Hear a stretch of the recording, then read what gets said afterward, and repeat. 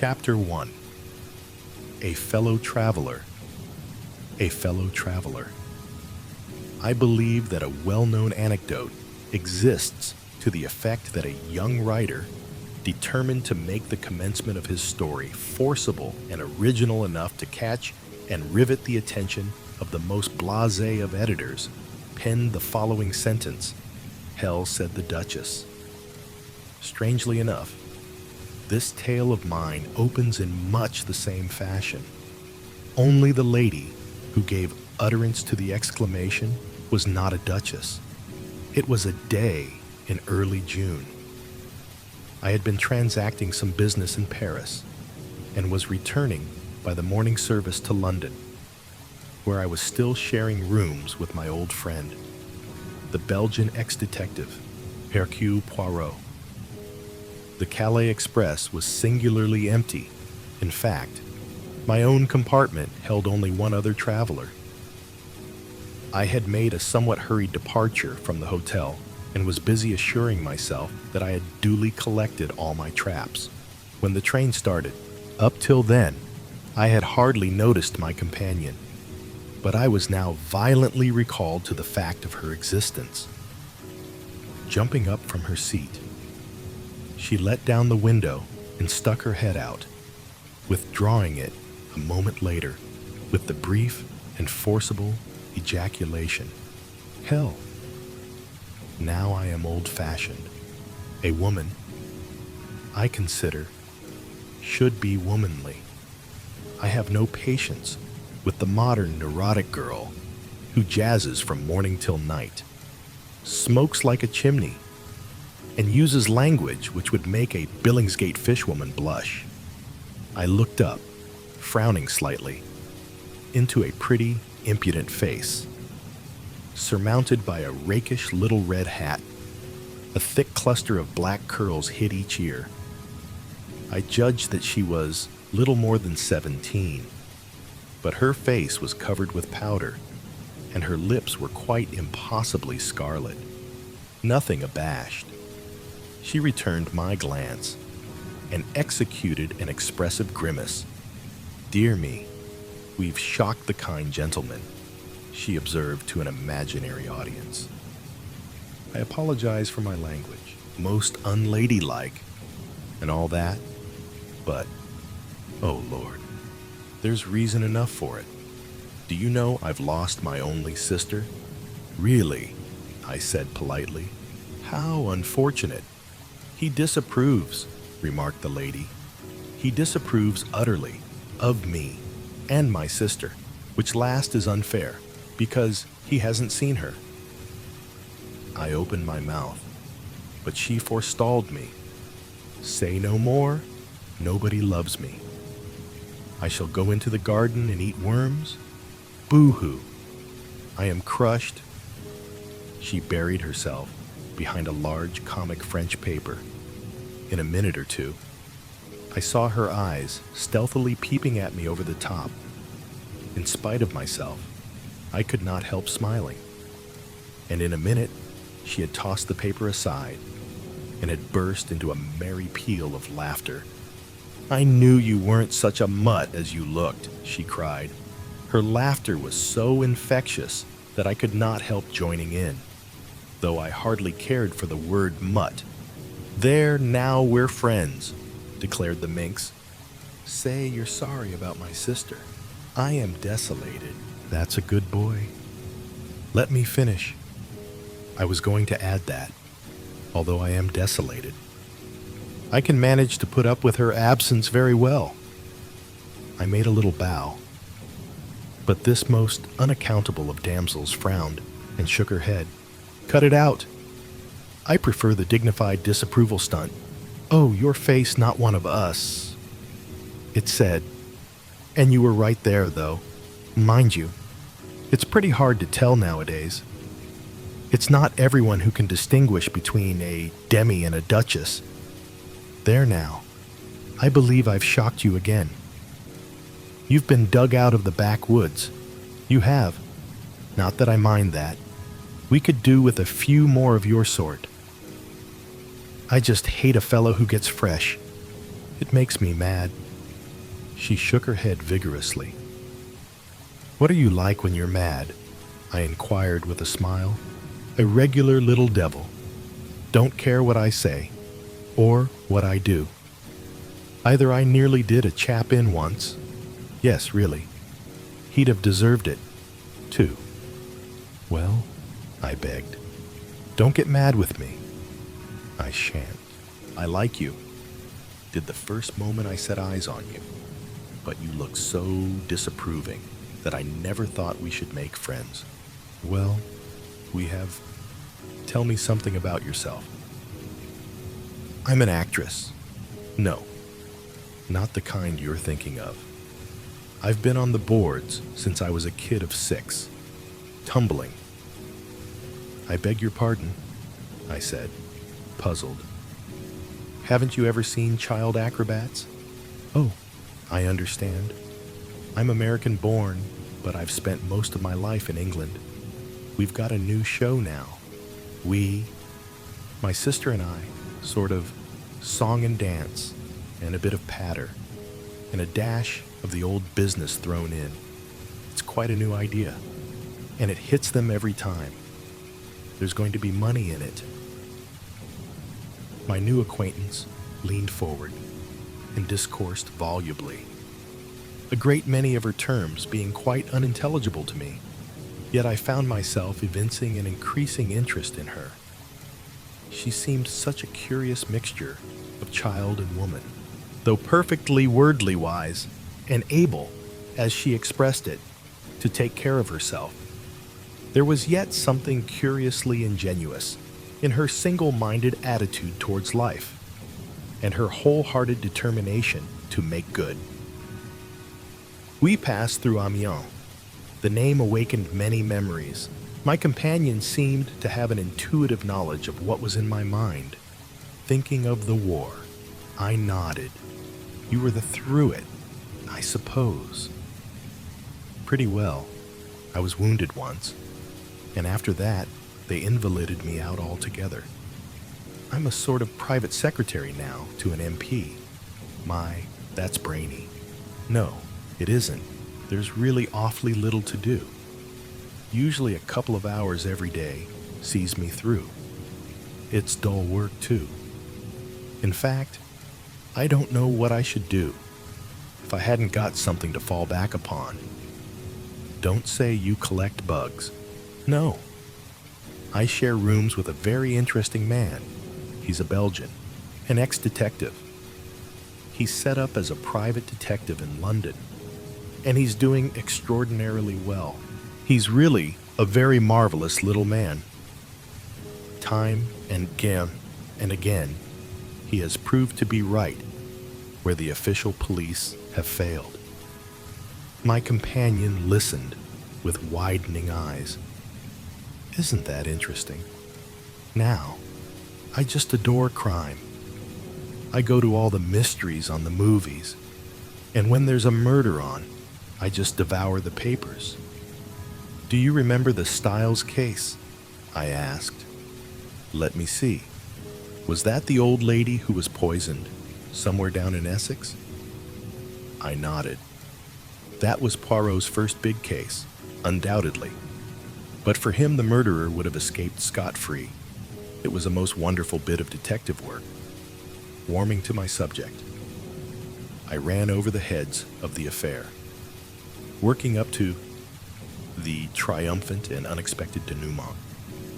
The girl listened spellbound. In fact, we were so absorbed that the train drew into Calais station before we realized it. I secured a couple of porters, and we alighted on the platform. My companion held out her hand. "Goodbye, and I'll mind my language better in future." "Oh, but surely you'll let me look after you on the boat." "Mayn't be on the boat. I've got to see whether that sister of mine got aboard after all anywhere. But thanks, all the same." "Oh, but we're going to meet again. Surely. Aren't you even going to tell me your name?" I cried as she turned away. She looked over her shoulder. "Cinderella," she said, and laughed. But little did I think when and how I should see Cinderella. Again, Chapter 2, An Appeal for Help. An Appeal for Help. It was 5 minutes past 9 when I entered our joint sitting room for breakfast on the following morning. My friend Poirot, exact to the minute as usual, was just tapping the shell of his second egg. He beamed upon me as I entered. "You have slept well. Yes, you have recovered from the crossing so terrible it is a marvel. Almost you are exact this morning. Pardon, but your tie is not symmetrical. Permit that I rearrange him."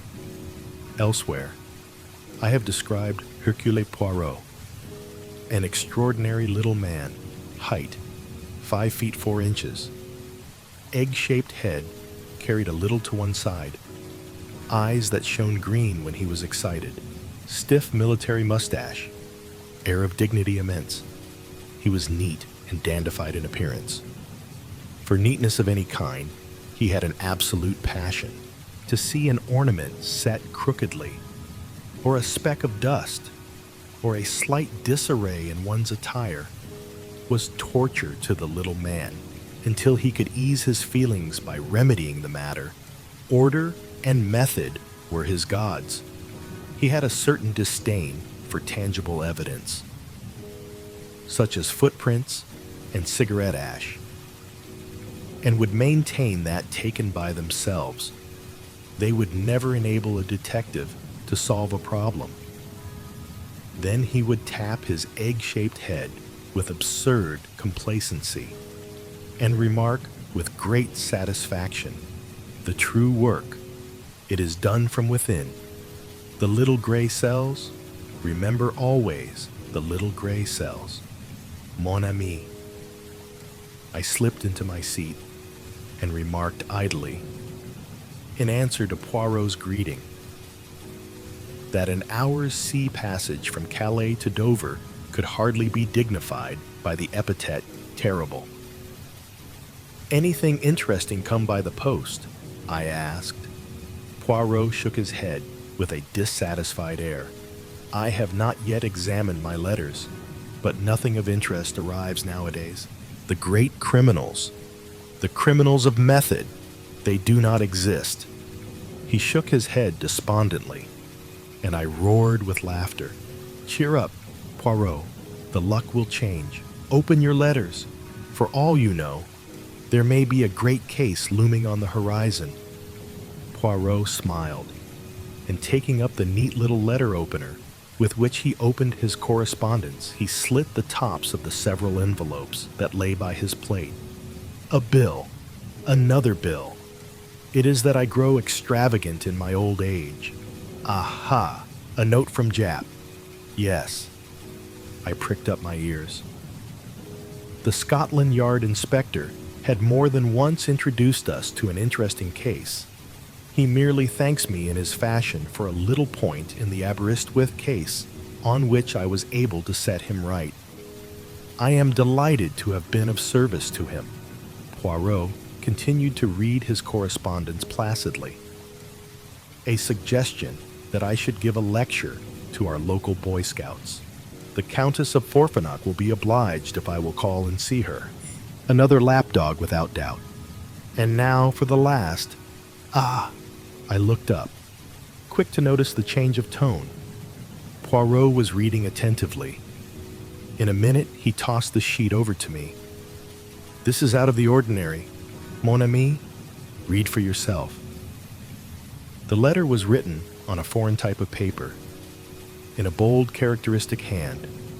"Via Geneviève, Merlinville-sur-Mer, France. Dear Sir, I am in need of the services of a detective, and for reasons which I will give you here, do not wish to call in the official police. I have heard of you from several quarters, and all reports go to show that you are not only a man of decided ability, but one who also knows how to be discreet. I do not wish to trust details to the post, but, on account of a secret I possess, I go in daily fear of my life. I am convinced that the danger is imminent, and therefore I beg that you will lose no time in crossing to France. I will send a car to meet you at Calais. If you will wire me when you are arriving, I shall be obliged if you will drop all cases you have on hand and devote yourself solely to my interests. I am prepared to pay any compensation necessary. I shall probably need your services for a considerable period of time, as it may be necessary for you to go out to Santiago, where I spent several years of my life. I shall be content for you to name your own fee, assuring you once more that the matter is urgent. Yours faithfully, P. Renaud. Below the signature was a hastily scrawled line, almost illegible. For God's sake, come. I handed the letter back with quickened pulses. At last, I said, here is something distinctly out of the ordinary. Yes, indeed, said Poirot meditatively. You will go, of course. I continued. Poirot nodded. He was thinking deeply. Finally, he seemed to make up his mind and glanced up at the clock. His face was very grave. See you, my friend. There is no time to lose. The Continental Express leaves Victoria at 11 o'clock. Do not agitate yourself. There is plenty of time. We can allow 10 minutes for discussion. You accompany me, n'est-ce pas? Well, you told me yourself that your employer needed you not for the next few weeks. Oh, that's all right. But this Mr. Renaud hints strongly that his business is private. Ta. I will manage Renaud. By the way, you seem to know the name.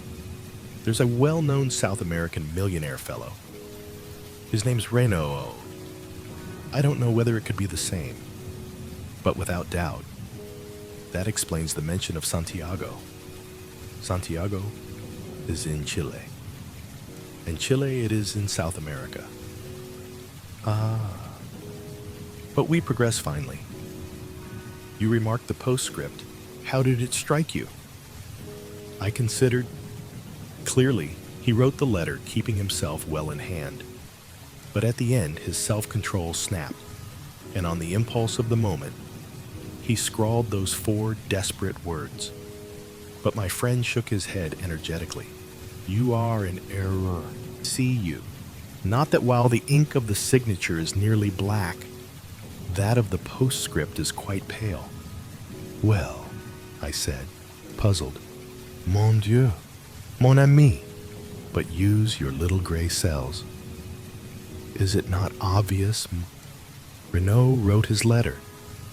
Without blotting it, he reread it carefully, then, not on impulse, but deliberately, he added those last words and blotted the sheet.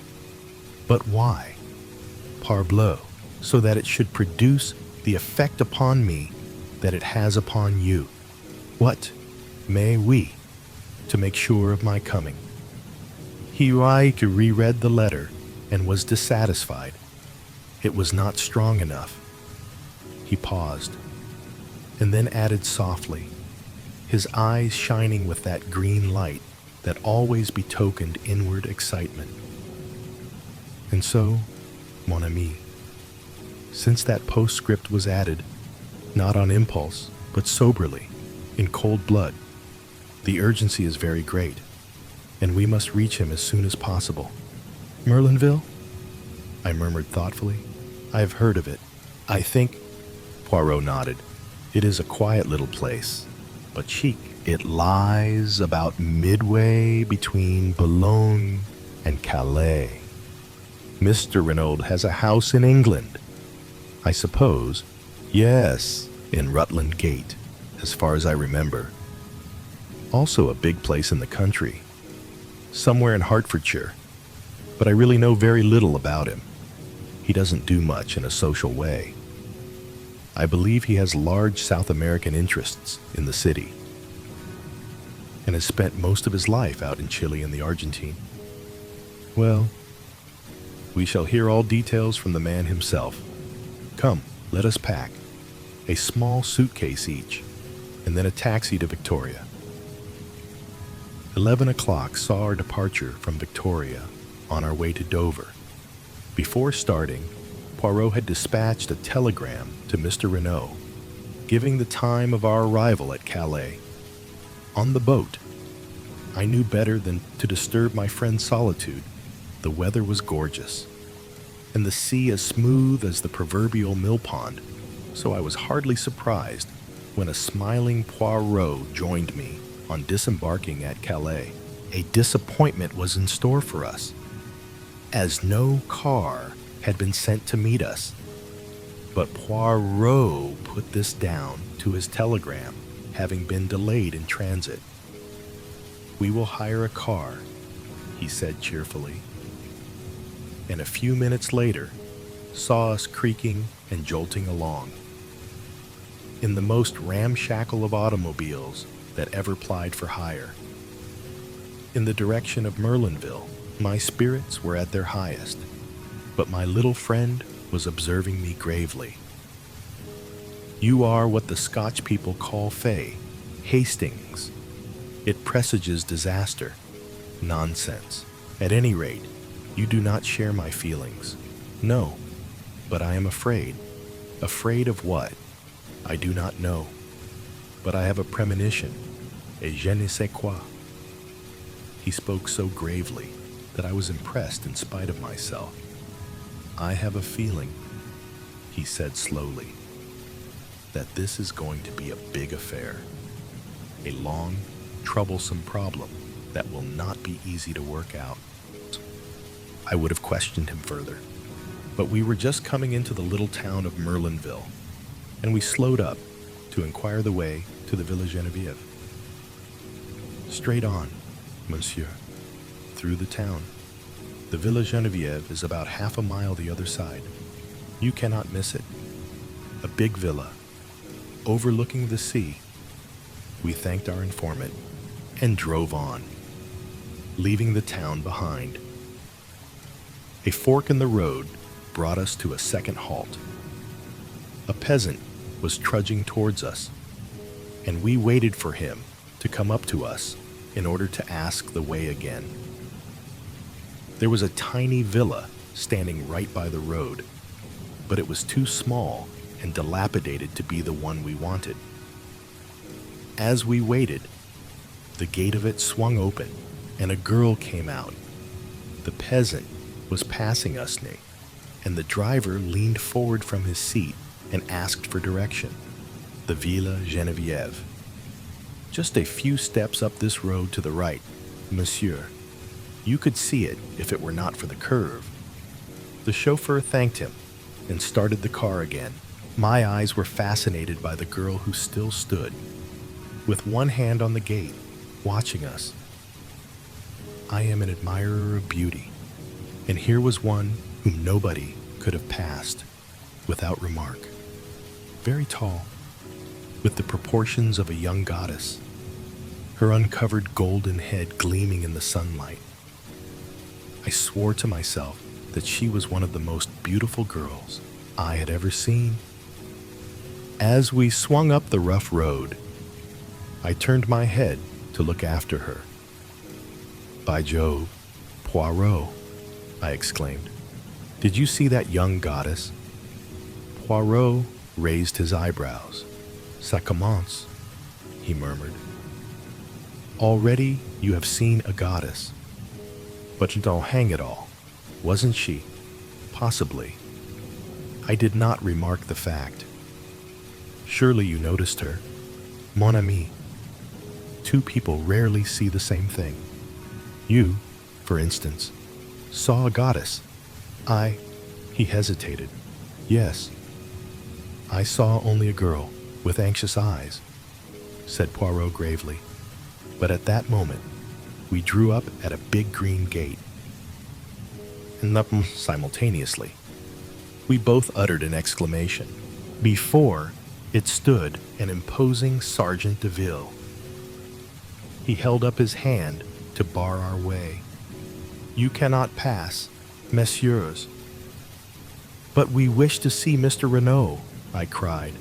"We have an appointment. This is his villa, isn't it?" "Yes, monsieur, but—" Poirot leaned forward. "But what?" "Monsieur Renaud was murdered this morning." Chapter 3 at the Villa Geneviève.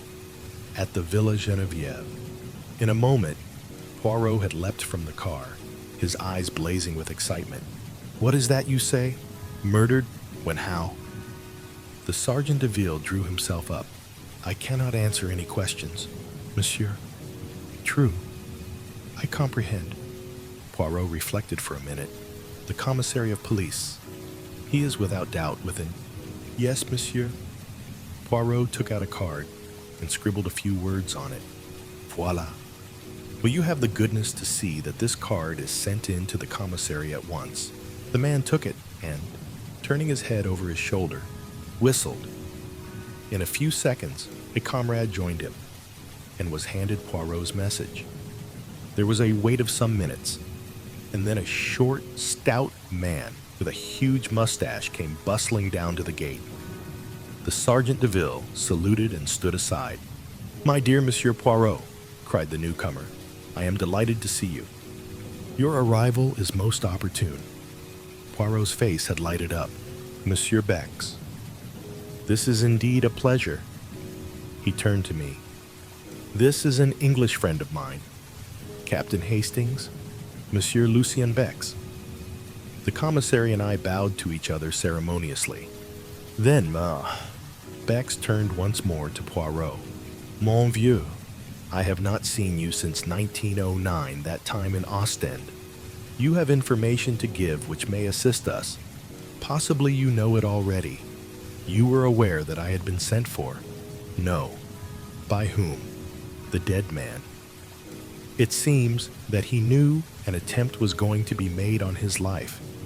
Unfortunately, he sent for me too late." "Sacré tonnerre!" ejaculated the Frenchman. "So he foresaw his own murder. That upsets our theories considerably. But come inside."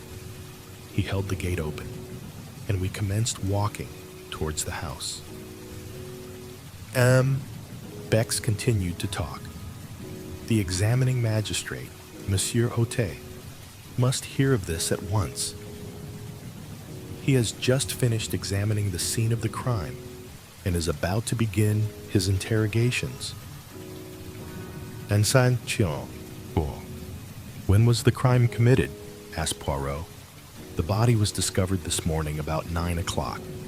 Madame Renaud's evidence and that of the doctors goes to show that death must have occurred about 2 a.m. But enter, I pray of you." We had arrived at the steps which led up to the front door of the villa. In the hall, another Sergeant de Ville was sitting. He rose at sight of the commissary. "Where is Monsieur Hautet now?" inquired the latter. "In the hall, monsieur." "Mem." Bex opened a door to the left of the hall, and we passed in. Hautet and his clerk were sitting at a big round table. They looked up as we entered. The commissary introduced us and explained our presence. Hautet, the juge d'instruction, was a tall, gaunt man with piercing dark eyes and a neatly cut gray beard, which he had a habit of caressing as he talked. Standing by the mantelpiece was an elderly man with slightly stooping shoulders, who was introduced to us as Dr. Durand. "Most extraordinary," remarked Mem Hautet as the commissary finished speaking. "You have the letter here, monsieur." Poirot handed it to him, and the magistrate read it. He speaks of a secret. What a pity he was not more explicit. We are much indebted to you, Monsieur Poirot. I hope you will do us the honor of assisting us in our investigations. Or are you obliged to return to London? Monsieur le Juge, I propose to remain. I did not arrive in time to prevent my client's death, but I feel myself bound in honor to discover the assassin. The magistrate bowed. These sentiments do you honor. Also, without doubt, Madame Renaud will wish to retain your services. We are expecting my Girard from the Sûreté in Paris any moment, and I am sure that you and he will be able to give each other mutual assistance in your investigations. In the meantime, I hope that you will do me the honor to be present at my interrogations, and I need hardly say that if there is any assistance you require, it is at your disposal. I thank you, monsieur. You will comprehend that at present I am completely in the dark. I know nothing whatever. Cote nodded to the commissary, and the latter took up the tale. This morning, the old servant Françoise, on descending to start her work, found the front door ajar. Feeling a momentary alarm as to burglars, she looked into the dining room, but seeing the silver was safe, she thought no more about it, concluding that her master had, without doubt, risen early and gone for a stroll. Pardon, monsieur, for interrupting, but was that a common practice of his? No, it was not. But old Françoise has the common idea, as regards the English, that they are mad and liable to do the most unaccountable things at any moment. Going to call her mistress as usual, a young maid, Léonie, was horrified to discover her gagged and bound. And almost at the same moment, news was brought that Monsieur Renaud's body had been discovered, stone dead, stabbed in the back, where that is one of the most extraordinary features of the case. Monsieur Poirot, the body was lying face downwards, on an open grave. What? Yes, the pit was freshly dug, just a few yards outside the boundary of the villa. And it had been dead how long? Dr. Durand answered, I examined the body this morning at 10 o'clock. Death must have taken place at least 7 and possibly 10 hours previously. That fixes it at between midnight and 3 a.m. Exactly. And Mrs. Renaud's evidence places it at after 2 a.m., which narrows the field still farther. Death must have been instantaneous, and naturally could not have been self-inflicted. Poirot nodded, and the commissary resumed. Madame Renaud was hastily freed from the cords that bound her by the horrified servants. She was in a terrible condition of weakness, almost unconscious from the pain of her bonds. It appears that 2 masked men entered the bedroom, gagged and bound her, while forcibly abducting her husband. This we know at second hand from the servants. On hearing the tragic news, she fell at once into an alarming state of agitation. On arrival, Dr. Durand immediately prescribed a sedative, and we have not yet been able to question her. But without doubt, she will awake more calm and be equal to bearing the strain of the interrogation. The commissary paused. And the inmates of the home, monsieur? There is old Françoise, the housekeeper. She lived for many years with the former owners of the Villa Geneviève. Then there are 2 young girls, sisters, Denise and Léonie Hulard. Their home is in Merlinville, and they come of most respectable parents. Then there is the chauffeur, whom Monsieur Renaud brought over from England with him, but he is away on a holiday. Finally, there are Madame Renaud and her son, Monsieur Jacques Renaud. He, too, is away from home at present. Poirot bowed his head. Mais Ote spoke. Marchot, the sergeant de ville, appeared. Bring in the woman Françoise. The man saluted and disappeared. In a moment or 2 he returned, escorting the frightened Françoise. Your name is Françoise Arrichet. Yes, monsieur. You have been a long time in service at the Villa Geneviève. 11 years with Madame la Vicomtesse. Then, when she sold the villa this spring, I consented to remain on with the English tailor. Never did I imagine. The magistrate cut her short. Without doubt, without doubt. Now, Françoise, in this matter of the front door, whose business was it to fasten it at night? Mine, monsieur.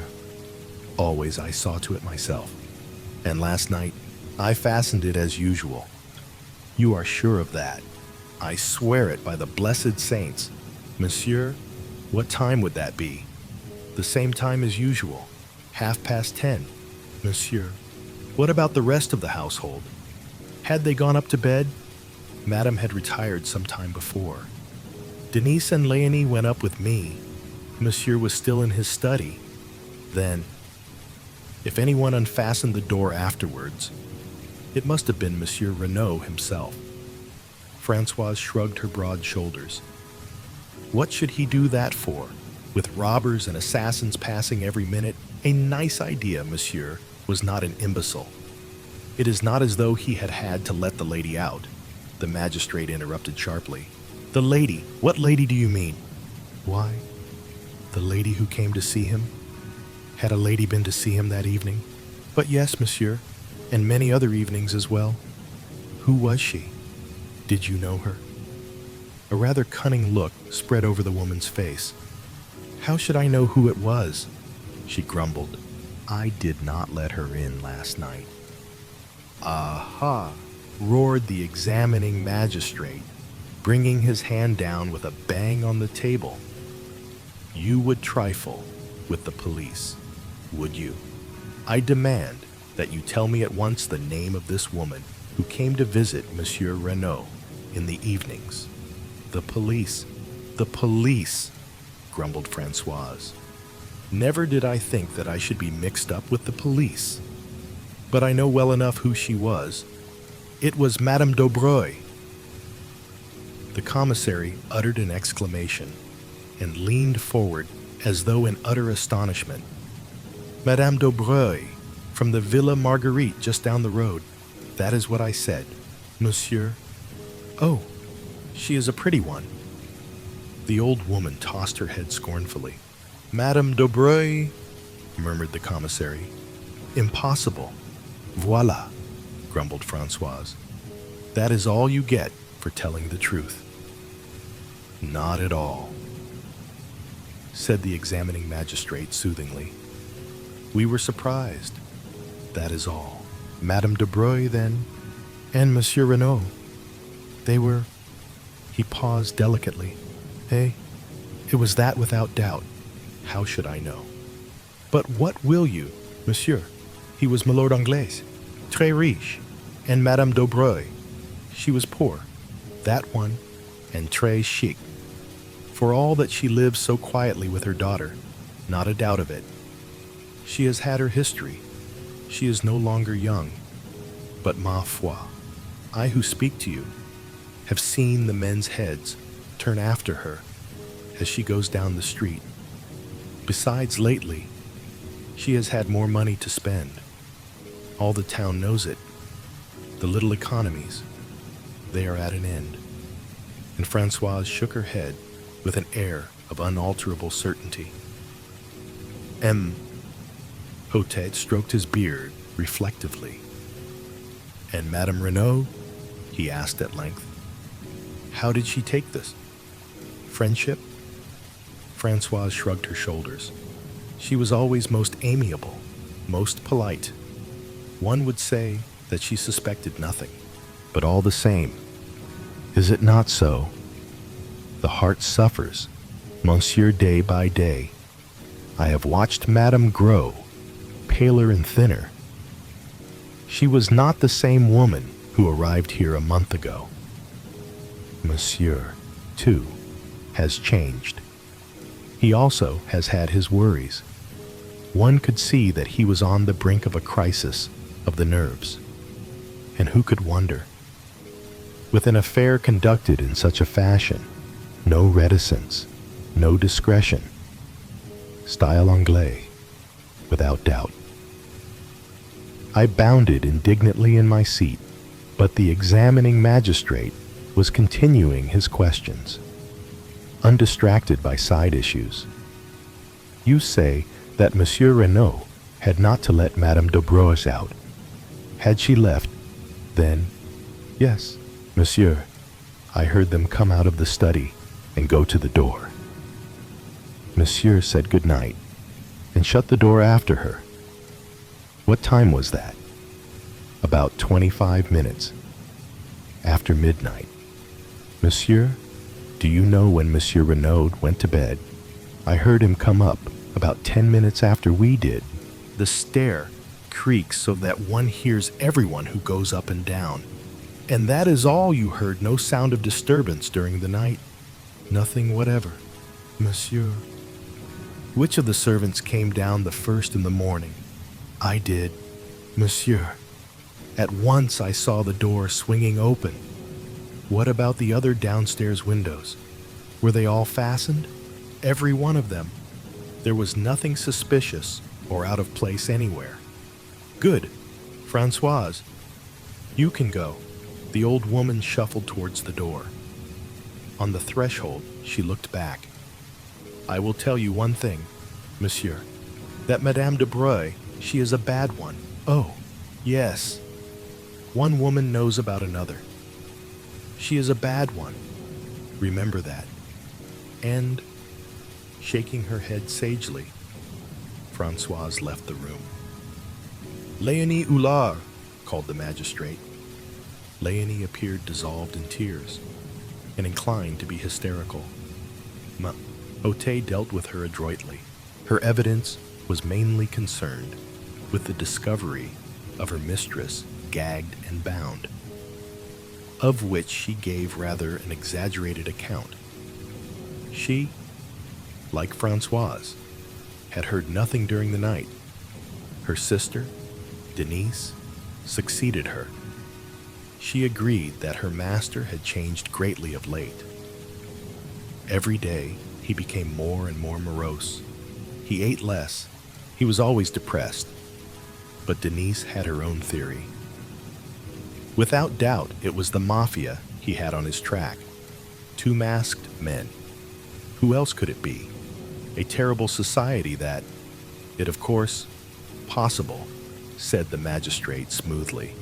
Now, my girl, was it you who admitted Madame de Breuil to the house last night? Not last night, monsieur. The night before. But Françoise has just told us that Madame de Breuil was here last night. No, monsieur. A lady did come to see Monsieur Renaud last night. But it was not Madame de Breuil. Surprised. The magistrate insisted, but the girl held firm. She knew Madame de Breuil perfectly by sight. This lady was dark also, but shorter and much younger. Nothing could shake her statement. Had you ever seen this lady before? Never, monsieur. And then the girl added diffidently, but I think she was English. English? Yes, monsieur. She asked for Monsieur Renaud in quite good French, but the accent, however slight, one can always tell it. Besides, when they came out of the study, they were speaking in English. Did you hear what they said? Could you understand it?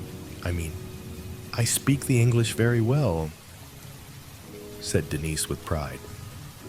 The lady was speaking too fast for me to catch what she said, but I heard Monsieur's last words as he opened the door for her. She paused, and then repeated carefully and laboriously, Yes, yes, but for God's sake, go no. Yes, yes, but for God's sake, go now, repeated the magistrate.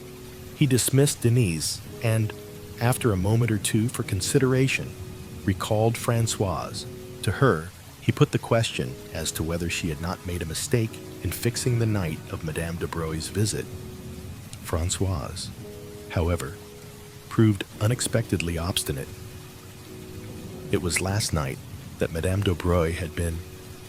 Without a doubt, it was she. Denise wished to make herself interesting. Voilà tout. So she had cooked up this fine tale about a strange lady airing her knowledge of English. 2.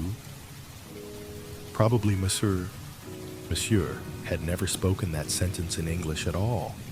And, even if he had, It proved nothing, for Madame Dobreuil spoke English perfectly, and generally used that language when talking to Monsieur and Madame Renaud. You see, Monsieur Jack, the son of Monsieur, was usually here, and he spoke the French very badly. The magistrate did not insist. Instead, he inquired about the chauffeur and learned that only yesterday Monsieur Renaud had declared that he was not likely to use the car, and that masters might just as well take a holiday. A perplexed frown was beginning to gather between Poirot's eyes. "What is it?" I whispered. He shook his head impatiently and asked a question. "Pardon, Monsieur Bex, but without doubt Monsieur Renaud could drive the car himself." The commissary looked over at Françoise, and the old woman replied promptly, "No, Monsieur did not drive himself." Poirot's frown deepened. "I wish you would tell me what is worrying you," I said impatiently.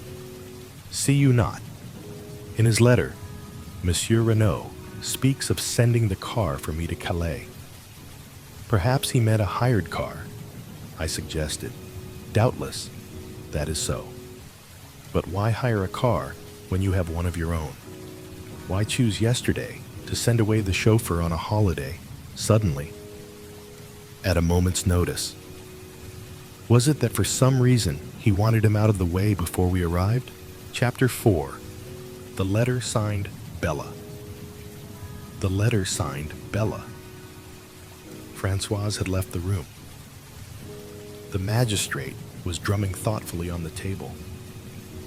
"Monsieur Bex," he said at length, "here we have directly conflicting testimony. Which are we to believe, Françoise or Denise?" "Denise," said the commissary decidedly. "It was she who let the visitor in. Françoise is old and obstinate and has evidently taken a dislike to Madame Dobreuil. Besides, our own knowledge tends to show that Renaud was entangled with another woman." "Tiens," cried Ma Hote, "we have forgotten to inform Monsieur Poirot of that." He searched among the papers on the table, and finally handed the one he was in search of to my friend. "This letter, Monsieur Poirot, we found in the pocket of the dead man's overcoat." Poirot took it and unfolded it. It was somewhat worn and crumpled, and was written in English in a rather unformed hand. "My dear, why have you not written for so long? You do love me still, don't you? Your letters lately have been so different, cold and strange, and in this long silence, it makes me afraid. If you were to stop loving me, but that's impossible. What a silly kid I am, always imagining things. But if you did stop loving me, I don't know what I should do. Kill myself. Perhaps I couldn't live without you. Sometimes I fancy another woman is coming between us. Let her look out, that's all. And you too. I'd as soon kill you as let her have you. I mean it. But there, I'm writing high-flown nonsense. You love me, and I love you. Yes. Love you, love you, love you. Your own adoring Bella." There was no address or date. Poirot handed it back with a grave face, and the assumption is, the examining magistrate shrugged his shoulders. Obviously, Monsieur Renaud was entangled with this Englishwoman, Bella. He comes over here, meets Madame Dobreuil, and starts an intrigue with her. He cools off to the other, and she instantly suspects something. This letter contains a distinct threat. Monsieur Poirot. At first sight, the case seems simplicity itself, jealousy.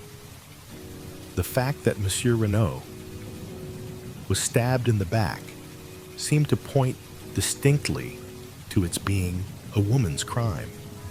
Poirot nodded. The stab in the back, yes, but not the grave. That was laborious work, hard work. No woman dug that grave. Monsieur, that was a man's doing. The commissary exclaimed excitedly, "Yes, yes, you are right. We did not think of that." "As I said," continued Ote, "at first sight, the case seems simple, but the masked men and the letter you received from Monsieur Renaud complicate matters.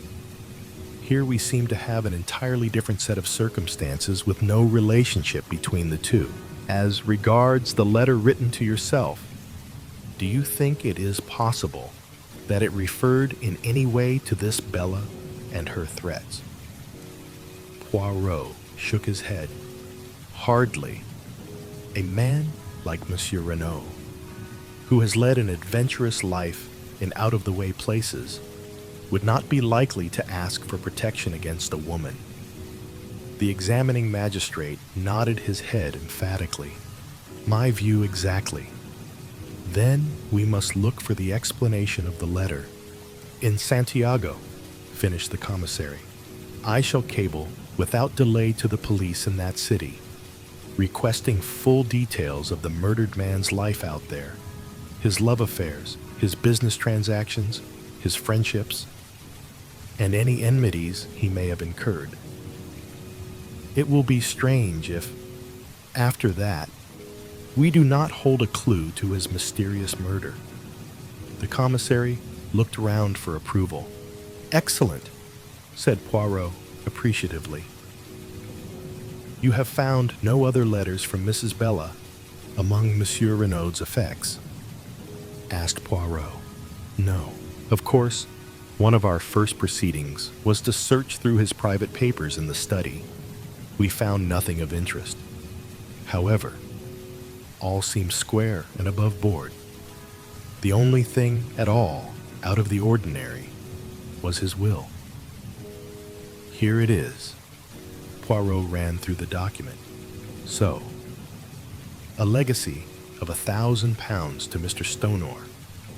Who is he, by the way? Monsieur Renaud's secretary. He remained in England, but was over here once or twice for a weekend.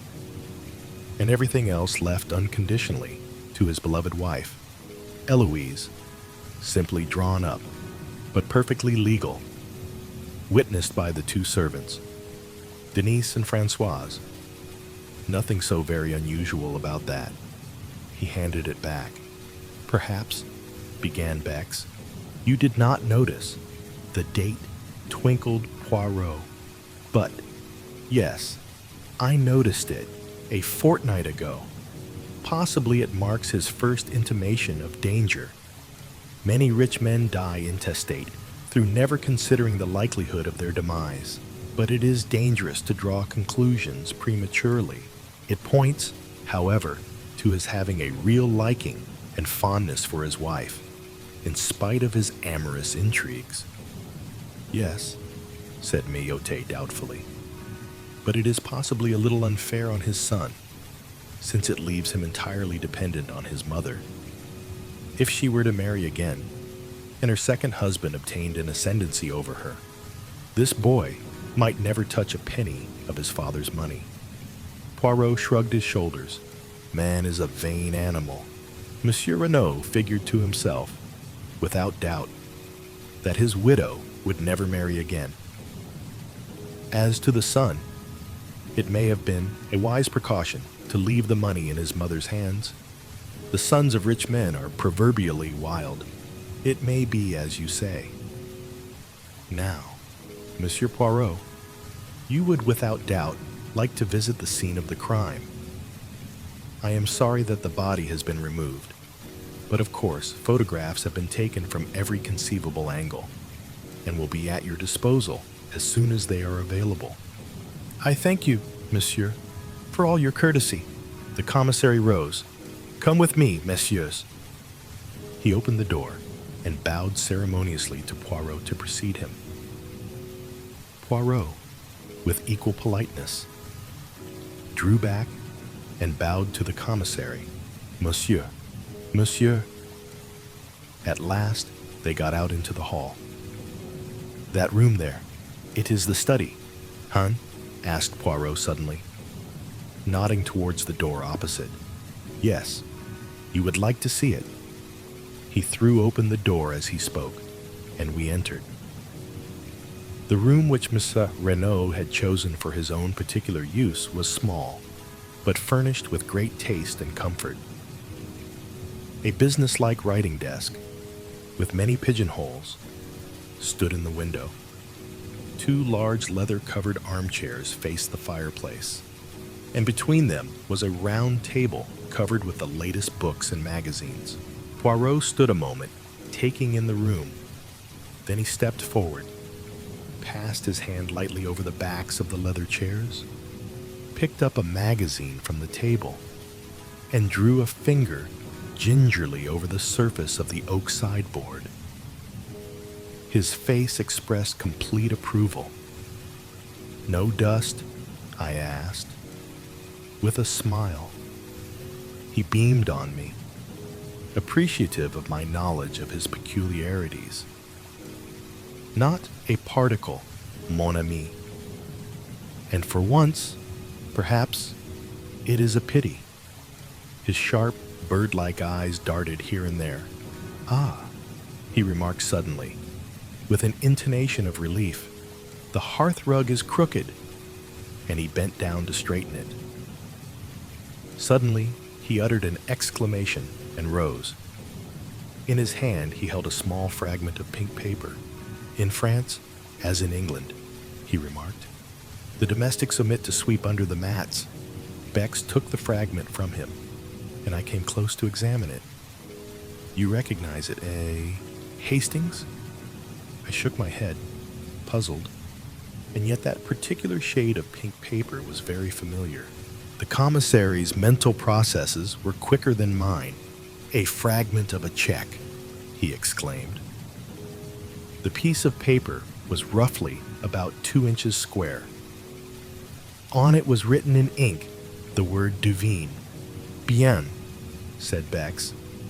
"This check was payable to, or drawn by, someone named Duveen. The former, I fancy," said Poirot. "For, if I am not mistaken, the handwriting is that of Monsieur Renaud." That was soon established, by comparing it with a memorandum from the desk. "Dear me," murmured the commissary, with a crestfallen air. "I really cannot imagine how I came to overlook this." Poirot laughed. "The moral of that is, always look under the mats. My friend Hastings here will tell you that anything in the least crooked is a torment to me. As soon as I saw that the hearth-rug was out of the straight, I said to myself, 'Tiens.'" The legs of the chair caught it in being pushed back. Possibly there may be something beneath it, which the good Françoise overlooked. "If you go on."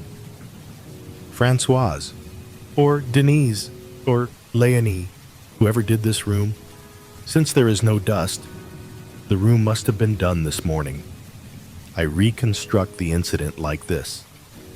Yesterday, possibly last night, Monsieur Renaud drew a check to the order of someone named Duveen.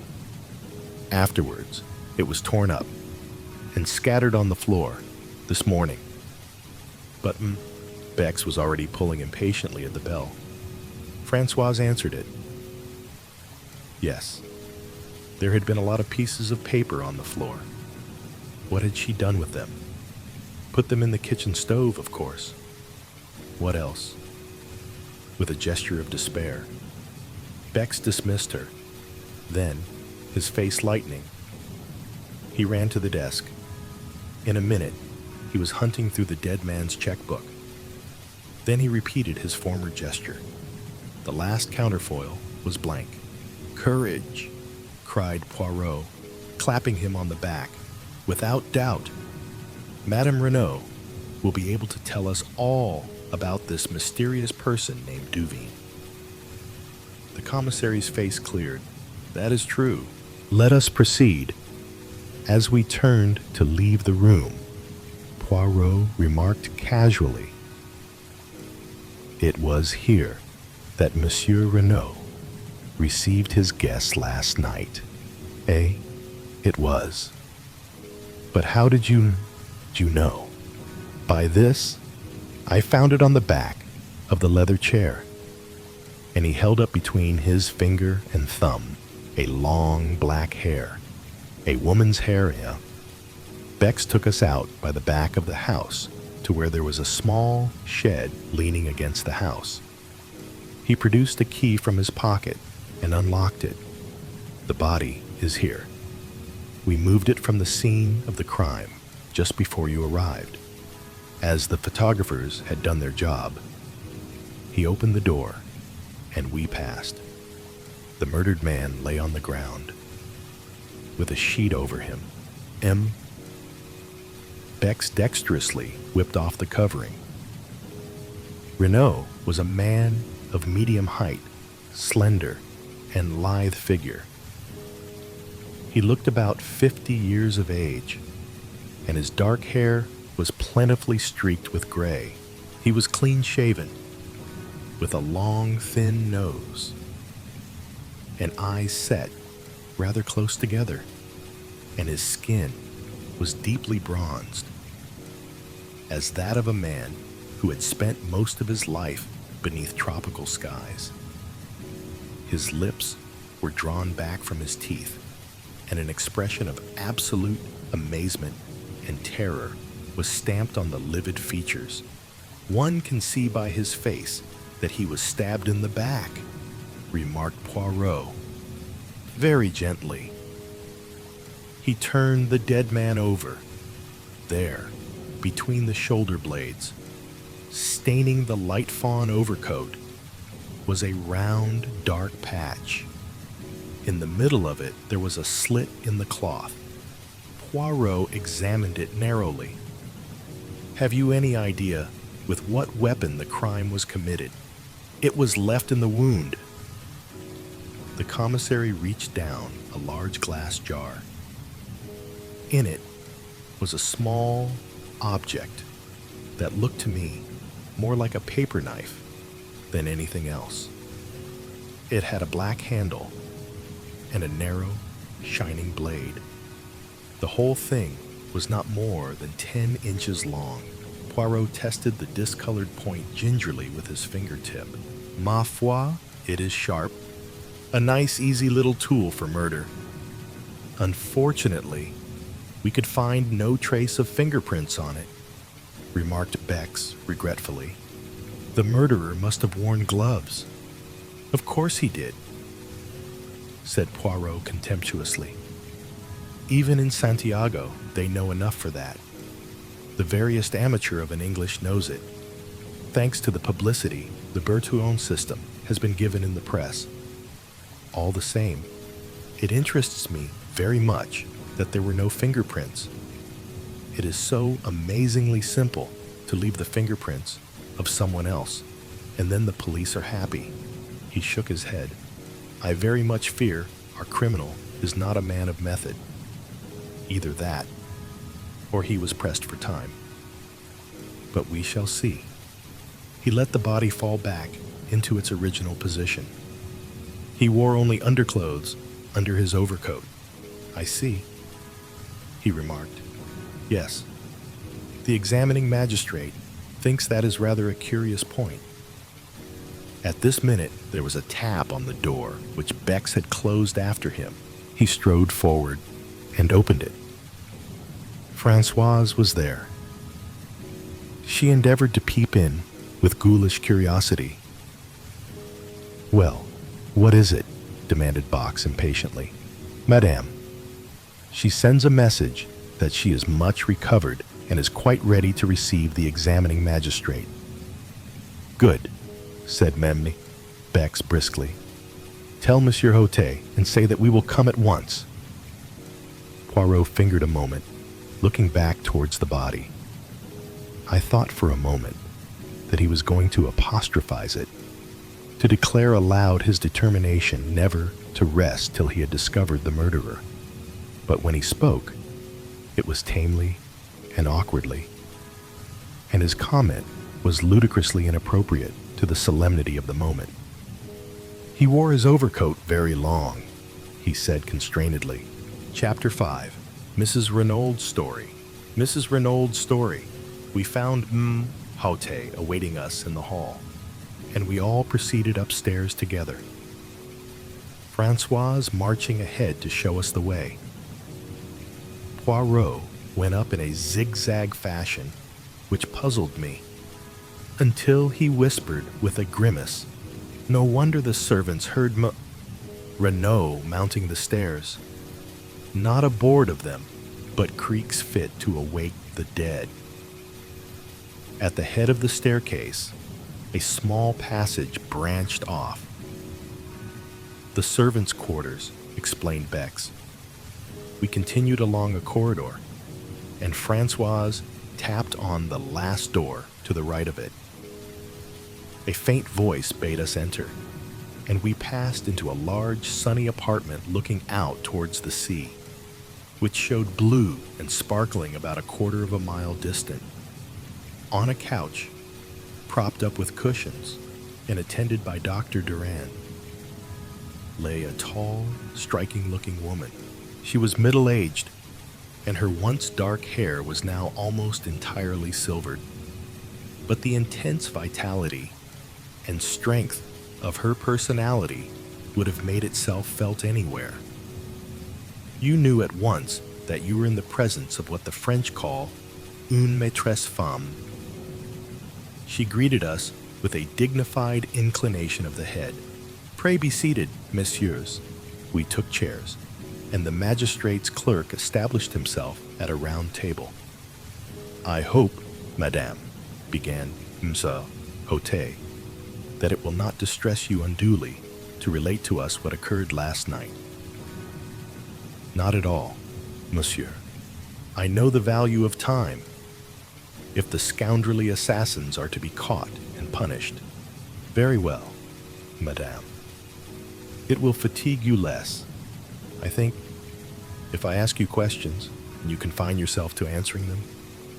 At what time did you go to bed last night?" "At 9:30, monsieur." "I was tired. And your husband?" "About an hour later, I fancy." "Did he seem disturbed? Upset in any way?" "No, not more than usual." "What happened then?" "We slept. I was awakened by a hand being pressed over my mouth. I tried to scream out, but the hand prevented me. There were 2 men in the room. They were both masked." "Can you describe them at all?" "Madam, one was very tall and had a long black beard. The other was short and stout. His beard was reddish. They both wore hats pulled down over their eyes." Said the magistrate thoughtfully. "Too much beard, I fear." "You mean they were false?" "Yes, madame." "But continue your story." "It was the short man who was holding me. He forced a gag into my mouth, and then bound me with rope hand and foot. The other man was standing over my husband. He had caught up my little dagger paper knife from the dressing table and was holding it with the point just over his heart. When the short man had finished with me, he joined the other, and they forced my husband to get up and accompany them into the dressing room next door. I was nearly fainting with terror. Nevertheless, I listened desperately. They were speaking in too low a tone for me to hear what they said, but I recognized the language. A bastard Spanish such as is spoken in some parts of South America. They seemed to be demanding something from my husband, and presently they grew angry, and their voices rose a little. I think the tall man was speaking. "You know what we want," he said. "The secret." "Where is it?" I do not know what my husband answered, but the other replied fiercely, "You lie. We know you have it. Where are your keys?" Then I heard sounds of drawers being pulled out. "There is a safe on the wall of my husband's dressing room," in which he always keeps a fairly large amount of ready money. Leonie tells me this has been rifled and the money taken, but evidently what they were looking for was not there. For presently I heard the tall man, with an oath, command my husband to dress himself. Soon after that, I think some noise in the house must have disturbed them, for they hustled my husband out into my room, only half-dressed. "Pardon," interrupted Poirot, "but is there then no other egress from the dressing room?" "No, monsieur, there is only the communicating door into my room." They hurried my husband through, the short man in front and the tall man behind him, with the dagger still in his hand. Paul tried to break away to come to me. I saw his agonized eyes. He turned to his captors. "I must speak to her," he said. Then, coming to the side of the bed, "It is all right. Eloise," he said, "do not be afraid. I shall return before morning." But, although he tried to make his voice confident, I could see the terror in his eyes. Then they hustled him out of the door, the tall man saying one sound, "And you are a dead man, remember." "After that," continued Mrs. Renaud, "I must have fainted. The next thing I recollect is Leonie rubbing my wrists and giving me brandy." "Madame Renaud," said the magistrate, "had you any idea what it was for which the assassins were searching?" "None whatever, monsieur." "Had you any knowledge that your husband feared something?" "Yes, I had seen the change in him." "How long ago was that?" Mrs. Renaud reflected. 10 days, perhaps. Not longer. Possibly. I only noticed it then. Did you question your husband at all as to the cause? Once.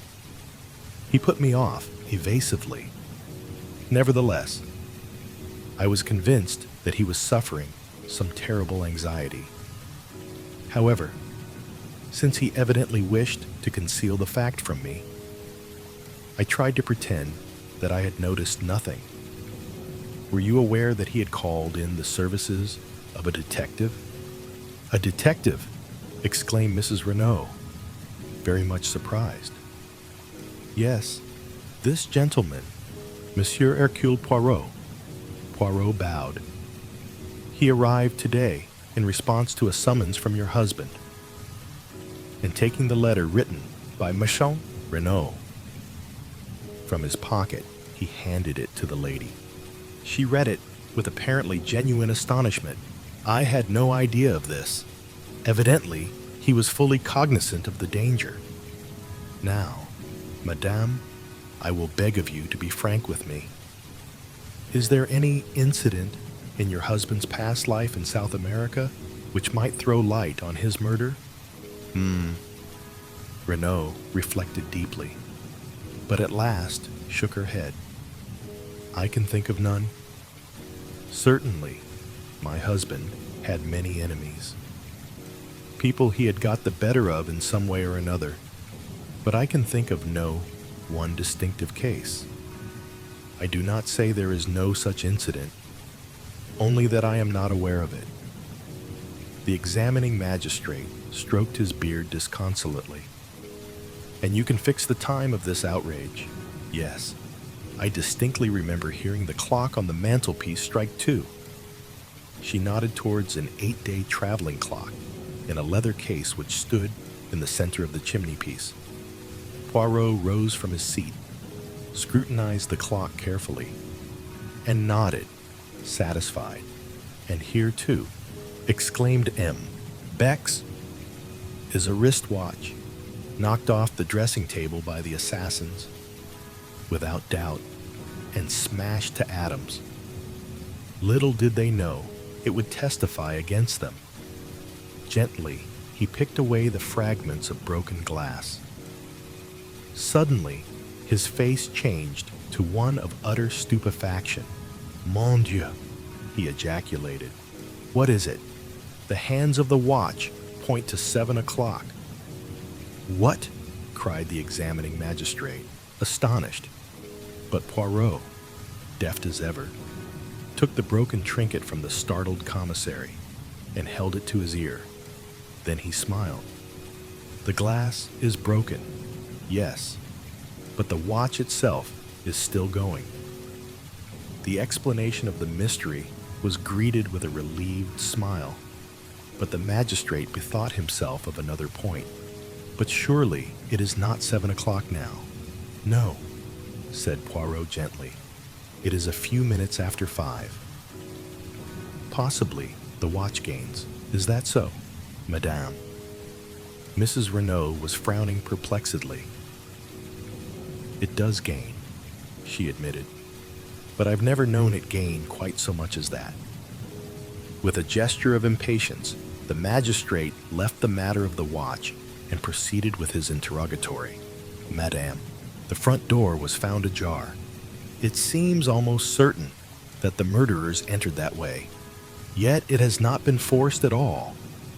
Can you suggest any explanation? Possibly my husband went out for a stroll, the last thing, and forgot to latch it when he came in. Is that a likely thing to happen?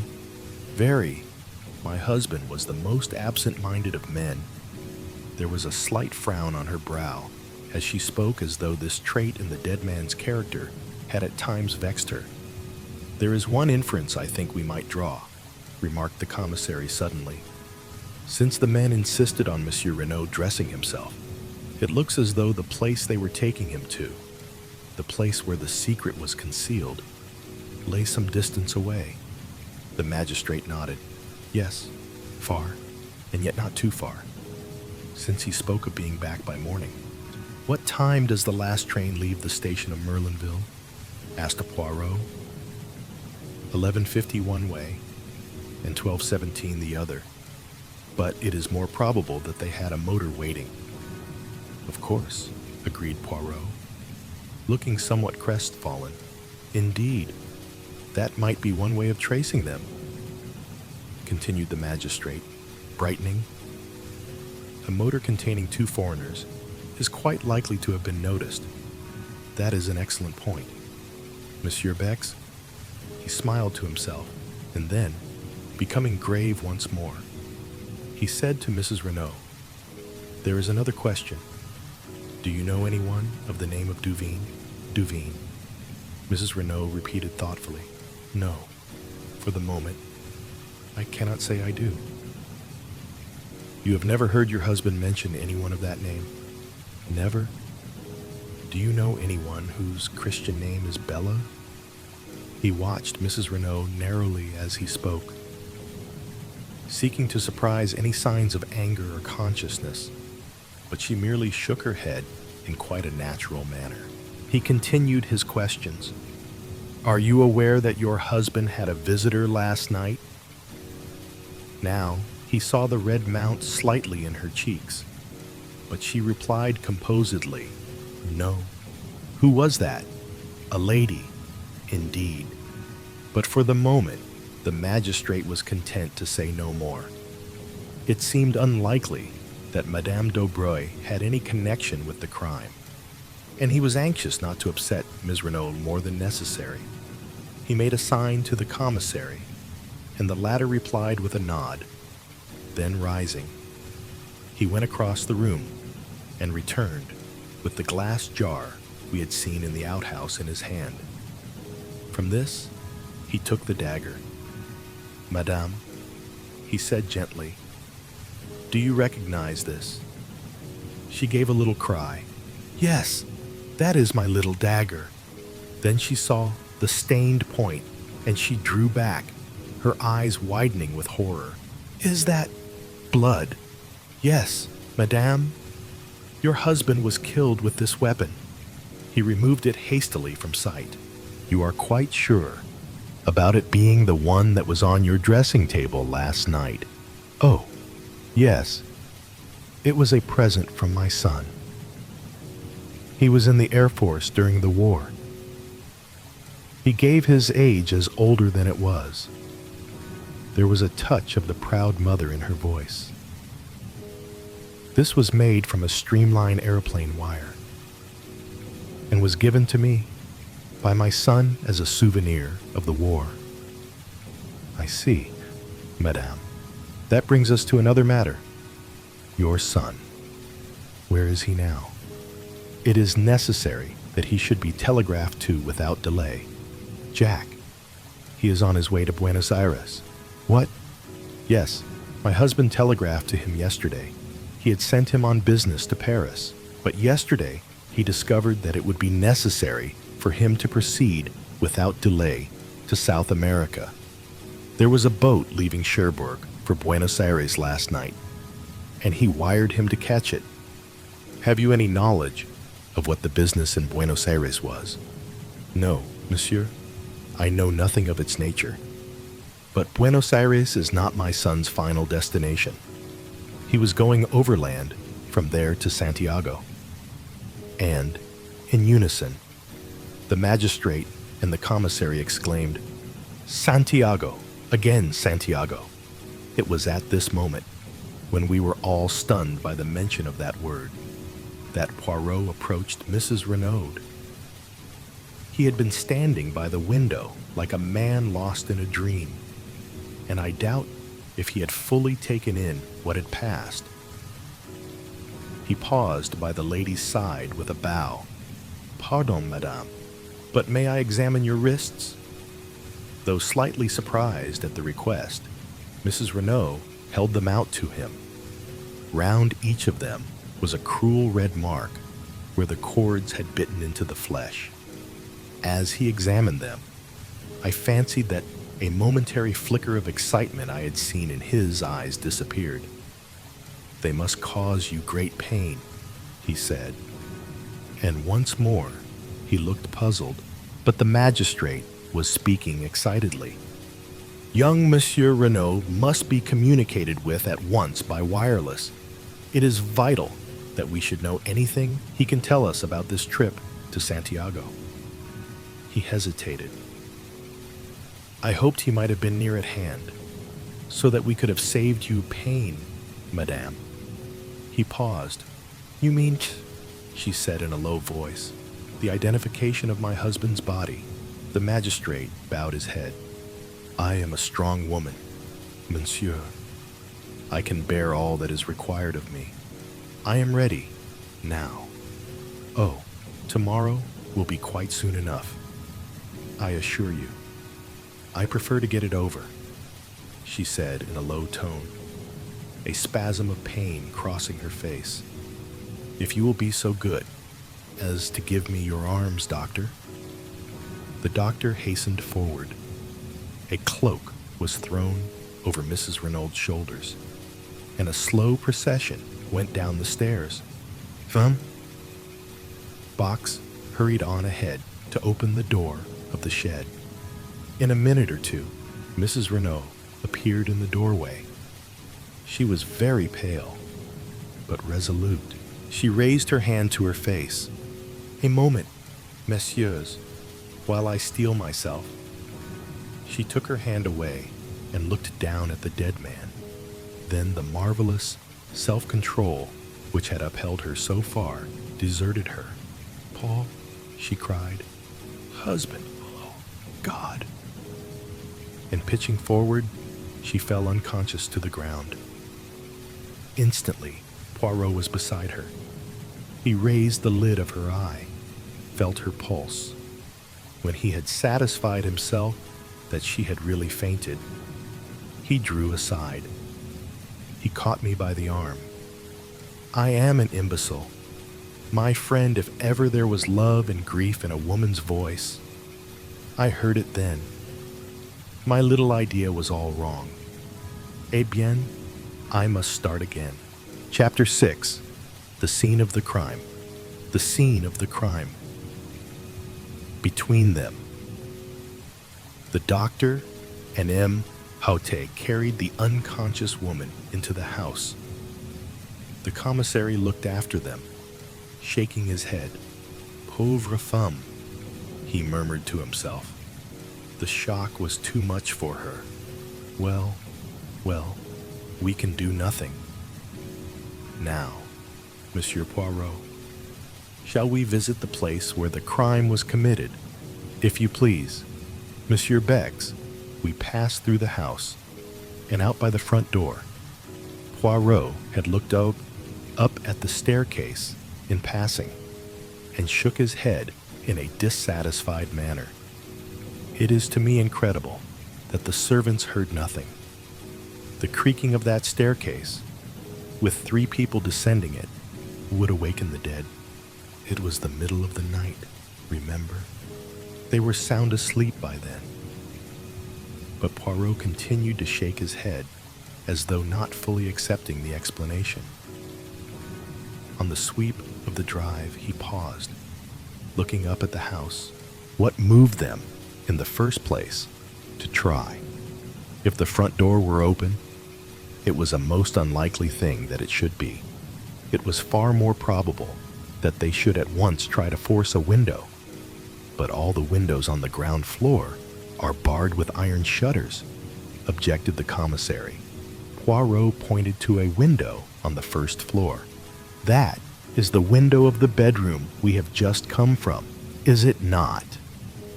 And see, there is a tree by which it would be the easiest thing in the world to mount.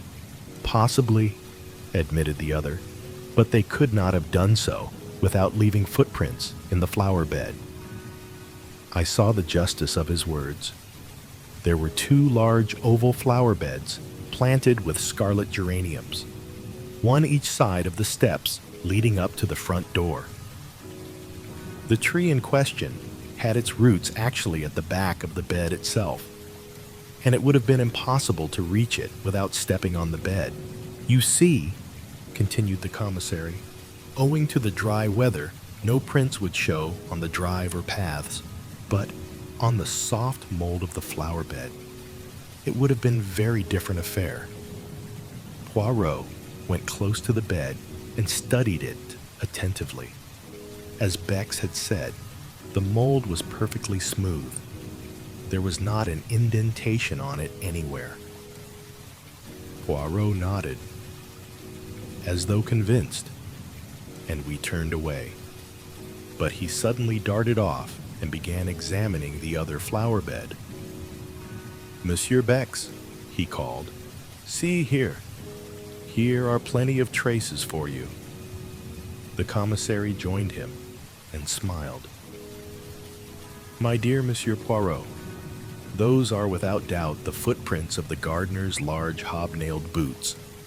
In any case, it would have no importance, since this side we have no tree, and consequently no means of gaining access to the upper story.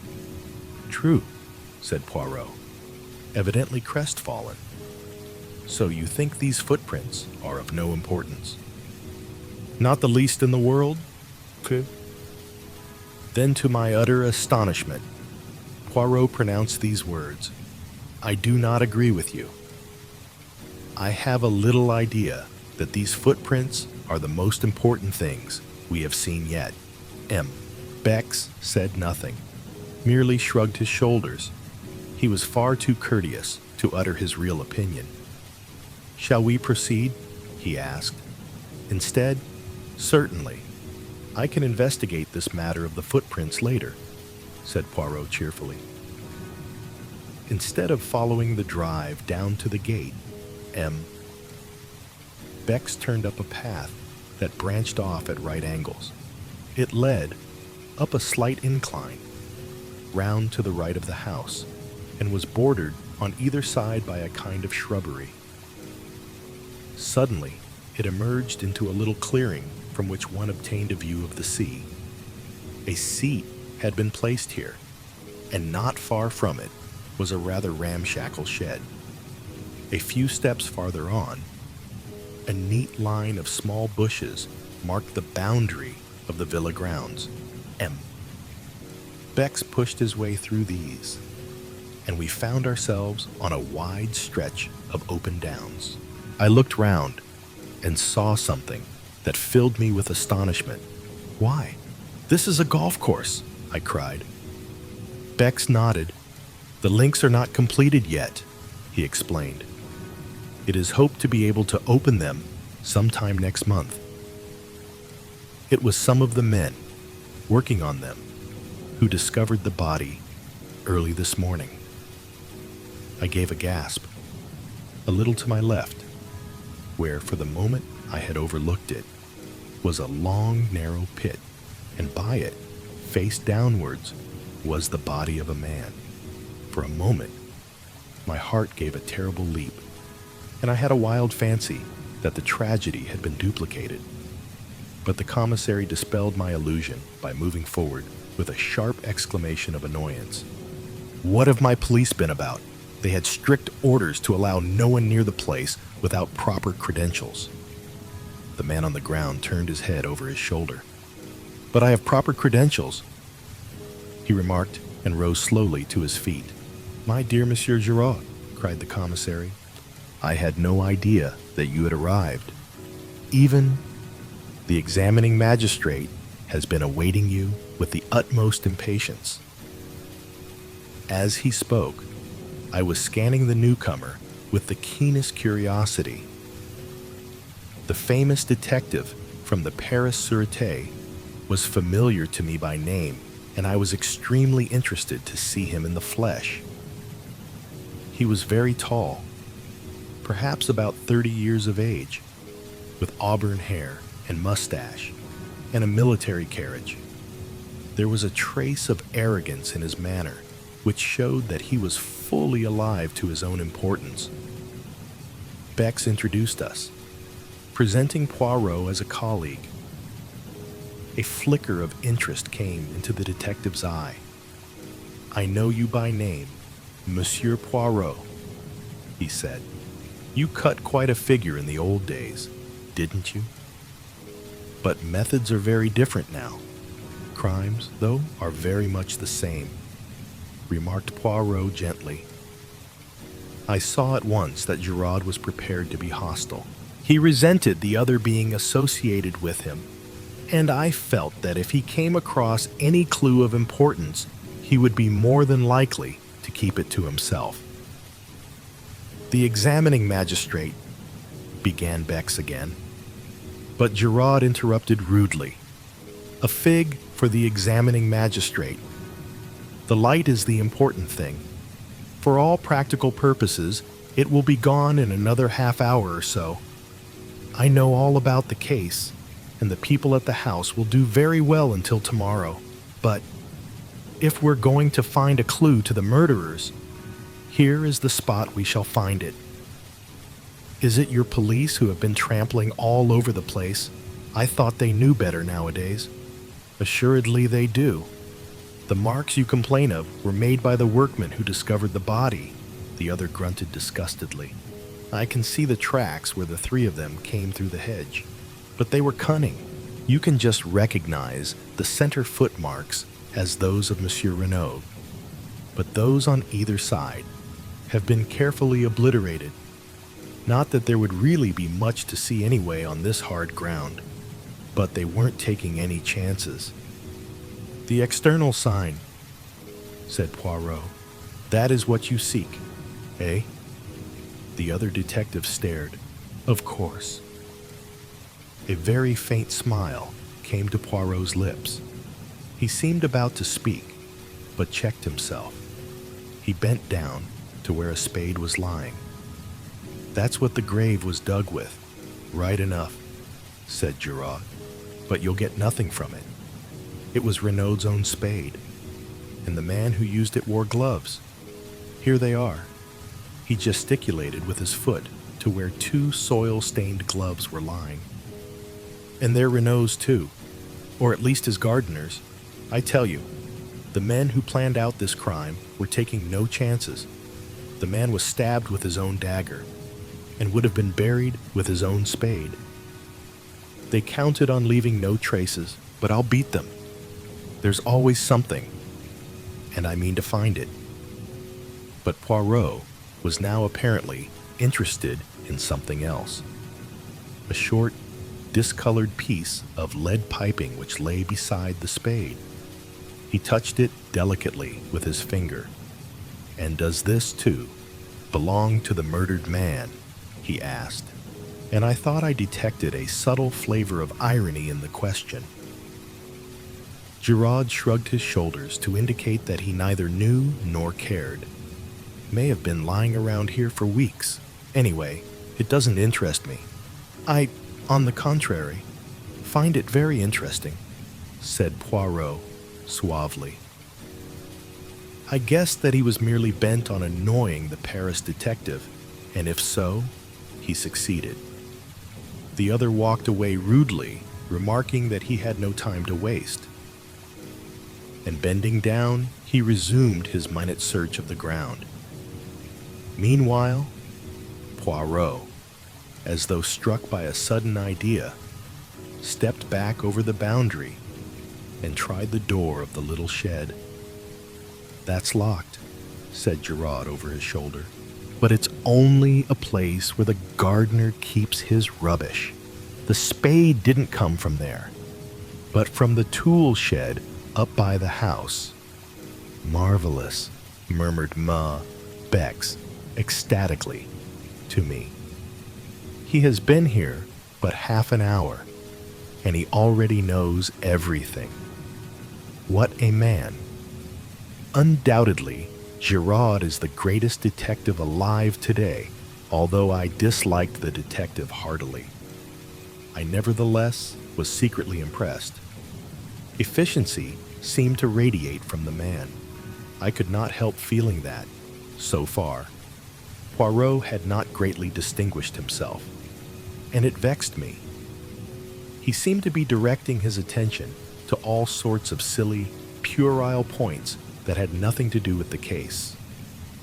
Indeed, at this juncture, he suddenly asked, "Monsieur Bex, tell me, I pray you, the meaning of this whitewashed line that extends all round the grave. Is it a device of the police?" "No, Monsieur Poirot. It is an affair of the golf course. It shows that there is here to be a bunker, as you call it, a bunker." Poirot turned to me. "That is the irregular hole filled with sand, and a bank at one side, is it not?" I concurred. "Monsieur Renaud? Without doubt, he played the golf." "Yes, he was a keen golfer. It's mainly owing to him, and to his large subscriptions, that this work is being carried forward. He even had a say in the designing of it." Poirot nodded thoughtfully. Then he remarked, "It was not a very good choice they made for a spot to bury the body. When the men began to dig up the ground, all would have been discovered." "Exactly," cried Gerard triumphantly, "and that proves that they were strangers to the place. It's an excellent piece of indirect evidence." "Yes," said Poirot doubtfully. "No one who knew would bury a body there, unless they wanted it to be discovered. And that is clearly absurd. Is it not?" Gerard did not even trouble to reply. "Yes," said Poirot, in a somewhat dissatisfied voice. "Yes, undoubtedly. Absurd." Chapter 7. The Mysterious Madame d'Aubreau. The Mysterious Madame d'Aubreau. As we retraced our steps to the house, Bex excused himself for leaving us, explaining that he must immediately acquaint the examining magistrate with the fact of Gerard's arrival. Gerard himself had been obviously delighted when Poirot declared that he had seen all he wanted. The last thing we observed, as we left the spot, was Gerard, crawling about on all fours, with a thoroughness in his search that I could not but admire. Poirot guessed my thoughts, for as soon as we were alone, he remarked ironically, "At last you have seen the detective you admire, the human foxhound. Is it not so, my friend? At any rate, he's doing something," I said, with asperity. "If there's anything to find, he'll find it. Now you, Eh bien, I also have found something, a piece of lead piping. Nonsense. Poirot, you know very well that's got nothing to do with it. I meant little things. Traces that may lead us infallibly to the murderers. Mon ami, a clue of 2 feet long is every bit as valuable as one measuring 2 millimeters, but it is the romantic idea that all important clues must be infinitesimal. As to the piece of lead piping having nothing to do with the crime, you say that because Gerard told you so. No. As I was about to interpose a question, we will say no more. Leave Gerard to his search, and me to my ideas. The case seems straightforward enough, and yet, mon ami, I am not satisfied. And do you know why? Because of the wristwatch that is 2 hours fast. And then there are several curious little points that do not seem to fit in. For instance, if the object of the murderers was revenge, why did they not stab Renaud in his sleep and have done with it? They wanted the secret. I reminded him. Poirot brushed a speck of dust from his sleeve with a dissatisfied air. Well, where is this secret? Presumably some distance away, since they wish him to dress himself. Yet he is found murdered close at hand, almost within earshot of the house. Then again, it is pure chance that a weapon such as the dagger should be lying about casually, ready to hand. He paused, frowning, and then went on. Why did the servants hear nothing? Were they drugged? Was there an accomplice? And did that accomplice see to it that the front door should remain open? I wonder if... He stopped abruptly. We had reached the drive in front of the house. Suddenly he turned to me. My friend, I am about to surprise you. To please you, I have taken your reproaches to heart. We will examine some footprints. Where? In that right-hand bed yonder. Monsieur Bex says that they are the footmarks of the gardener. Let us see if this is so. See, he approaches with his wheelbarrow. Indeed, an elderly man was just crossing the drive with a barrow full of seedlings. Poirot called to him, and he set down the barrow and came hobbling towards us. You are going to ask him for one of his boots to compare with the footmarks? I asked breathlessly. My faith in Poirot revived a little. Since he said the footprints in this right-hand bed were important, presumably they were. Exactly, said Poirot. But won't he think it very odd? He will not think about it at all. We could say no more, for the old man had joined us. You want me for something, monsieur? Yes, you have been gardener here a long time, haven't you? 24 years, monsieur. And your name is Auguste, monsieur. I was admiring these magnificent geraniums. They are truly superb. They have been planted long. Sometimes, monsieur, but of course is to keep the beds looking smart, one must keep bedding out a few new plants and remove those that are over, besides keeping the old blooms well picked off. You put in some new plants yesterday, didn't you? Those in the middle there, and in the other bed also. Monsieur has a sharp eye. It takes always a day or so for them to pick up. Yes, I put 10 new plants in each bed last night. As monsieur doubtless knows, one should not put in plants when the sun is hot. Auguste was charmed with Poirot's interest, and was quite inclined to be garrulous. That is a splendid specimen there, said Poirot, pointing. Might I perhaps have a cutting of it? But certainly, monsieur.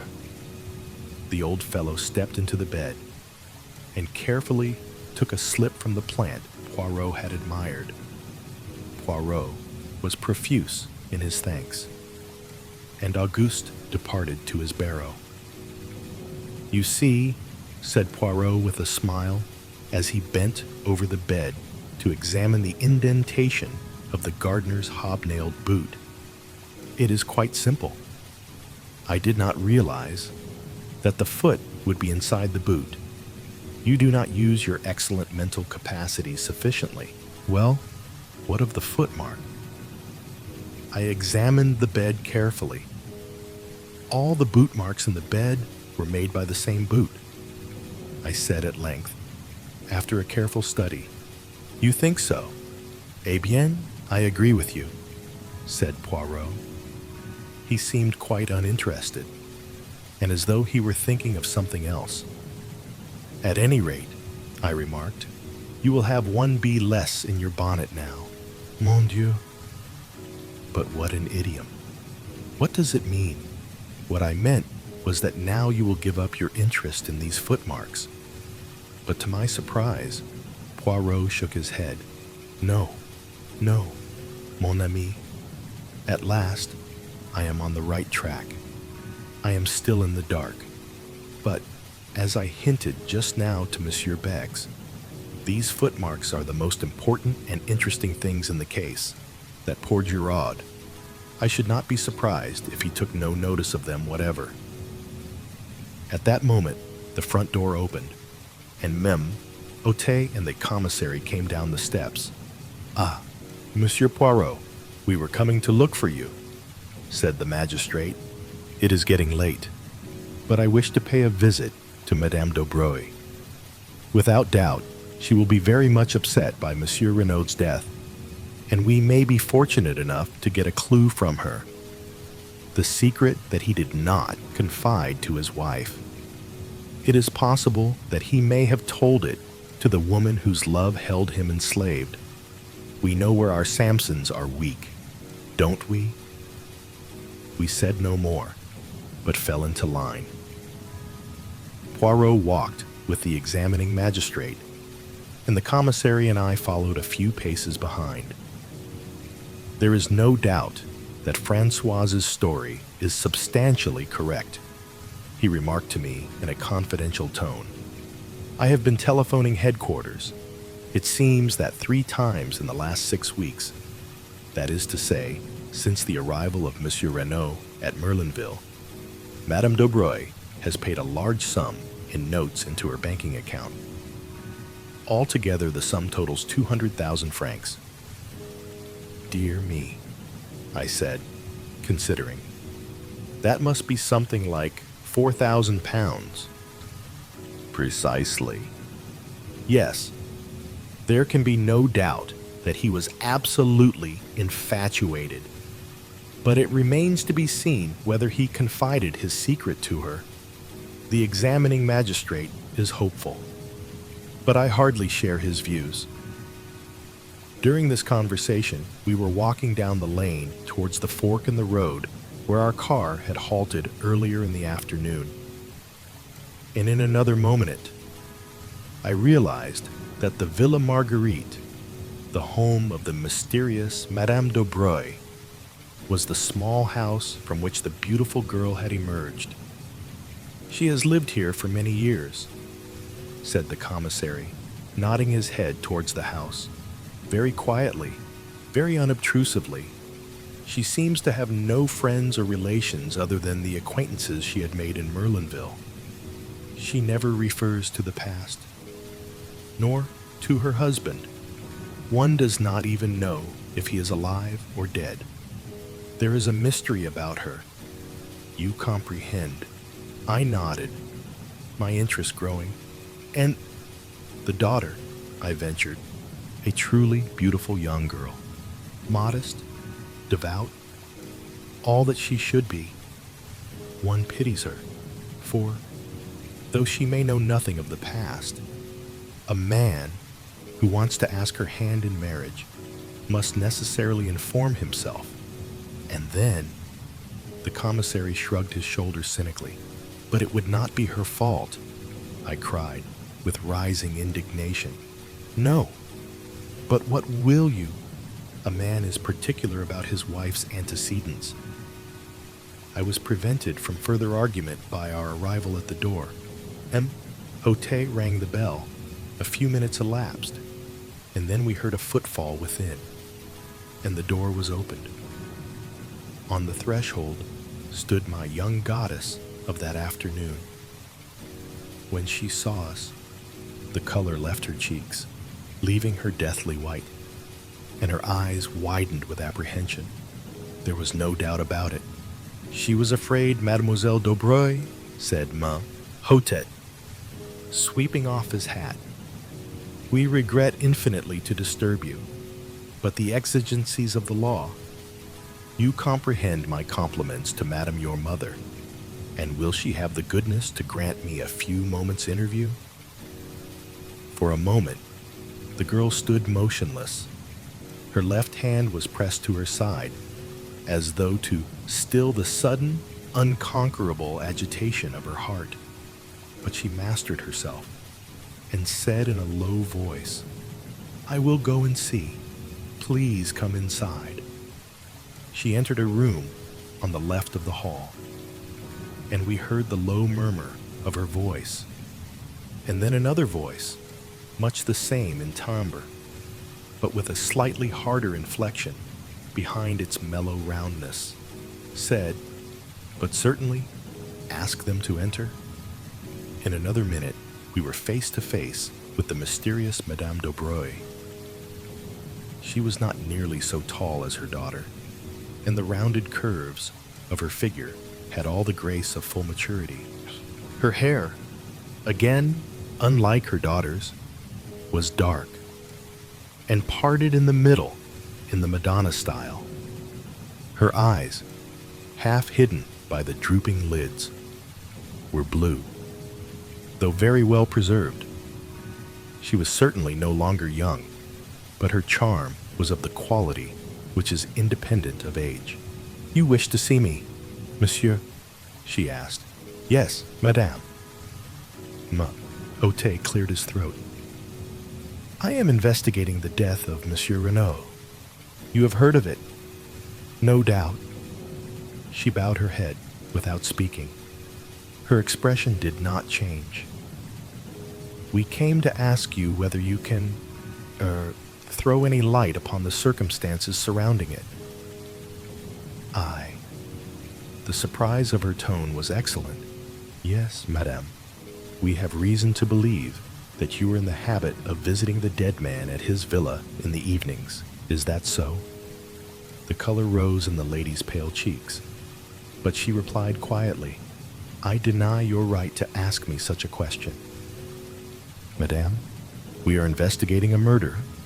"Well, what of it?" "I had nothing to do with the murder, madame. We do not say that for a moment, but you knew the dead man well. Did he ever confide in you as to any danger that threatened him?" "Never." "Did he ever mention his life in Santiago, and any enemies he may have made there?" "No." "Then you can give us no help at all." "I fear not. I really do not see why you should come to me. Cannot his wife tell you what you want to know?" Her voice held a slender inflection of irony. "Mrs. Renaud has told us all she can." "Ah," said Madame Daubreuil. "I wonder—" "You wonder what, madame?" "Nothing." The examining magistrate looked at her. He was aware that he was fighting a duel, and that he had no mean antagonist. "You persist in your statement that Monsieur Renaud confided nothing to you. Why should you think it likely that he should confide in me?" "Because, madame," said Hotet with calculated brutality, "a man tells to his mistress what he does not always tell to his wife."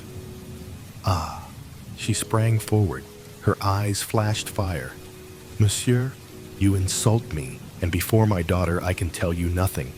Have the goodness to leave my house." The honors undoubtedly rested with the lady. We left the Villa Marguerite like a shamefaced pack of schoolboys.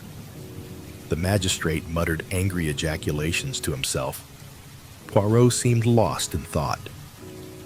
Suddenly he came out of his reverie with a start and inquired of me, Hote, if there was a good hotel near at hand. There is a small place, the Hôtel des Bains, on this side of the town, a few hundred yards down the road. It will be handy for your investigations. We shall see you in the morning. Then, I presume, yes, I thank you, Monsieur Hote. With mutual civilities, we parted company, Poirot and I going towards Merlinville, and the others returning to the Villa Geneviève. The French police system is very marvelous, said Poirot. Looking after them, the information they possess about everyone's life, down to the most commonplace detail, is extraordinary. Though he has only been here a little over 6 weeks, they are perfectly well acquainted with Monsieur Renault's tastes and pursuits, and at a moment's notice they can produce information as to Madame Daubreuil's banking account, and the sums that have lately been paid in. Undoubtedly the dossier is a great institution, but what is that? He turned sharply. A figure was running hatless down the road after us. It was Marthe Daubreuil. "I beg your pardon," she cried breathlessly as she reached us. I should not do this. I know. You must not tell my mother.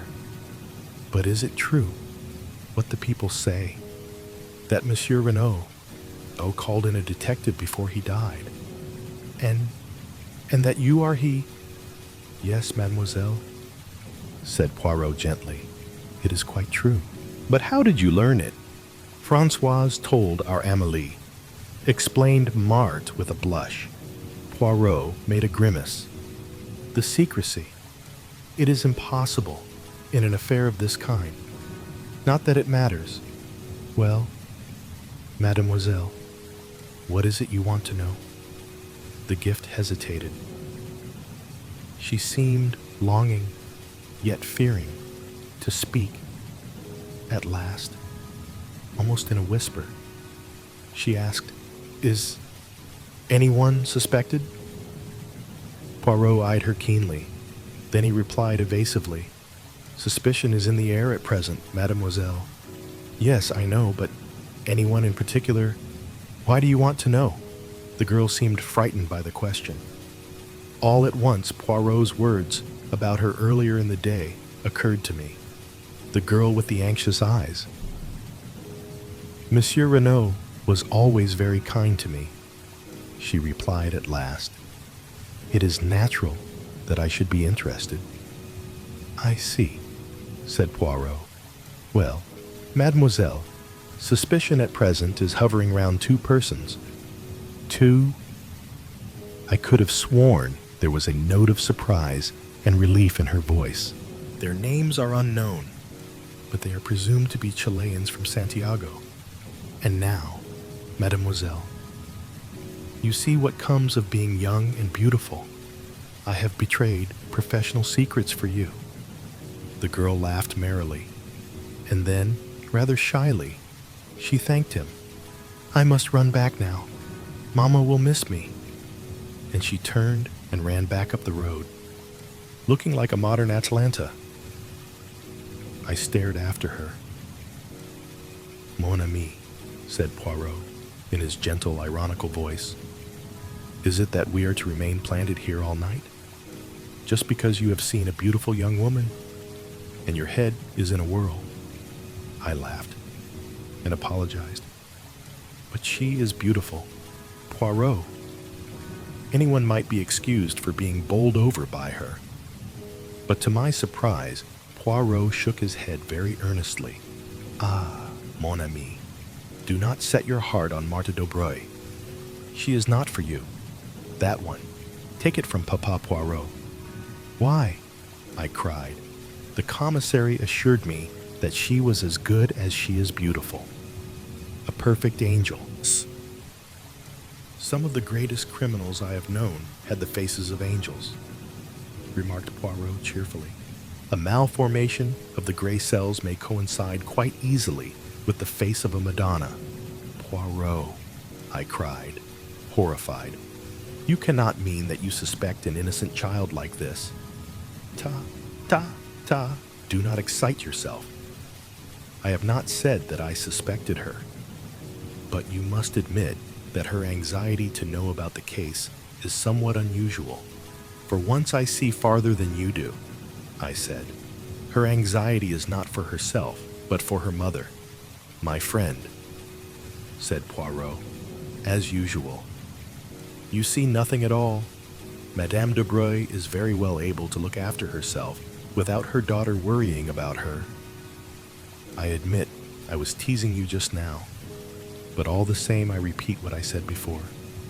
Do not set your heart on that girl. She is not for you. Hercule Poirot, know it. Sacré, if only I could remember where I had seen that face." "What face?" I asked, surprised. "The daughter's? No, the mother's?" Noting my surprise, he nodded emphatically.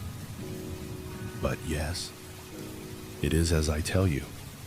It was a long time ago, when I was still with the police in Belgium. I have never actually seen the woman before, but I have seen her picture, and in connection with some case. I rather fancy, yes, I may be mistaken, but I rather fancy that it was a murder case." Chapter 8. An unexpected meeting. An unexpected meeting. We were up at the Villa betimes next morning. The man on guard at the gate did not bar our way this time. Instead, he respectfully saluted us, and we passed on to the house. The maid Léonie was just coming down the stairs, and seemed not averse to the prospect of a little conversation. Poirot inquired after the health of Mrs. Renaud. Léonie shook her head. "She is terribly upset. The poor lady. She will eat nothing, but nothing. And she is as pale as a ghost. It is heart-rending to see her. Ah, it is not I who would grieve like that for a man who had deceived me with another woman." Poirot nodded sympathetically. "What you say is very just. But what will you? The heart of a woman who loves will forgive many blows. Still, undoubtedly, there must have been many scenes of recrimination between them in the last few months." Again, Léonie shook her head. "Never, monsieur. Never have I heard Madame utter a word of protest, of reproach even. She had the temper and disposition of an angel, quite different to monsieur. Monsieur Renaud had not the temper of an angel. Far from it. When he enraged himself, the whole house knew of it. The day that he quarreled with Monsieur Jacques, ma foi, they might have been heard in the marketplace. They shouted so loud." "Indeed," said Poirot. "And when did this quarrel take place?" "Oh, it was just before Monsieur Jacques went to Paris. Almost he missed his train. He came out of the library and caught up his bag which he had left in the hall. The automobile, it was being repaired, and he had to run for the station. I was dusting the salon, and I saw him pass, and his face was white, with 2 burning spots of red. Ah, but he was angry." Léonie was enjoying her narrative thoroughly. "And the dispute, what was it about?" "Ah, that I do not know," confessed Léonie. "It is true that they shouted, but their voices were so loud and high, and they spoke so fast, that only one well acquainted with English could have comprehended. But monsieur, he was like a thundercloud all day, impossible to please him." The sound of a door shutting upstairs cut short Léonie's loquacity. "And Françoise, who awaits me," she exclaimed, awakening to a tardy remembrance of her duties. "That old one, she always scolds. One moment, mademoiselle. The examining magistrate, where is he?" They have gone out to look at the automobile in the garage. Monsieur the commissary had some idea that it might have been used on the night of the murder. Quelle idée, murmured Poirot. As the girl disappeared, you will go out and join them. No. I shall await their return in the salon. It is cool there on this hot morning. This placid way of taking things did not quite commend itself to me. If you don't mind, I said, and hesitated. Not in the least. You wish to investigate on your own account, eh? Well, I'd rather like to have a look at Gerard, if he's anywhere about, and see what he's up to. The human foxhound, murmured Poirot, as he leaned back in a comfortable chair and closed his eyes. By all means, my friend, au revoir. I strolled out of the front door. It was certainly hot. I walked up the path we had taken the day before. I had a mind to study the scene of the crime myself. I did not go directly to the spot, however, but turned aside into the bushes, so as to come out on the links some 100 yards or so farther to the right. The shrubbery here was much denser, and I had quite a struggle to force my way through. When I emerged at last on the course, it was quite unexpectedly, and with such vigor that I cannoned heavily into a young lady who had been standing with her back to the plantation. She not unnaturally gave a suppressed shriek, but I, too, uttered an exclamation of surprise, for it was my friend of the train, Cinderella. The surprise was mutual. You! We both exclaimed simultaneously. The young lady recovered herself first.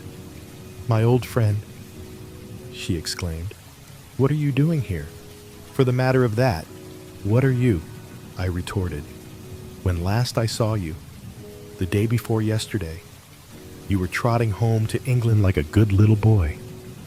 When last I saw you, I said, you were trotting home with your sister, like a good little girl. By the way, how is your sister? A flash of white teeth rewarded me. How kind of you to ask. My sister is well. I thank you. She is here with you. She remained in town, said the minx with dignity. I don't believe you've got a sister. I laughed. If you have, her name is Harris. Do you remember mine? She asked with a smile. Cinderella. But you're going to tell me the real one now, aren't you? She shook her head with a wicked look. Not even why you're here? Oh, that. I suppose you've heard of members of my profession resting at expensive French watering places. Damn cheap, if you know where to go. I eyed her keenly. Still, you'd no intention of coming here when I met you 2 days ago. We all have our disappointments, said Miss Cinderella sententiously. There now. I've told you quite as much as is good for you. Little boys should not be inquisitive. You've not yet told me what you're doing here. You remember my telling you that my great friend was a detective? Yes. And perhaps you've heard about this crime at the Villa Geneviève. She stared at me. Her breast heaved, and her eyes grew wide and round. You don't mean that you're in on? I nodded. There was no doubt that I had scored heavily. Her emotion, as she regarded me, was only too evident. For some few seconds, she remained silent, staring at me. Then she nodded her head emphatically. Well, if that doesn't beat the band tote me round, I want to see all the horrors. What do you mean? What I say? Bless the boy. Didn't I tell you I doted on crimes I've been nosing round for hours? It's a real piece of luck happening on you this way. Come on, show me all the sights. But look here. Wait a minute. I can't. Nobody's allowed in. Aren't you and your friend the big bugs? I loathe to relinquish my position of importance. Why are you so keen? I asked weakly. What is it you want to see? Oh, everything. The place where it happened, and the weapon, and the body, and any fingerprints, or interesting things like that. I've never had a chance before of being right in on a murder like this. It'll last me all my life. I turned away, sickened. What were women coming to nowadays? The girl's ghoulish excitement nauseated me. Come off your high horse, said the lady suddenly, and don't give yourself airs. When you got called to this job, did you put your nose in the air and say it was a nasty business, and you wouldn't be mixed up in it? No. But if you'd been here on a holiday, wouldn't you be nosing around just the same as I am? Of course you would. I'm a man. You're a woman. Your idea of a woman is someone who gets on a chair and shrieks if she sees a mouse. That's all prehistoric. But you will show me round, won't you? You see, it might make a big difference to me. In what way? They're keeping all the reporters out. I might make a big scoop with one of the papers. You don't know how much they pay for a bit of inside stuff. I hesitated. She slipped a small, soft hand into mine. Please, there's a dear. I capitulated. Secretly, I knew that I should rather enjoy the part of showman. We repaired first to the spot where the body had been discovered. A man was on guard there, who saluted respectfully, knowing me by sight, and raised no questions as to my companion. Presumably, he regarded her as vouched for by me. I explained to Cinderella just how the discovery had been made, and she listened attentively, sometimes putting an intelligent question. Then, we turned our steps in the direction of the villa. I proceeded rather cautiously, for, truth to tell, I was not at all anxious to meet anyone. I took the girl through the shrubbery round to the back of the house where the small shed was. I recollected that yesterday evening, after relocking the door, M. Bex had left the key with the Sergeant de Ville, Marchot, in case Monsieur Giraud should require it while we are upstairs. I thought it quite likely that the Sûreté detective, after using it, had returned it to Marchot again, leaving the girl out of sight in the shrubbery. I entered the house. Marchot was on duty outside the door of the salon. From within came the murmur of voices. Monsieur desires Monsieur Hôte. He is within. He is again interrogating Françoise. No, I said hastily. I don't want him. But I should very much like the key of the shed outside, if it is not against regulations. But certainly, Monsieur, he produced it. Here it is. Monsieur Hôte gave orders that all facilities were to be placed at your disposal. You will return it to me when you have finished out there. That is all? Of course! I felt a thrill of satisfaction as I realized that in Marchot's eyes, at least, I ranked equally in importance with Poirot. The girl was waiting for me. She gave an exclamation of delight as she saw the key in my hand. You've got it then? Of course, I said coolly. All the same, you know, what I'm doing is highly irregular. You've been a perfect darling, and I shan't forget it. Come along. They can't see us from the house, can they?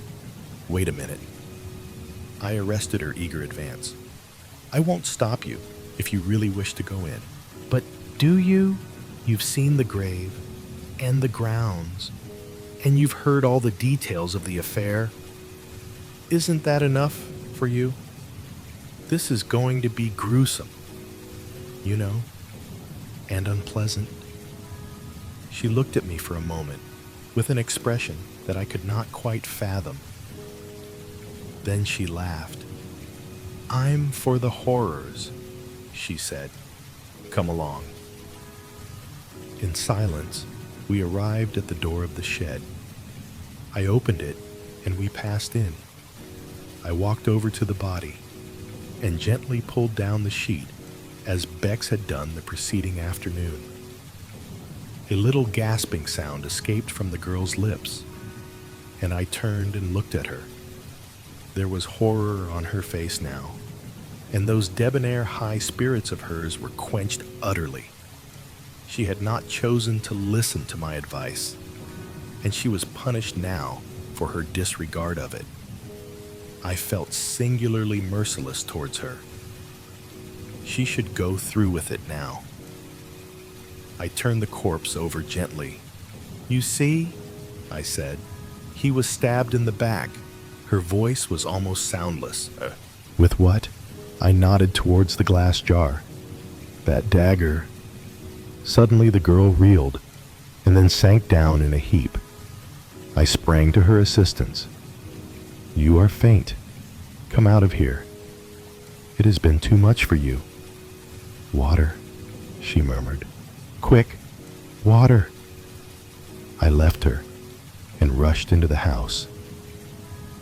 Fortunately, none of the servants were about, and I was able to secure a glass of water, unobserved, and add a few drops of brandy from a pocket flask. In a few minutes, I was back again.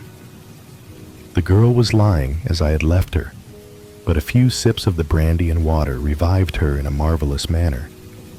"Take me out of here. Oh, quickly! Quickly!" she cried, shuddering.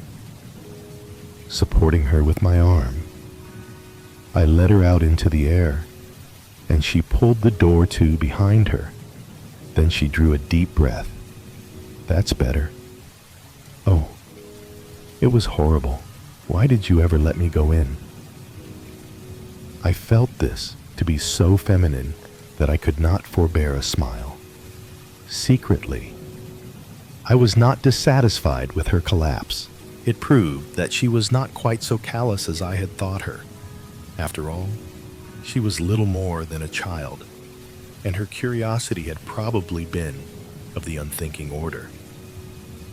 "I did my best to stop you, you know," I said gently. "I suppose you did. Well, goodbye. Look here, you can't start off like that, all alone. You're not fit for it. I insist on accompanying you back to Merlinville." "Nonsense. I'm quite all right now." "Supposing you felt faint again, no? I shall come with you."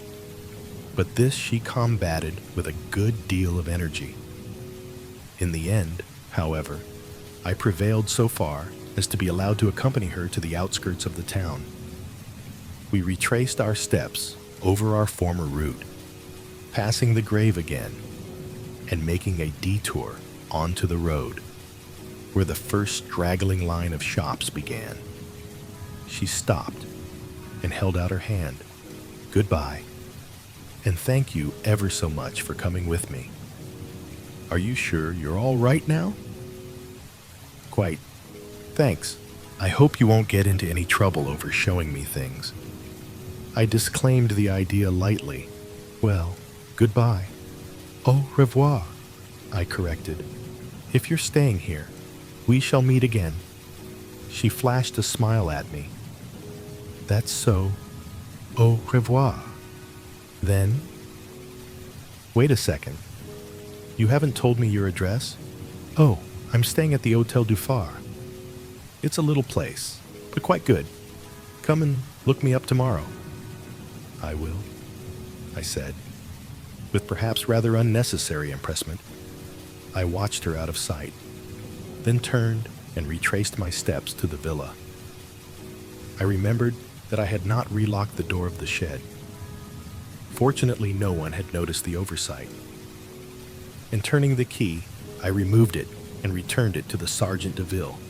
And as I did so, it came upon me suddenly that though Cinderella had given me her address, I still did not know her name. Chapter 9. M. Gerard finds some clues. M. Gerard finds some clues. In the salon, I found the examining magistrate busily interrogating the old gardener, Auguste. Poirot and the commissary, who were both present, greeted me respectively with a smile and a polite bow. I slipped quietly into a seat. M.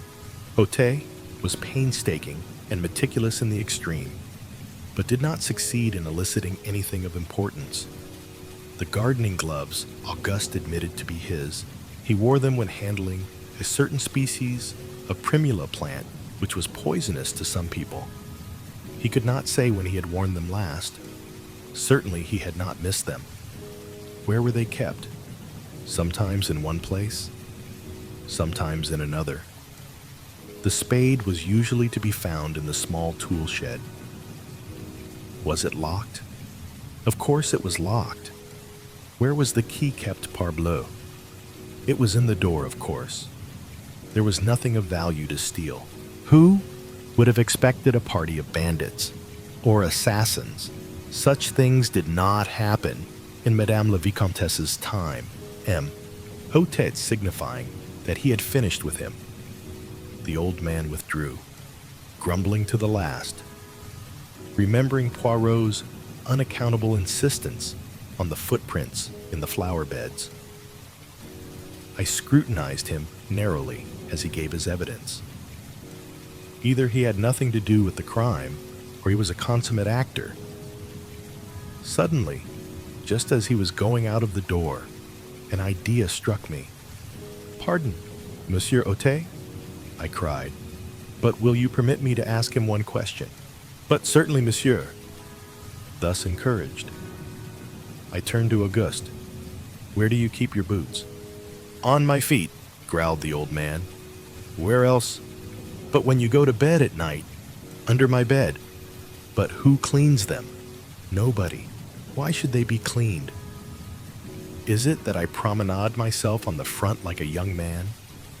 On Sunday, I wear the Sunday boots, but otherwise, he shrugged his shoulders. I shook my head, discouraged. Well, said the magistrate, we do not advance very much. Undoubtedly, we are held up until we get the return cable from Santiago. Has anyone seen Gerard? In verity, that one lacks politeness. I have a very good mind to send for him, and you will not have to send far. The quiet voice startled us. Gerard was standing outside, looking in through the open window. He leapt lightly into the room and advanced to the table. "Here I am, at your service. Accept my excuses for not presenting myself sooner." "Not at all, not at all," said the magistrate, rather confused. "Of course I am only a detective," continued the other. "I know nothing of interrogatories. Were I conducting one, I should be inclined to do so without an open window. Anyone standing outside can so easily hear all that passes. But no matter." Hotet flushed angrily. There was evidently going to be no love lost between the examining magistrate and the detective in charge of the case. They had taken foul of each other at the start. Perhaps in any event, it would have been much the same. To Gerard, all examining magistrates were fools, and to Hotet, who took himself seriously. The casual manner of the Paris detective could not fail to give offense. "Eh bien, Monsieur Giraud," said the magistrate rather sharply. "Without doubt, you have been employing your time to a marvel.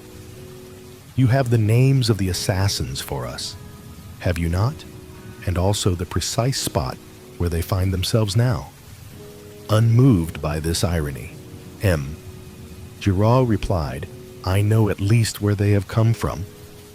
Gerard took two small objects from his pocket and laid them down on the table. We crowded round.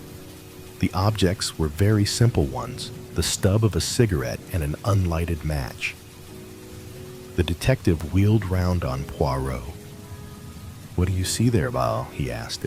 There was something almost brutal in his tone. It made my cheeks flush, but Poirot remained unmoved. He shrugged his shoulders. "A cigarette end and a match." "And what does that tell you?" Poirot spread out his hands.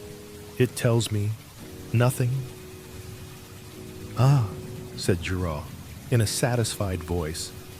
"You haven't made a study of these things. That's not an ordinary match. Not in this country, at least. It's common enough in South America. Luckily, it's unlighted. I mightn't have recognized it otherwise. Evidently, one of the men threw away his cigarette and lit another, spilling one match out of the box as he did so." "And the other match?" asked Poirot. "Which match?" "The one he did light his cigarette with." "You have found that also?" "No." "Perhaps you didn't search very thoroughly." "Not search thoroughly." For a moment, it seemed as though the detective was going to break out angrily, but with an effort, he controlled himself. "I see you love a joke, Monsieur Poirot, but in any case, match or no match, the cigarette end would be sufficient. It is a South American cigarette with licorice pectoral paper." Poirot bowed. The commissary spoke. "The cigarette end and match might have belonged to Monsieur Renaud. Remember, it is only 2 years since he returned from South America." "No," replied the other confidently. "I have already searched among the effects of Monsieur Renaud. The cigarettes he smoked and the matches he used are quite different. You do not think it odd," asked Poirot, "that these strangers should come unprovided with a weapon, with gloves, with a spade, and that they should so conveniently find all these things?" Giraud smiled in a rather superior manner. "Undoubtedly, it is strange. Indeed, without the theory that I hold, it would be inexplicable." "Aha," said Mem Hotet, "an accomplice within the house, or outside it," said Giraud, with a peculiar smile. "But someone must have admitted them. We cannot allow that. By an unparalleled piece of good fortune, they found the door ajar for them to walk in. The door was opened for them, but it could just as easily be opened from outside, by someone who possessed a key." "But who does possess a key?" Giraud shrugged his shoulders. "As for that, no one who possesses one is going to admit the fact if he can help it, but several people might have had one. Monsieur Jacques Renaud, the son, for instance. It is true that he is on his way to South America, but he might have lost the key or had it stolen from him. Then there is the gardener. He has been here many years. One of the younger servants may have a lover. It is easy to take an impression of a key and have one cut. There are many possibilities. Then there is another person who, I should judge, is exceedingly likely to have such a thing." "Who is that?" "Madame Dobreuil," said the detective. "Eh bien," said the magistrate. "So you have heard about that, have you?" "I hear everything," said Giraud imperturbably. "There is one thing I could swear you have not heard," said Hotet, delighted to be able to show superior knowledge. And without more ado, he retailed the story of the mysterious visitor the night before. He also touched on the check made out to Duveen, and finally handed Giraud the letter signed Bella. All very interesting. But my theory remains unaffected. And your theory is, for the moment I prefer not to say. Remember, I am only just beginning my investigations. Tell me one thing." "Monsieur Giraud," said Poirot suddenly, "your theory allows for the door being opened. It does not explain why it was still open when they departed. Would it not have been natural for them to close it behind them? If a sergeant had chanced to come up to the house, as is sometimes done, to see that all is well, they might have been discovered and overtaken almost at once. By... They forgot it. A mistake, I grant you. Then, to my surprise, Poirot uttered almost the same words as he had uttered to Bex the previous evening. I do not agree with you. The door being left open was the result of either design or necessity, and any theory that does not admit that fact is bound to prove vain. We all regarded the little man with a good deal of astonishment. The confession of ignorance drawn from him over the match end had, I thought, been bound to humiliate him. But here he was, self-satisfied as ever, lying down the great Gerard without a tremor. The detective twisted his mustache, eyeing my friend in a somewhat bantering fashion. You don't agree with me, eh? Well, what strikes you particularly about the case? Let's hear your views. One thing presents itself to me as being significant. Tell me, Monsieur Giraud, does nothing strike you as familiar about this case? Is there nothing it reminds you of? Familiar. Reminds me of, I can't say offhand. I don't think so. Though, you are wrong, said Poirot quietly. A crime almost precisely similar has been committed before. When and where? Ah, that, unfortunately, I cannot for the moment remember, but I shall do so. I had hoped you might be able to assist me. Gerard snorted incredulously. There have been many affairs of masked men. I cannot remember the details of them all. The crimes all resemble each other more or less. There is such a thing as the individual touch. Poirot suddenly assumed his lecturing manner and addressed us collectively. I am speaking to you now of the psychology of crime. Monsieur Giraud knows quite well that each criminal has his particular method, and that the police, when called in to investigate, say, a case of burglary, can often make a shrewd guess at the offender, simply by the peculiar methods he has employed. Jap would tell you the same. Hastings, man is an unoriginal animal, unoriginal within the law in his daily respectable life, equally unoriginal outside the law. If a man commits a crime, any other crime he commits will resemble it closely. The English murderer who disposed of his wives in succession by drowning them in their baths was a case in point. Had he varied his methods, he might have escaped detection to this day.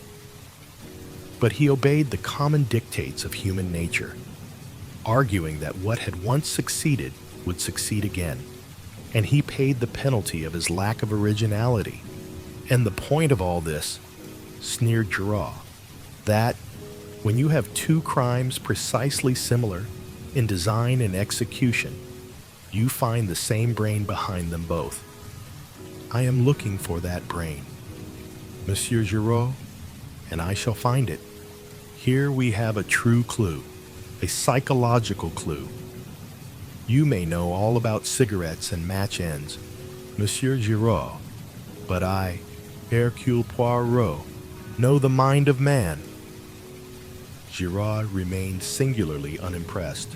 For your guidance, continued Poirot, I will also advise you of one fact which might fail to be brought to your notice. The wristwatch of Madame Renaud, on the day following the tragedy, had gained 2 hours. Giraud stared. Perhaps it was in the habit of gaining. As a matter of fact, I am told it did. Very well, then, all the same. 2 hours is a good deal, said Poirot softly. Then there is the matter of the footprints in the flower bed. He nodded his head towards the open window. Giraud took 2 eager strides and looked out, but I see no footprints. "No," said Poirot, straightening a little pile of books on a table. "There are none." For a moment, an almost murderous rage obscured Giraud's face. He took 2 strides towards his tormentor. But at that moment, the salon door was opened, and Marchot announced, "Monsieur Stenor, the secretary, has just arrived from England. May he enter?" Chapter 10. Gabriel Stoner. Gabriel Stoner. The man who now entered the room was a striking figure. Very tall, with a well-knit, athletic frame and a deeply bronzed face and neck. He dominated the assembly. Even Giraud seemed anemic beside him. When I knew him better, I realized that Gabriel Stoner was quite an unusual personality. English by birth, he had knocked about all over the world. He had shot big game in Africa, traveled in Korea, ranched in California, and traded in the South Sea Islands. His unerring eye picked out Mem Haute. The examining magistrate in charge of the case, "Pleased to meet you. Sir, this is a terrible business. How's Mrs. Renaud? Is she bearing up fairly well? It must have been an awful shock to her." "Terrible, terrible," said Mem Haute. "Permit me to introduce Monsieur Bex, our commissary of police, Monsieur Giraud of the Sûreté. This gentleman is Monsieur Hercule Poirot." Mr. Renaud sent for him, but he arrived too late to do anything to avert the tragedy. A friend of Monsieur Poirot's, Captain Hastings. Stoner looked at Poirot with some interest. "Sent for you, did he? You did not know, then, that Monsieur Renaud contemplated calling in a detective?" Interposed Bex. "No, I didn't. But it doesn't surprise me a bit. Why? Because the old man was rattled. I don't know what it was all about. He didn't confide in me. We weren't on those terms. But rattled he was, and badly."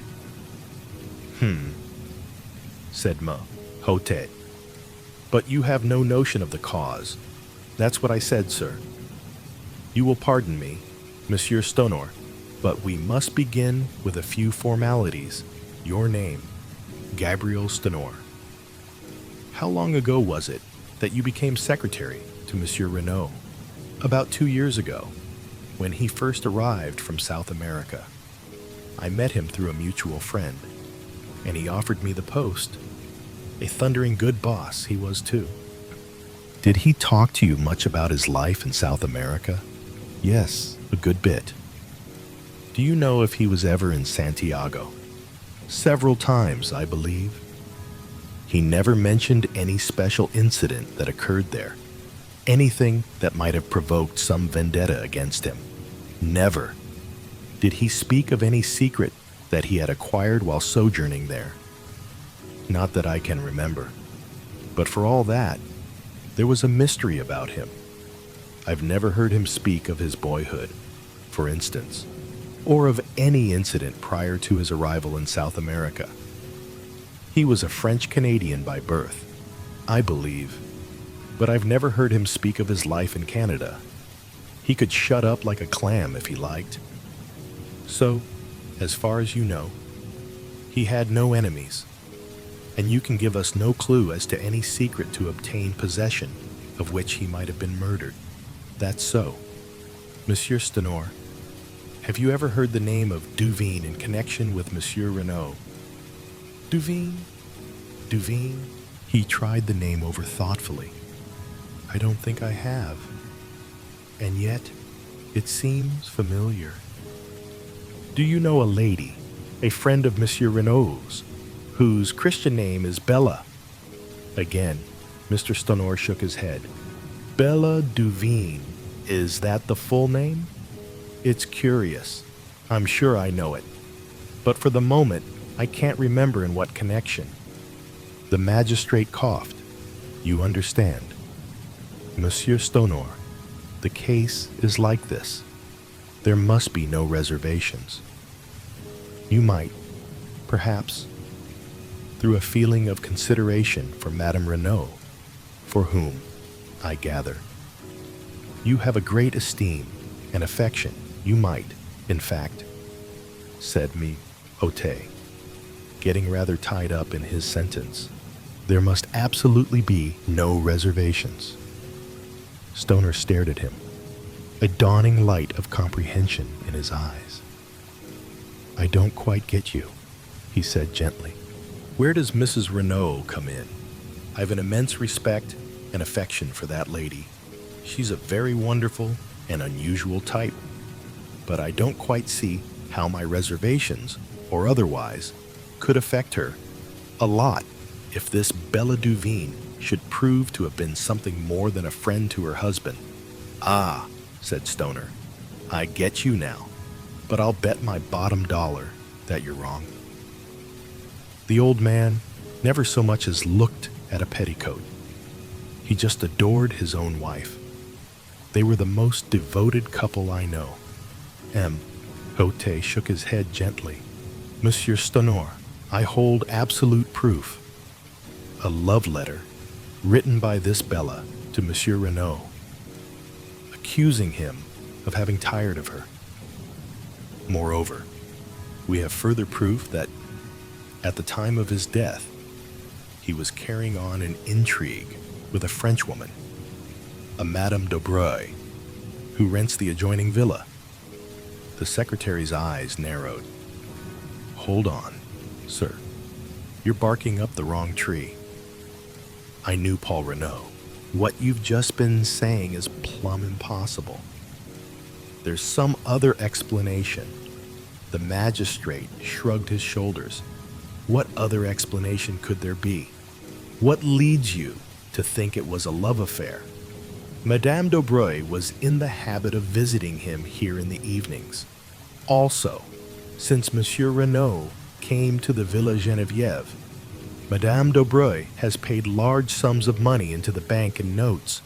In all, the amount totals £4,000 of your English money. I guess that's right, said Stoner quietly. I transmitted him those sums in notes at his request. But it wasn't a love affair. What else could it be? Blackmail, said Stoner sharply, bringing down his hand with a slam on the table. That's what it was. Ah, cried the magistrate, shaken in spite of himself. Blackmail, repeated Stoner. The old man was being bled, and at a good rate too. 4,000 in a couple of months. Who? I told you just now.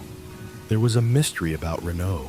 Evidently, this Madame d'Aubray knew enough of it to put the screw on. It is possible, the commissary cried exaltedly. Decidedly, it is possible. Possible, roared Stoner. It's certain. Tell me, have you asked Renaud about this love affair stunt of yours? No, monsieur. We did not wish to occasion her any distress if it could reasonably be avoided. Distress, why? She'd laugh in your face. I tell you, she and Renaud were a couple in 100.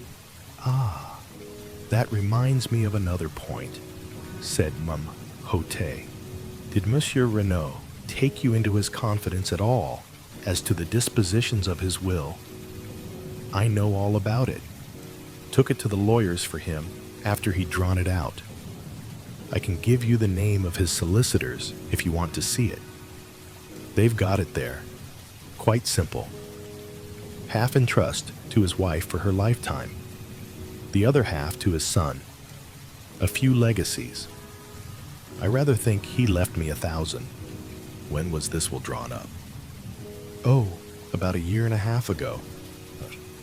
Would it surprise you very much, Monsieur Stonor, to hear that Monsieur Renaud had made another will less than a fortnight ago? Stoner was obviously very much surprised. I'd no idea of it. What's it like? The whole of his vast fortune is left unreservedly to his wife. There is no mention of his son. Mr. Stoner gave vent to a prolonged whistle. I call that rather rough on the lad. His mother adores him, of course, but to the world at large it looks rather like a want of confidence on his father's part. It will be rather galling to his pride. Still, it all goes to prove what I told you, that Renaud and his wife were on first-rate terms. Quite so, said Mem Hote. It is possible we shall have to revise our ideas on several points. We have, of course, cabled to Santiago and are expecting a reply from there any minute. In all probability, everything will then be perfectly clear and straightforward. On the other hand, if your suggestion of blackmail is true, Madame d'Aubroy ought to be able to give us valuable information. Poirot interjected a remark.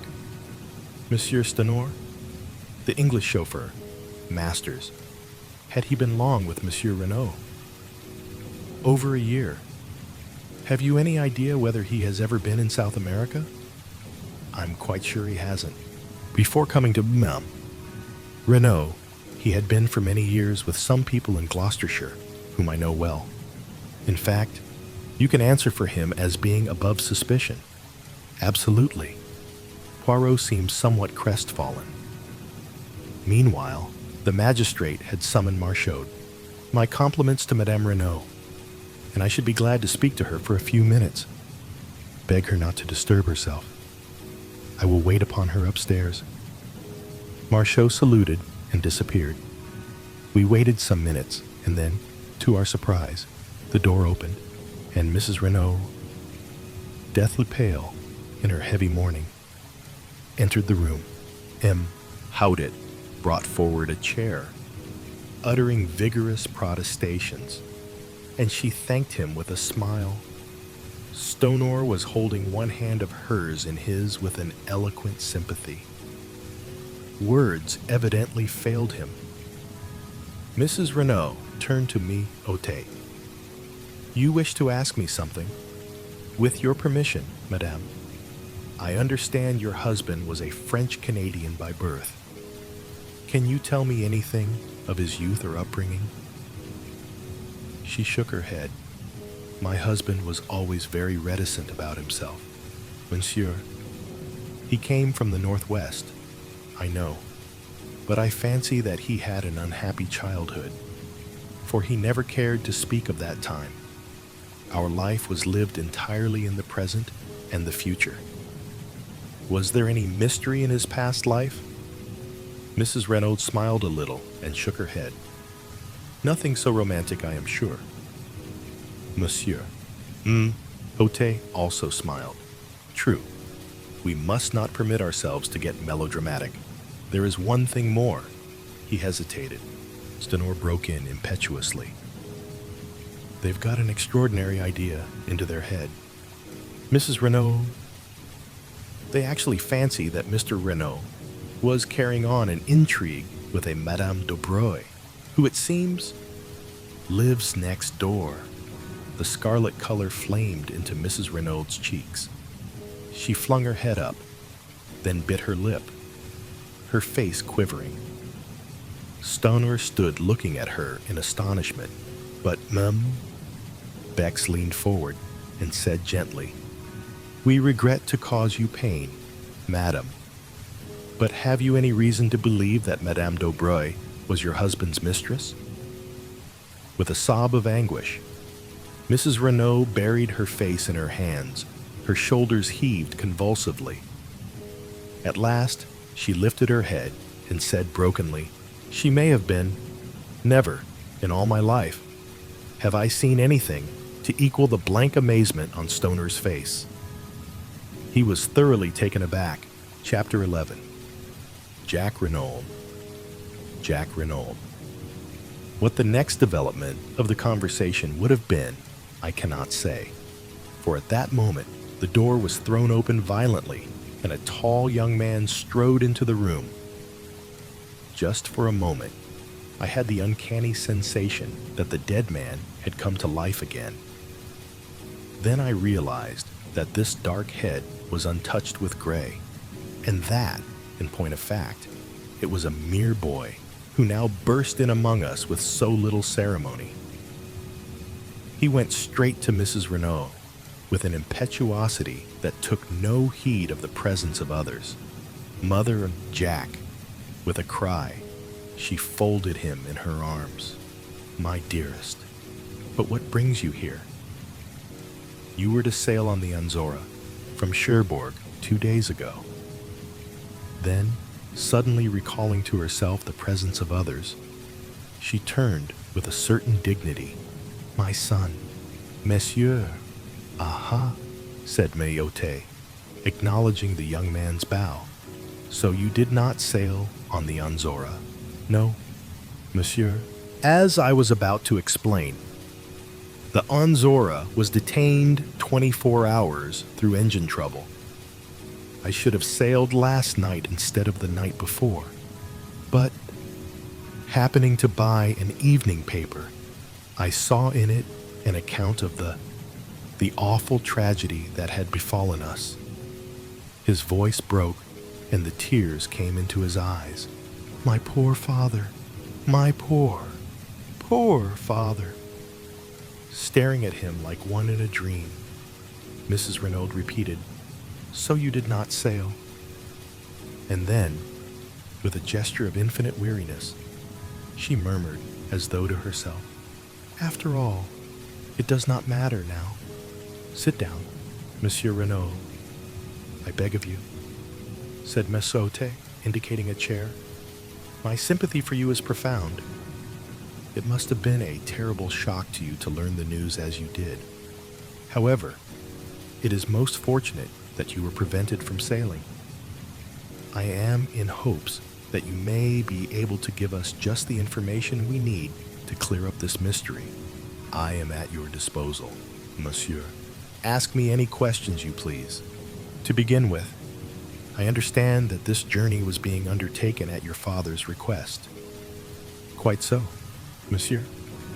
I received a telegram bidding me to proceed without delay to Buenos Aires, and from thence over the Andes to Valparaiso, and on to Santiago." "Ah, and the object of this journey? I have no idea." "What? No. See, here is the telegram." The magistrate took it and read it aloud. "Proceed immediately. Cherbourg embark. Anzora sailing tonight. Buenos Aires, ultimate destination Santiago. Further instructions will await you. Buenos Aires. Do not fail. Matter is of utmost importance. Renaud." And there had been no previous correspondence on the matter. Jack Renaud shook his head. "That is the only intimation of any kind. I knew, of course, that my father, having lived so long out there, had necessarily many interests in South America, but he had never made any suggestion of sending me out. You have, of course, been a good deal in South America, Renaud. I was there as a child, but I was educated in England and spent most of my holidays in that country, so I really know far less of South America than might be supposed. You see, the war broke out when I was 17. You served in the English Flying Corps, did you not?" "Yes, monsieur." Otate nodded his head and proceeded with his inquiries along the, by now, well-known lines. In response, Jack Renaud declared definitely that he knew nothing of any enmity his father might have incurred in the city of Santiago or elsewhere in the South American continent, that he had noticed no change in his father's manner of late, and that he had never heard him refer to a secret. He had regarded the mission to South America as connected with business interests. As Otate paused for a minute, the quiet voice of Giraud broke in. "I should like to put a few questions of my own, Monsieur le Juge, by all means. Monsieur Giraud, if you wish, said the magistrate coldly. Giraud edged his chair a little nearer to the table. Were you on good terms with your father, Monsieur Renaud? Certainly I was, returned the lad haughtily. You assert that positively. Yes. No little disputes, eh? Jack shrugged his shoulders. Everyone may have a difference of opinion now and then. Quite so, quite so. But if anyone were to assert that you had a violent quarrel with your father on the eve of your departure for Paris, that person, without doubt, would be lying. I could not but admire the ingenuity of Giraud. His boast, "I know everything," had been no idle one. Jack Renaud was clearly disconcerted by the question. We did have an argument," he admitted. "Ah, an argument. In the course of that argument, did you use this phrase, 'When you are dead, I can do as I please'?" "I may have done," muttered the other.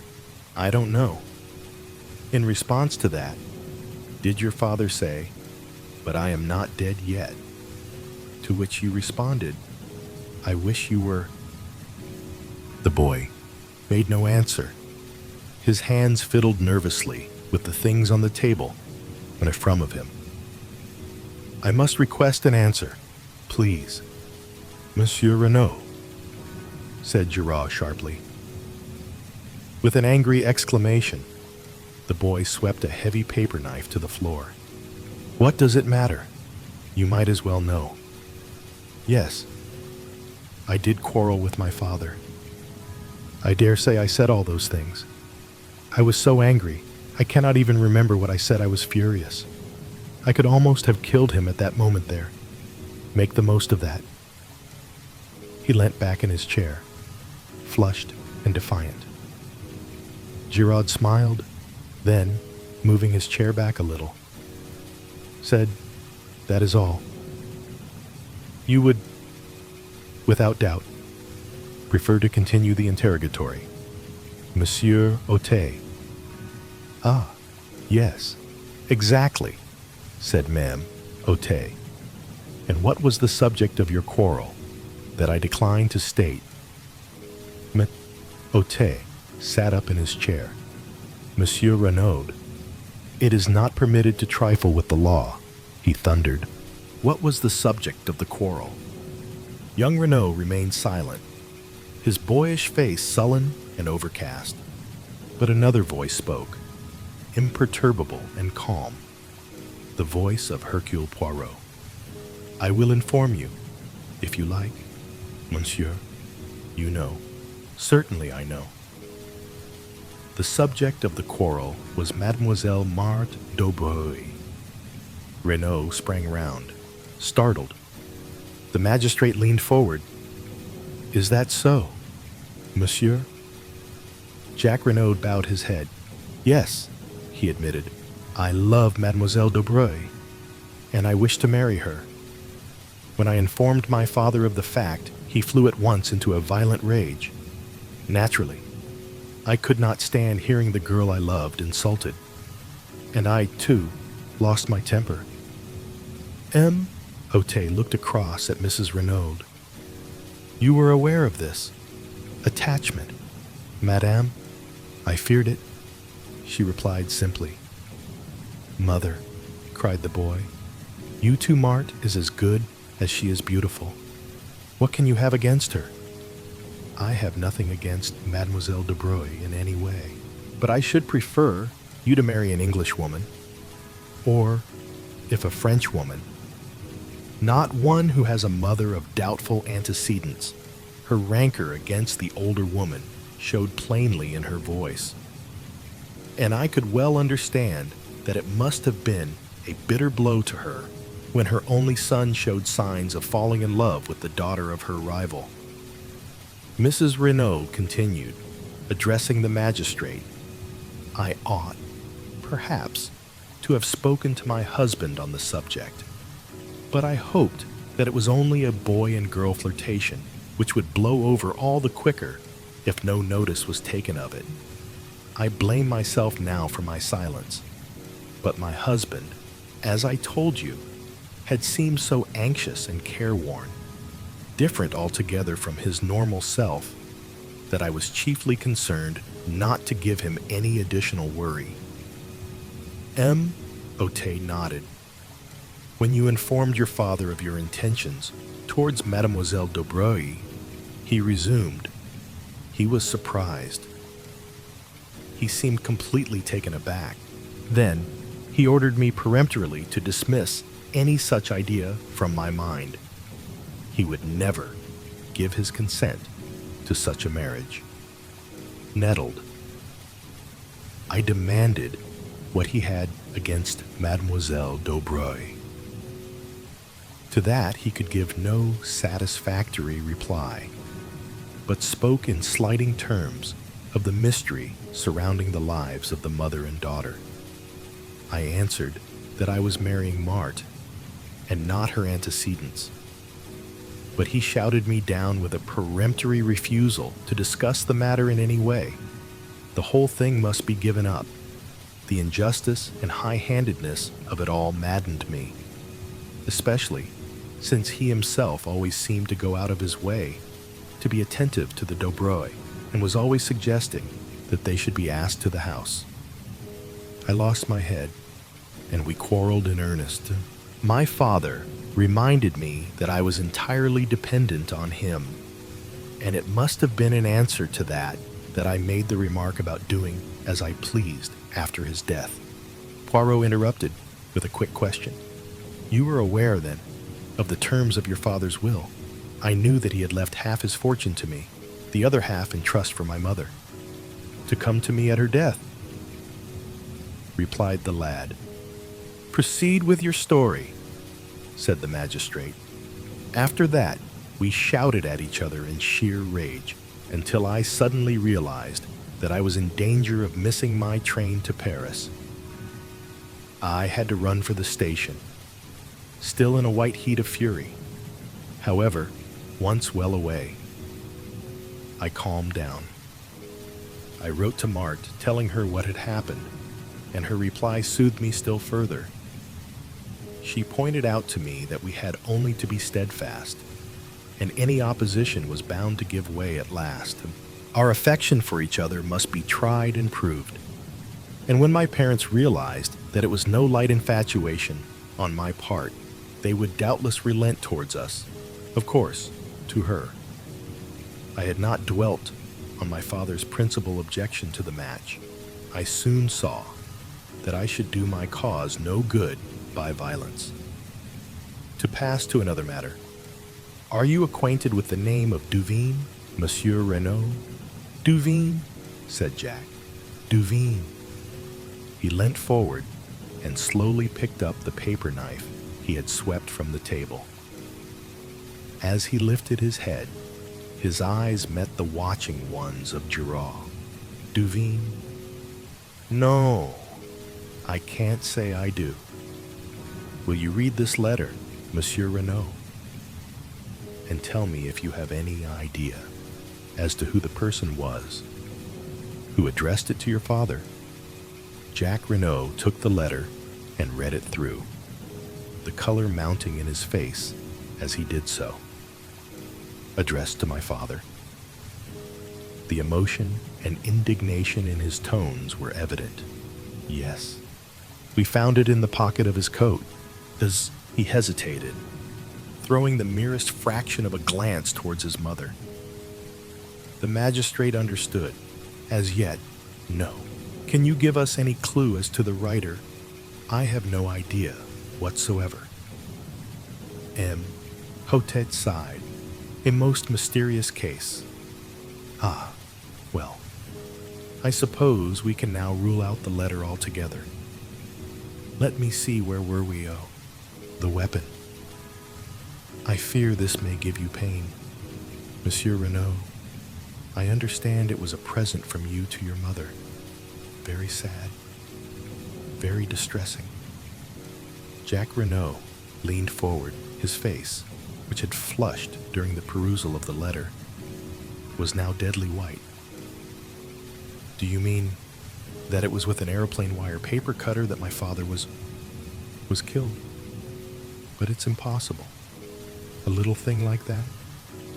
Alas, Monsieur Renaud, it is only too true. An ideal little tool, I fear, sharp and easy to handle. Where is it? Can I see it? Is it still in the body? Oh no, it has been removed. You would like to see it, to make sure it would be as well.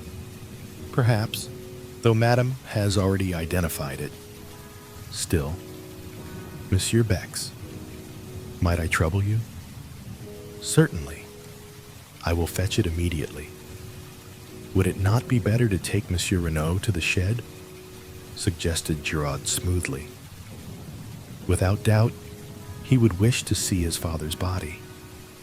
The boy made a shivering gesture of negation, and the magistrate, always disposed to cross Giraud whenever possible, replied, "But no, not at present. Monsieur Bex will be so kind as to bring it to us here." The commissary left the room. Stonor crossed to Jack and wrung him by the hand. Poirot had risen and was adjusting a pair of candlesticks that struck his trained eye as being a shade askew. The magistrate was reading the mysterious love letter through a last time, clinging desperately to his first theory of jealousy and a stab in the back. Suddenly, the door burst open and the commissary rushed in. "Monsieur le juge! Monsieur le juge!" But yes, what is it? The dagger. It is gone. What? Gone. Vanished. Disappeared. The glass jar that contained it is empty. What? I cried. Impossible. Why? Only this morning I saw. The words died on my tongue, but the attention of the entire room was diverted to me. "What is that you say?" cried the commissary. "This morning." "I saw it there this morning," I said slowly. "About an hour and a half ago, to be accurate." "You went to the shed. Then how did you get the key?" "I asked the Sergeant de Ville for it." "And you went there. Why?" I hesitated, but in the end I decided that the only thing to do was to make a clean breast of it. "Monsieur Hotet," I said, "I have committed a grave fault, for which I must crave your indulgence." "Proceed, monsieur." "The fact of the matter is," I said, wishing myself anywhere else but where I was, "that I met a young lady, an acquaintance of mine. She displayed a great desire to see everything that was to be seen, and well, in short, I took the key to show her the body."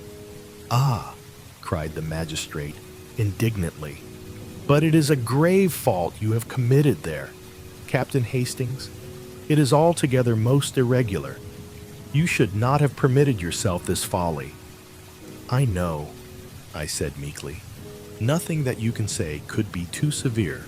Monsieur, you did not invite this lady to come here." "Certainly not. I met her quite by accident. She is an English lady who happens to be staying in Merlinville, though I was not aware of that until my unexpected meeting with her." Well, said the magistrate, softening. "It was most irregular, but the lady is without doubt young and beautiful, what it is to be young."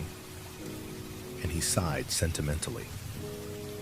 But the commissary, less romantic and more practical, took up the tale.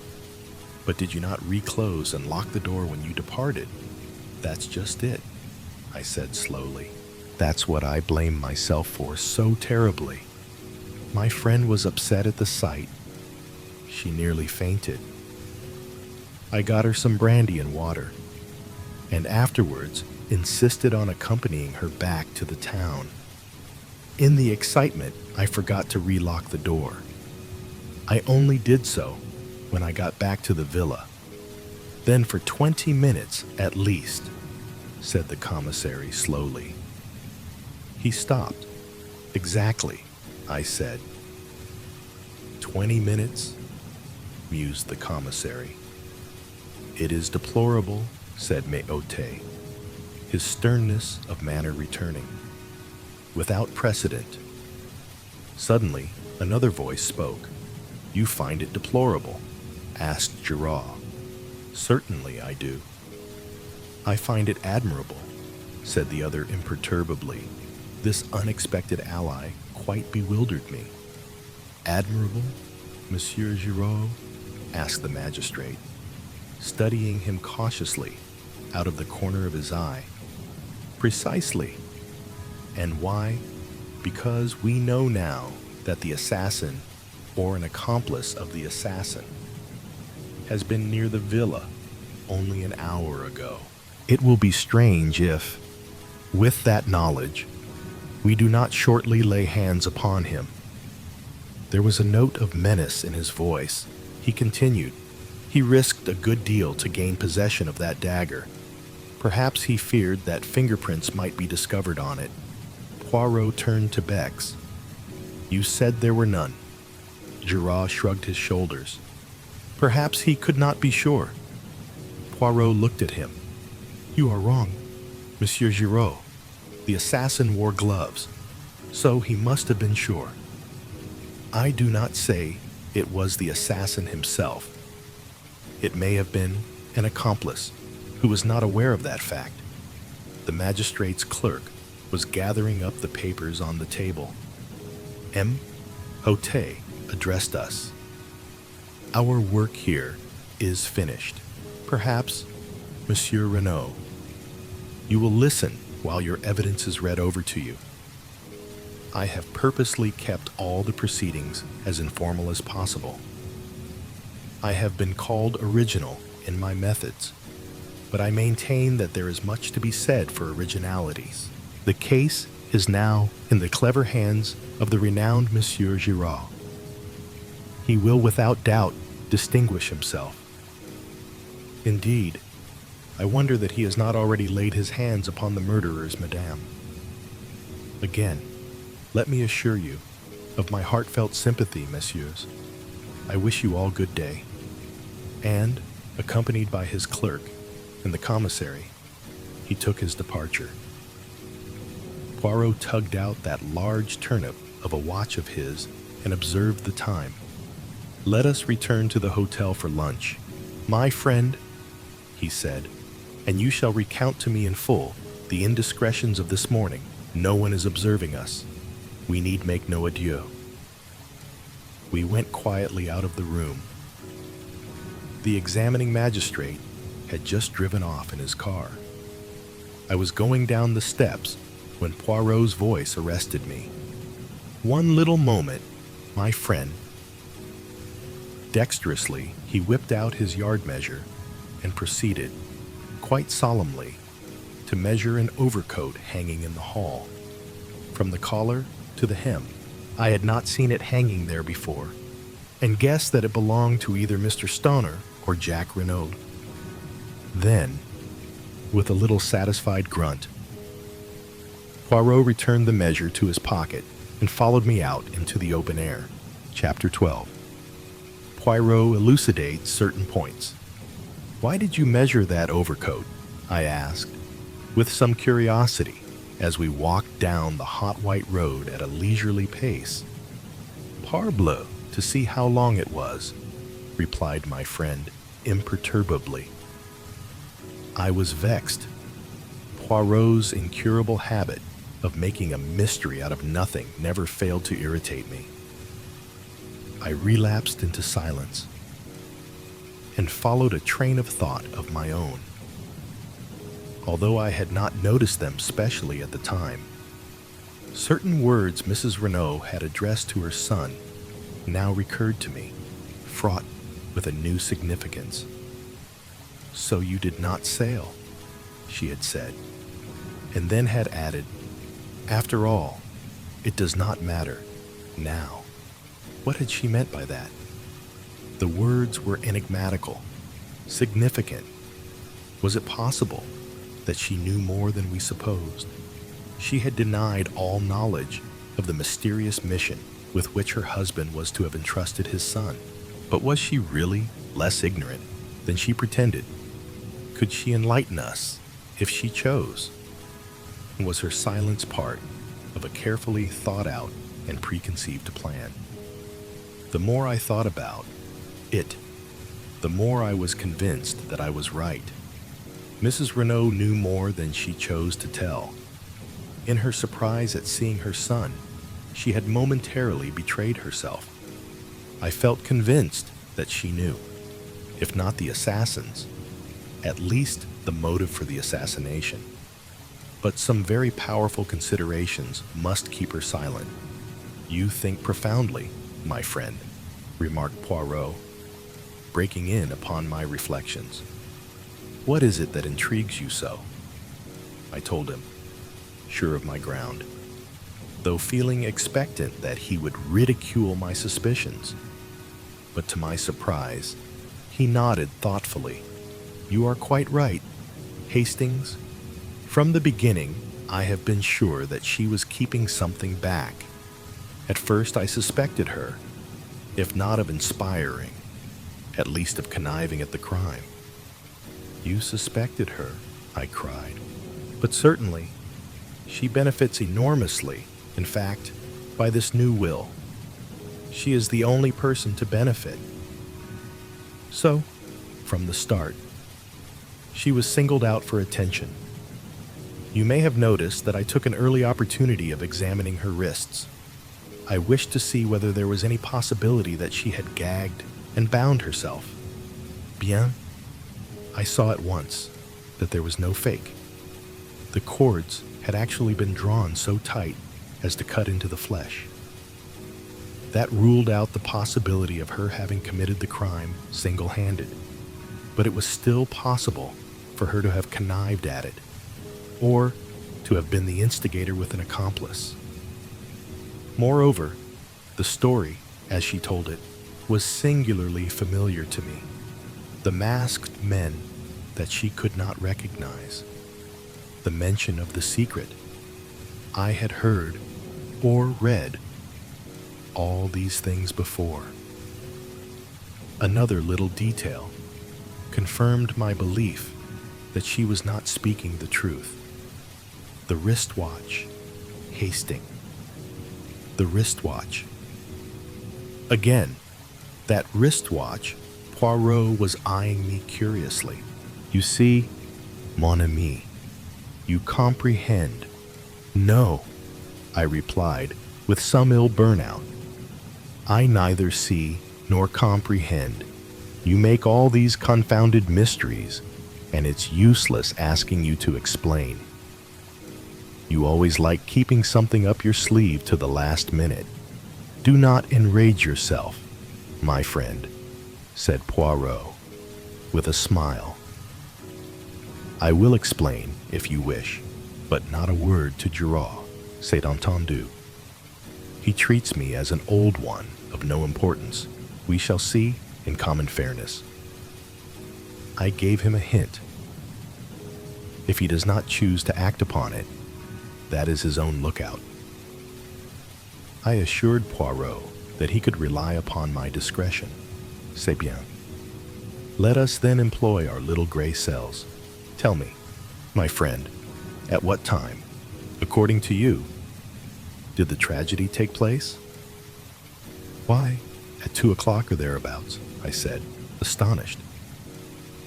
You remember, Mrs. Renaud told us that she heard the clock strike while the men were in the room. Exactly. And on the strength of that, you, the examining magistrate, Bex, and everyone else, accept the time without further question. But Hercule Poirot, say that Madame Renaud lied. The crime took place at least 2 hours earlier. But the doctors, they decided, after examination of the body, that death had taken place between 10 and 7 hours previously. Mon ami. For some reason, it was imperative that the crime should seem to have taken place later than it actually did. You have read of a smashed watch or clock recording the exact hour of a crime, so that the time should not rest on Madame Renaud's testimony alone. Someone moved on the hands of that wristwatch to 2 o'clock, and then dashed it violently to the ground. But, as is often the case, they defeated their own object. The glass was smashed, but the mechanism of the watch was uninjured. It was a most disastrous maneuver on their part, for it at once drew my attention to 2 points. First, that Madame Renaud was lying. Secondly, that there must be some vital reason for the postponement of the time. And what reason could there be? Ah, that is the question. There we have the whole mystery. As yet, I cannot explain it. There is only one idea that presents itself to me as having a possible connection. And that is, the last train left Merlinville at 17 minutes past 12. I followed it out slowly, so that, the crime apparently taking place some 2 hours later, anyone leaving by that train would have an unimpeachable alibi. Perfect. Hastings, you have it. I sprang up. But we must inquire at the station. Surely, they cannot have failed to notice 2 foreigners who left by that train. We must go there at once. You think so, Hastings? Of course. Let us go there now. Poirot restrained my ardor with a light touch upon the arm.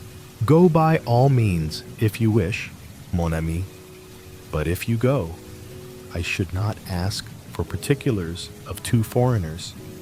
I stared, and he said rather impatiently, La, you do not believe all that rigmarole, do you? The masked men and all the rest of cette histoire? La. His words took me so much aback that I hardly knew how to respond. He went on serenely. You heard me say to Gerard, did you not, that all the details of this crime were familiar to me? Eh bien, that presupposes one of 2 things. Either the brain that planned the first crime also planned this one, or else an account read or a cause célèbre unconsciously remained in our assassin's memory and prompted the details. I shall be able to pronounce definitely on that after. He broke off. I was revolving sundry matters in my mind, but Mr. Renaud's letter, it distinctly mentions a secret in Santiago. Undoubtedly, there was a secret in Monsieur Renaud's life. There can be no doubt of that. On the other hand, the word Santiago, to my mind, is a red herring, dragged constantly across the track to put us off the scent. It is possible that it was used in the same way on Monsieur Renaud, to keep him from directing his suspicions to a quarter nearer at hand. Oh, be assured, Hastings, the danger that threatened him was not in Santiago. It was near at hand, in France. He spoke so gravely, and with such assurance, that I could not fail to be convinced. But I essayed one objection. And the match and cigarette end found near the body, what of them? A light of pure enjoyment lit up Poirot's face, deliberately planted there for Giraud or one of his tribe to find. He is smart. Gerard. He can do his tricks. So can a good retriever dog. He comes in so pleased with himself. For hours, he has crawled on his stomach. See what I have found, he says. And then again to me, what do you see here? Me. I answer with profound and deep truth. Nothing. And Gerard, the great Gerard, he laughs. He thinks to himself, he is imbecile, this old one. But we shall see. But my mind had reverted to the main facts. Then all this story, of the masked men is false. What really happened? Poirot shrugged his shoulders. One person could tell us, Madame Renaud. But she will not speak. Threats and enmities would not move her. A remarkable woman that, Hastings. I recognized as soon as I saw her that I had to deal with a woman of unusual character. At first, as I told you, I was inclined to suspect her of being concerned in the crime. Afterwards, I altered my opinion.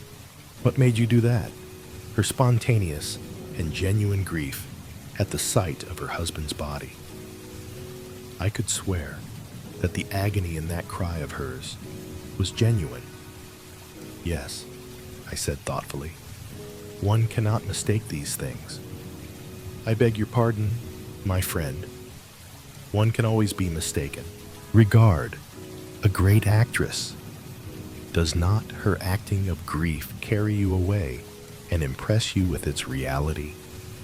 No. However strong my own impression and belief, I needed other evidence before I allowed myself to be satisfied. The great criminal can be a great actor.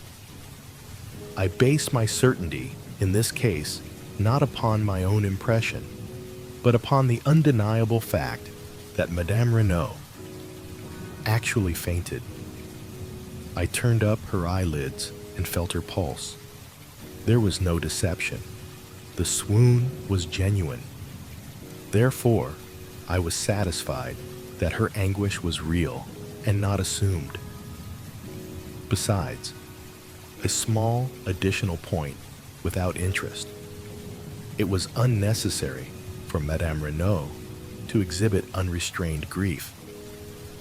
She had had one paroxysm on learning of her husband's death, and there would be no need for her to simulate another such a violent one on beholding his body.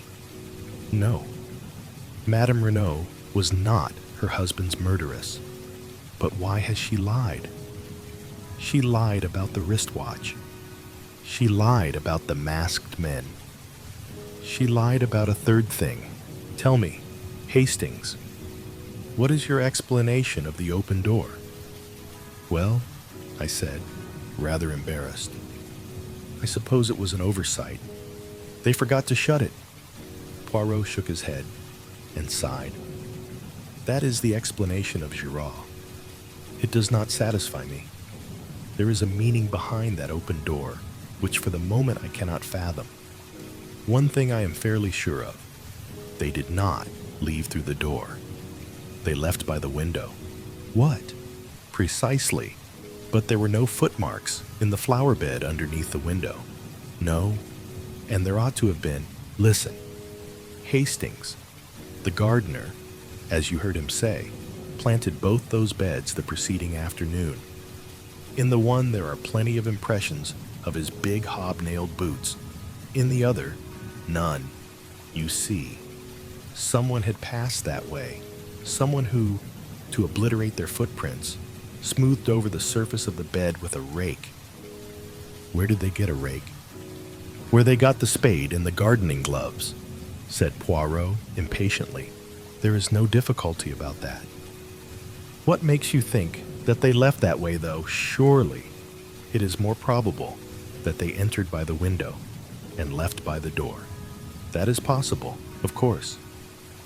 Yet I have a strong idea that they left by the window. I think you are wrong. Perhaps, mon ami, I mused, thinking over the new field of conjecture that Poirot's deductions had opened up to me. I recalled my wonder at his cryptic allusion to the flower bed and the wristwatch. His remarks had seemed so meaningless at the moment.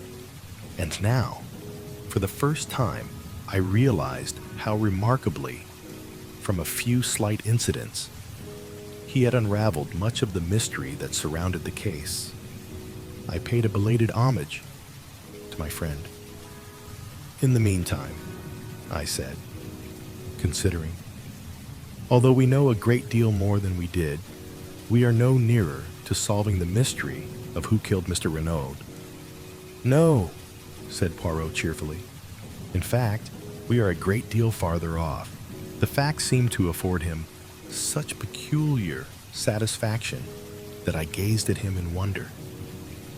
He met my eye and smiled. Suddenly a light burst upon me. Poirot, Mrs. Renaud. I see it now. She must be shielding somebody. From the quietness with which Poirot received my mark, I could see that the idea had already occurred to him. Yes, he said thoughtfully, shielding someone or screening someone. One of the two. Then, as we entered our hotel, he enjoined the silence on me with a gesture. Chapter 13. The Girl with the Anxious Eyes. The Girl with the Anxious Eyes. We lunched with an excellent appetite. For a while we ate in silence, and then Poirot observed maliciously, "Eh bien? And your indiscretions, you recount them not?" I felt myself blushing. "Oh, you mean this morning?" I endeavored to adopt a tone of absolute nonchalance, but I was no match for Poirot.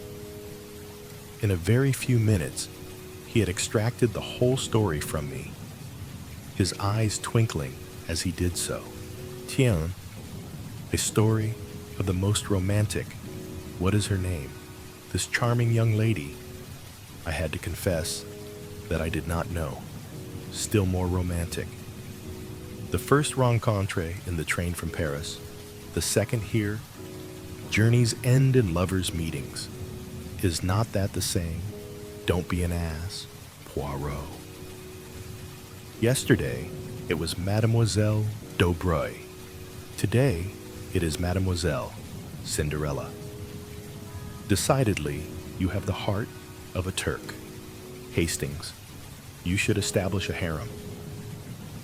It's all very well to rag me. Mademoiselle Daubreuil is a very beautiful girl, and I do admire her immensely.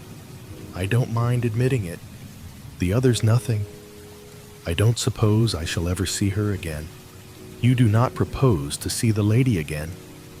His last words were almost a question, and I was aware of the sharpness with which he darted a glance at me, and before my eyes, written large in letters of fire, I saw the words Hotel du Fer, and I heard again her voice saying, "Come and look me up," and my own answering with empressement, "I will."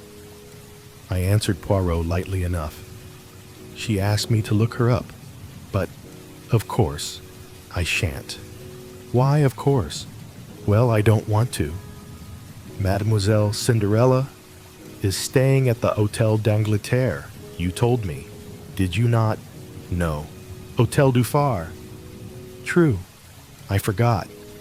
A moment's misgiving shot across my mind. Surely I had never mentioned any hotel to Poirot.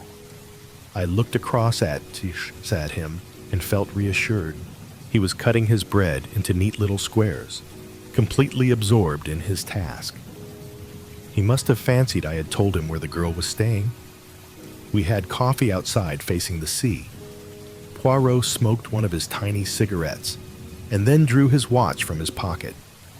"The train to Paris leaves at 2:25, he observed. "I should be starting." "Paris," I cried. "That is what I said. Mon ami, you are going to Paris. But why?" He replied very seriously, "To look for the murderer of Monsieur Renaud." "You think he is in Paris?" "I am quite certain that he is not. Nevertheless, it is there that I must look for him. You do not understand, but I will explain it all to you in good time. Believe me, this journey to Paris is necessary. I shall not be away long. In all probability, I shall return tomorrow. I do not propose that you should accompany me. Remain here and keep an eye on Giraud. Also, cultivate the society of Monsieur Renaud Fils. That reminds me," I said. "I meant to ask you how you knew about those two. Mon ami, I know human nature. Throw together a boy like young Renaud and a beautiful girl like Mademoiselle Marthe, and the result is almost inevitable. Then, the quarrel. It was money or a woman. And remembering Léonie's description of the lad's anger, I decided on the latter. So I made my guess, and I was right. You already suspected that she loved young Renaud. Poirot smiled. At any rate, I saw that anxious eyes. That is how I always think of Mademoiselle d'Aubreuil, the girl with the anxious eyes. His voice was so grave that it impressed me uncomfortably. What do you mean by that, Poirot? I fancy, my friend, that we shall see before very long. But I must start. I will come and see you off, I said, rising. You will do nothing of the sort. I forbid it. He was so peremptory that I stared at him in surprise. He nodded emphatically. I mean it, mon ami.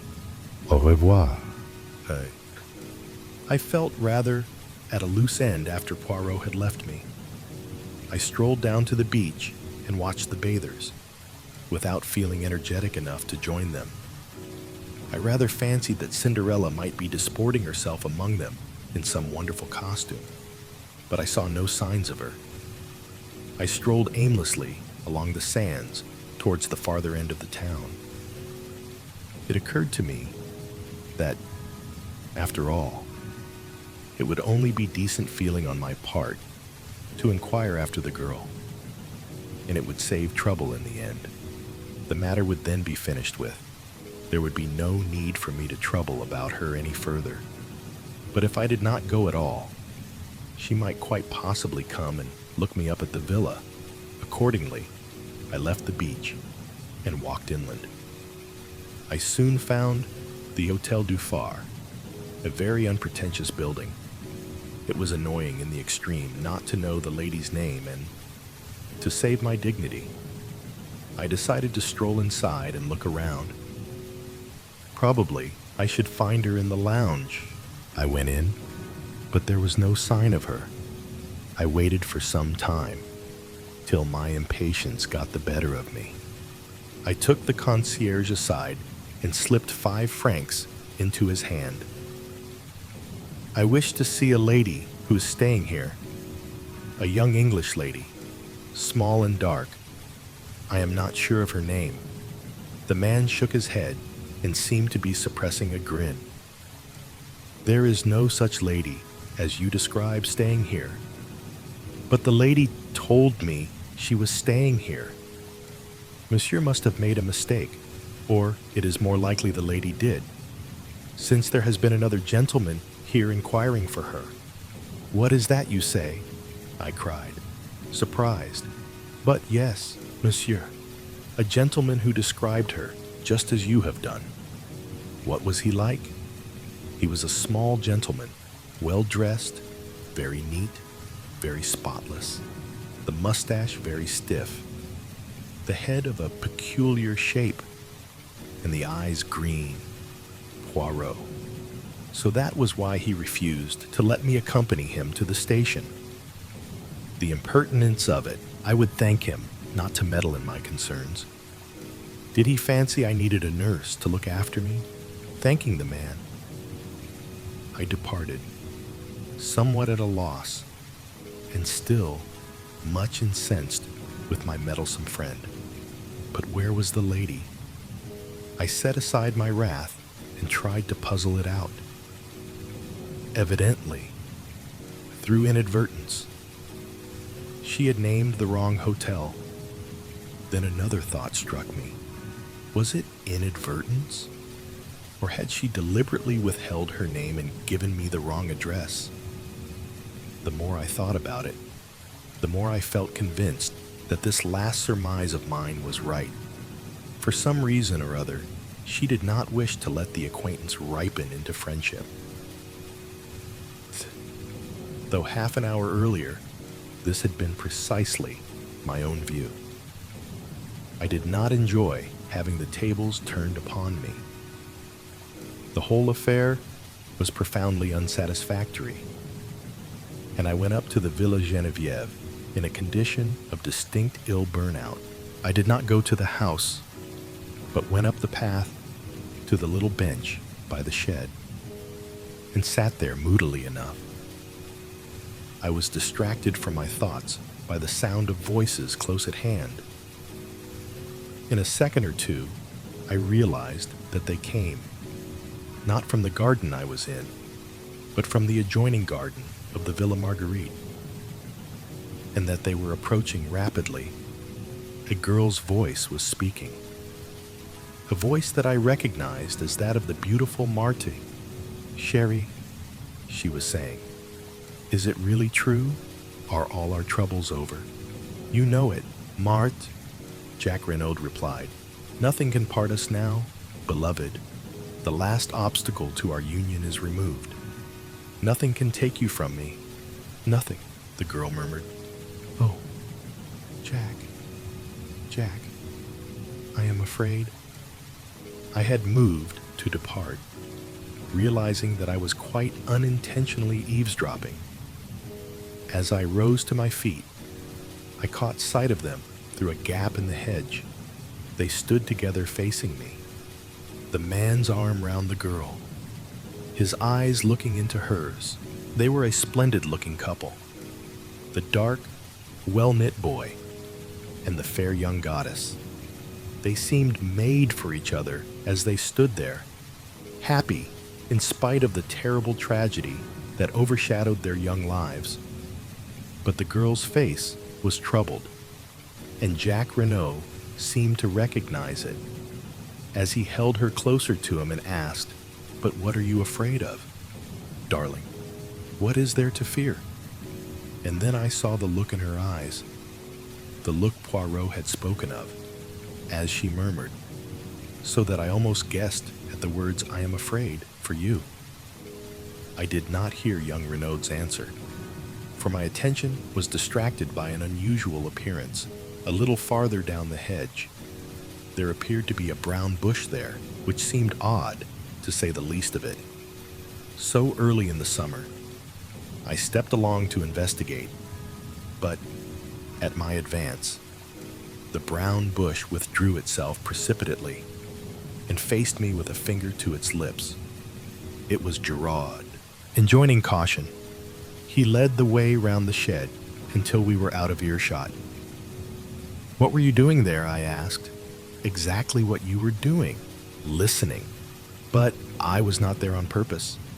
"Ah," said Giraud, "I was." As always, I admired the man while disliking him. He looked me up and down with a sort of contemptuous disfavor. "You didn't help matters by butting in. I might have heard something useful in a minute. What have you done with your old fossil?" "Monsieur Poirot has gone to Paris," I replied coldly. Giraud snapped his fingers disdainfully. "So he has gone to Paris, has he? Well, a good thing. The longer he stays there, the better. But what does he think he will find there?" I thought. I read in the question a tinge of uneasiness. I drew myself up. "That I am not at liberty to say," I said quietly. Giraud subjected me to a piercing stare. "He has probably enough sense not to tell you," he remarked rudely. "Good afternoon. I'm busy." And with that, he turned on his heel and left me without ceremony. Matters seemed at a standstill at the Villa Geneviève. Giraud evidently did not desire my company, and from what I had seen, it seemed fairly certain that Jack Renaud did not either.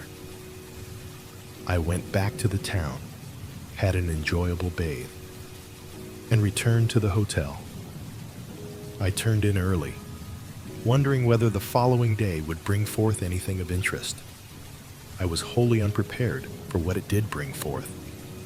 I was eating my petit déjeuner in the dining room when the waiter, who had been talking to someone outside, came back in obvious excitement. He hesitated for a minute, fidgeting with his napkin, and then burst out, "Monsieur will pardon me, but he is connected, is he not, with the affair at the Villa Geneviève?" "Yes," I said eagerly. "Why, Monsieur has not heard the news, though. What news?" "That there has been another murder there last night." "What?" Leaving my breakfast, I caught up my hat and ran as fast as I could. Another murder, and Poirot away? What fatality, but who had been murdered? I dashed in at the gate. A group of servants were in the drive, talking and gesticulating. I caught hold of Francoise. "What has happened?" "Oh, monsieur, another death. It is terrible. There is a curse upon the house." "But yes, I say it, a curse. They should send for Monsieur le Curé to bring some holy water. Never will I sleep another night under that roof. It might be my turn. Who knows?" She crossed herself. "Yes," I cried, "but who has been killed? Do I know? Me. A man, a stranger. They found him up there, in the shed, not 100 yards from where they found poor Monsieur. And that is not all. He is stabbed in the heart with that dagger." Chapter 14. The second body. The second body. Not waiting for anything else, I turned and ran along the trail that led to the shed. The two men who were guarding the door stepped aside to let me through. I entered the shed, very excited. It was quite dark inside. It was a rustic wooden building to keep old pottery and gardening tools. I had stormed in, but slowed down and stopped on the threshold, fascinated by what I saw. Gerard was on his fours, a lantern in his hand, searching meticulously every inch of the ground. He raised his head with a frown when he heard me coming in. Then he relaxed and said with an amused expression, "Ah, c'est l'anglais du come in. Let's see what you can find out," annoyed by his tone of voice. I lowered my head and entered the shed. "There it is," said Gerard, pointing his lantern at a corner of the shed. I went over there. The dead man was on his back. He was of medium height, dark skin, possibly in his 50s. He was impeccably dressed in a dark blue, well-cut suit. The face was terribly convulsed. On the left side, a little over the heart, there was the black, shiny handle of a paper knife. I recognized it immediately. It was the same knife I had seen in the jar the morning before. The doctor is expected at any moment. Gerard explained, "But we practically don't need him. There is no doubt about what killed the man. He was stabbed through the heart, and the death must have been instantaneous." "When did it happen last night?" Gerard shook his head. "Hardly. I like to wait always for the medical pronouncement. But I bet that this man is dead for at least 12 hours. When did you see the knife for the last time?" "At 10 in the morning. In this case, I think that the crime was committed not much later, but there were people passing by all the time." Gerard gave an unpleasant laugh. "Who said that the man was killed in this shed?" I felt myself blushing. I thought that...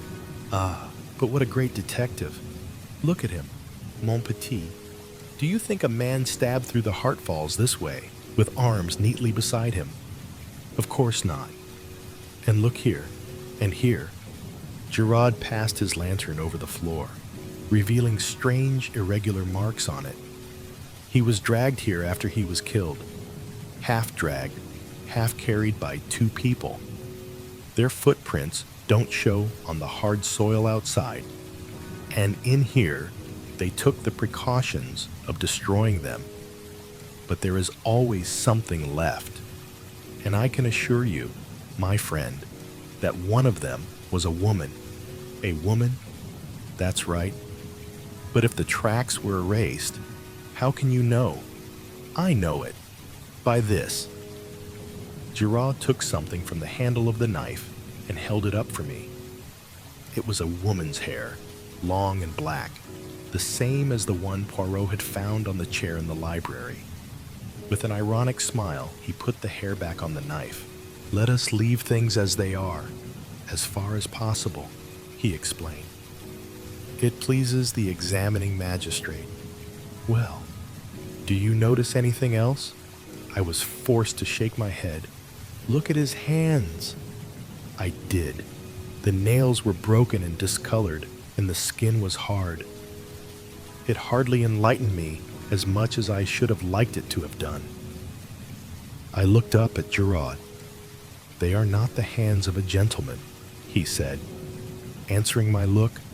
"On the contrary, his clothes are those of a well-to-do man. That is curious, is it not?" "Very curious," I agreed. "And none of his clothing is marked. What do we learn from that? This man was trying to pass himself off as other than he was. He was masquerading. Why did he fear something? Was he trying to escape by disguising himself? As yet, we do not know. But one thing we do know. He was as anxious to conceal his identity as we are to discover it." He looked down at the body again. As before, there are no fingerprints on the handle of the dagger. The murderer again wore gloves. "You think, then, that the murderer was the same in both cases?" I asked eagerly. Gerard became inscrutable. "Never mind what I think. We shall see. Marchot." The Sergeant de Ville appeared at the door. "Monsieur, why is Madame Renaud not here? I sent for her a quarter of an hour ago. She is coming up the path now, monsieur, and her son with her." "Good. I only want one at a time, though." Marchot saluted and disappeared again. A moment later, he reappeared with Mrs. Renaud. "Here is Madame." Gerard came forward with a curt bow. "This way, Madame." He led her across, and then, standing suddenly aside, "Here is the man. Do you know him?" And as he spoke, his eyes, gimlet-like, bored into her face, seeking to read her mind, noting every indication of her expression. But Mrs. Renaud remained perfectly calm. Too calm, I felt. She looked down at the corpse almost without interest, certainly without any sign of agitation or recognition. "No," she said.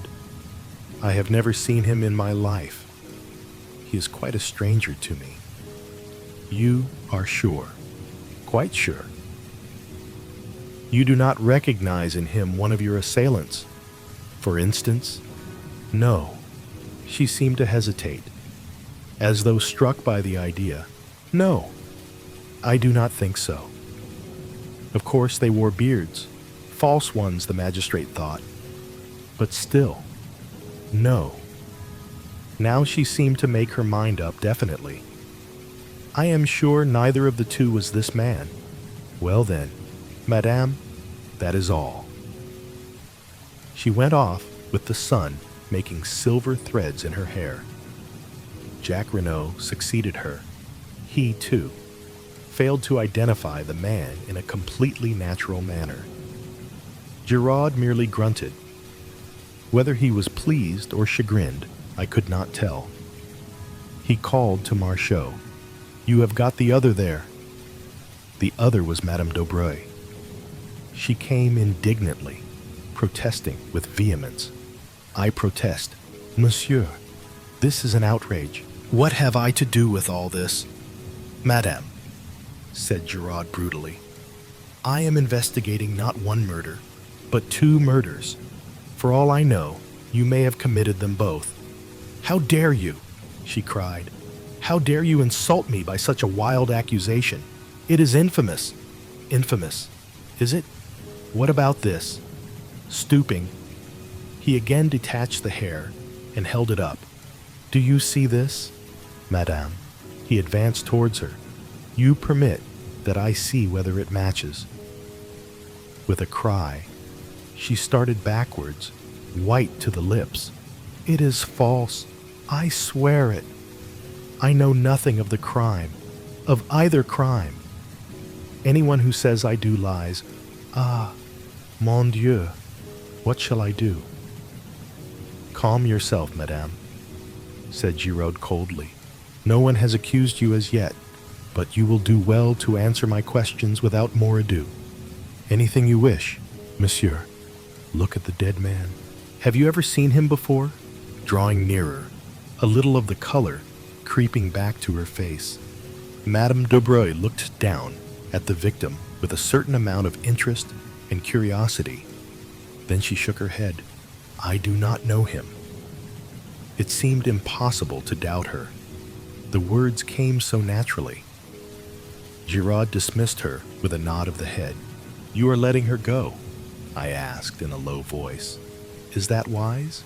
Surely that black hair is from her head. I do not need teaching my business, said Giraud dryly. She is under surveillance. I have no wish to arrest her as yet. Then, frowning, he gazed down at the body.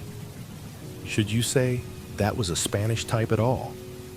He asked suddenly. I considered the face carefully.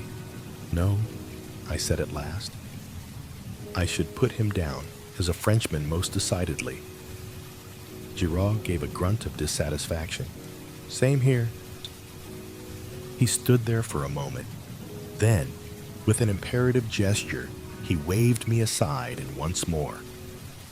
On hands and knees, he continued his search of the floor of the shed. He was marvelous. Nothing escaped him. Inch by inch, he went over the floor, turning over pots, examining old sacks. He pounced on a bundle by the door, but it proved to be only a ragged coat and trousers, and he flung it down again with a snarl. 2 pairs of old gloves interested him, but in the end he shook his head and laid them aside. Then he went back to the pots, methodically turning them over one by one. In the end he rose to his feet and shook his head thoughtfully. He seemed baffled and perplexed. I think he had forgotten my presence. But at the moment, a stir and bustle was heard outside, and our old friend, the examining magistrate, accompanied by his clerk, and me, Bex, with the doctor behind them, came bustling in. But this is extraordinary, Monsieur Giraud, cried Maître. Another crime. Ah, we have not got to the bottom of this case. There is some deep mystery here, but who is the victim this time? That is just what nobody can tell us. Monsieur, he has not been identified. Where is the body? Asked the doctor. Giraud moved aside a little. There in the corner. He has been stabbed to the heart, as you see. And with the dagger that was stolen yesterday morning, I fancy that the murder followed hard upon the theft. But that is for you to say. You can handle the dagger freely. There are no fingerprints on it. The doctor knelt down by the dead man, and Giraud turned to the examining magistrate. A pretty little problem, is it not? But I shall solve it. And so no one can identify him, mused the magistrate. Could it possibly be one of the assassins? They may have fallen out among themselves. Giraud shook his head. The man is a Frenchman. I would take my oath of that. But at that moment, they were interrupted by the doctor, who was sitting back on his heels with a perplexed expression. You say he was killed yesterday morning. I fix it by the theft of the dagger, explained Giraud. He may, of course, have been killed later in the day. Later in the day, fiddlesticks. This man has been dead at least 48 hours, and probably longer. We stared at each other in blank amazement. Chapter 15. A photograph. A photograph. The doctor's words were so surprising that we were all momentarily taken aback. Here was a man stabbed with a dagger, which we knew to have been stolen only 24 hours previously, and yet Dr. Durand asserted positively that he had been dead at least 48 hours. The whole thing was fantastic to the last extreme. We were still recovering from the surprise of the doctor's announcement when a telegram was brought to me. It had been sent up from the hotel to the villa. I tore it open. It was from Poirot, and announced his return by the train arriving at Merlinville at 12:28. I looked at my watch and saw that I had just time to get comfortably to the station and meet him there. I felt that it was of the utmost importance that he should know at once of the new and startling developments in the case. Evidently, I reflected, Poirot had had no difficulty in finding what he wanted in Paris. The quickness of his return proved that very few hours had sufficed. I wondered how he would take the exciting news I had to impart. The train was some minutes late, and I strolled aimlessly up and down the platform until it occurred to me that I might pass the time by asking a few questions as to who had left Merlinville by the last train on the evening of the tragedy. I approached the chief porter, an intelligent-looking man, and had little difficulty in persuading him to enter upon the subject. It was a disgrace to the police, he hotly affirmed, that such brigands or assassins should be allowed to go about unpunished. I hinted that there was some possibility they might have left by the midnight train, but he negatived the idea decidedly. He would have noticed 2 foreigners. He was sure of it. Only about 20 people had left by the train, and he could not have failed to observe them. I do not know what put the idea into my head. Possibly it was the deep anxiety underlying Marthe de Broglie's tones. But I asked suddenly, young Monsieur Renaud, he did not leave by that train, did he? Ah, no, monsieur, to arrive and start off again within half an hour. It would not be amusing. I stared at the man, the significance of his words almost escaping me. Then I saw. You mean, I said, my heart beating a little, that Monsieur Jacques Renaud arrived at Merlinville that evening. But yes, monsieur, by the last train arriving the other way, the 11:40. My brain whirled. That, then, was the reason of Marche's poignant anxiety. Jacques Renaud had been in Merlinville on the night of the crime. But why had he not said so? Why, on the contrary, had he led us to believe that he had remained in Cherbourg remembering his frank boyish countenance? I could hardly bring myself to believe that he had any connection with the crime. Yet why this silence on his part about so vital a matter? One thing was certain. Marthe had known all along, hence her anxiety and her eager questioning of Poirot as to whether anyone was suspected. My cogitations were interrupted by the arrival of the train, and in another moment I was greeting Poirot. The little man was radiant. He beamed and vociferated, and forgetting my English reluctance, embraced me warmly on the platform. Mon cher ami, I have succeeded, but succeeded to a marvel. Indeed, I'm delighted to hear it. Have you heard the latest here? How would you that I should hear anything? There have been some developments. Eh? The brave Giraud, he has made an arrest, or even arrests, perhaps. Ah, but I make him look foolish. That one. But where are you taking me? My friend, do we not go to the hotel? It is necessary that I attend to my mustaches. They are deplorably limp from the heat of traveling. Also, without doubt, there is dust on my coat and my tie that I must rearrange. I cut short his remonstrances. My dear Poirot, never mind all that. We must go to the villa at once. There has been another murder. Never have I seen a man so flabbergasted. His jaw dropped. All the jauntiness went out of his bearing. He stared at me open-mouthed. What is that you say? Another murder? Then, but I am all wrong. I have failed. Gerard may mock himself at me. He will have reason. You did not expect it. Then, I not the least in the world. It demolishes my theory. It ruins everything. No. He stopped dead, thumping himself on the chest. It is impossible. I cannot be wrong. The facts, taken methodically and in their proper order, admit of only one explanation. I must be right. I am right. But then he interrupted me. Wait, my friend. I must be right. Therefore, this new murder is impossible unless...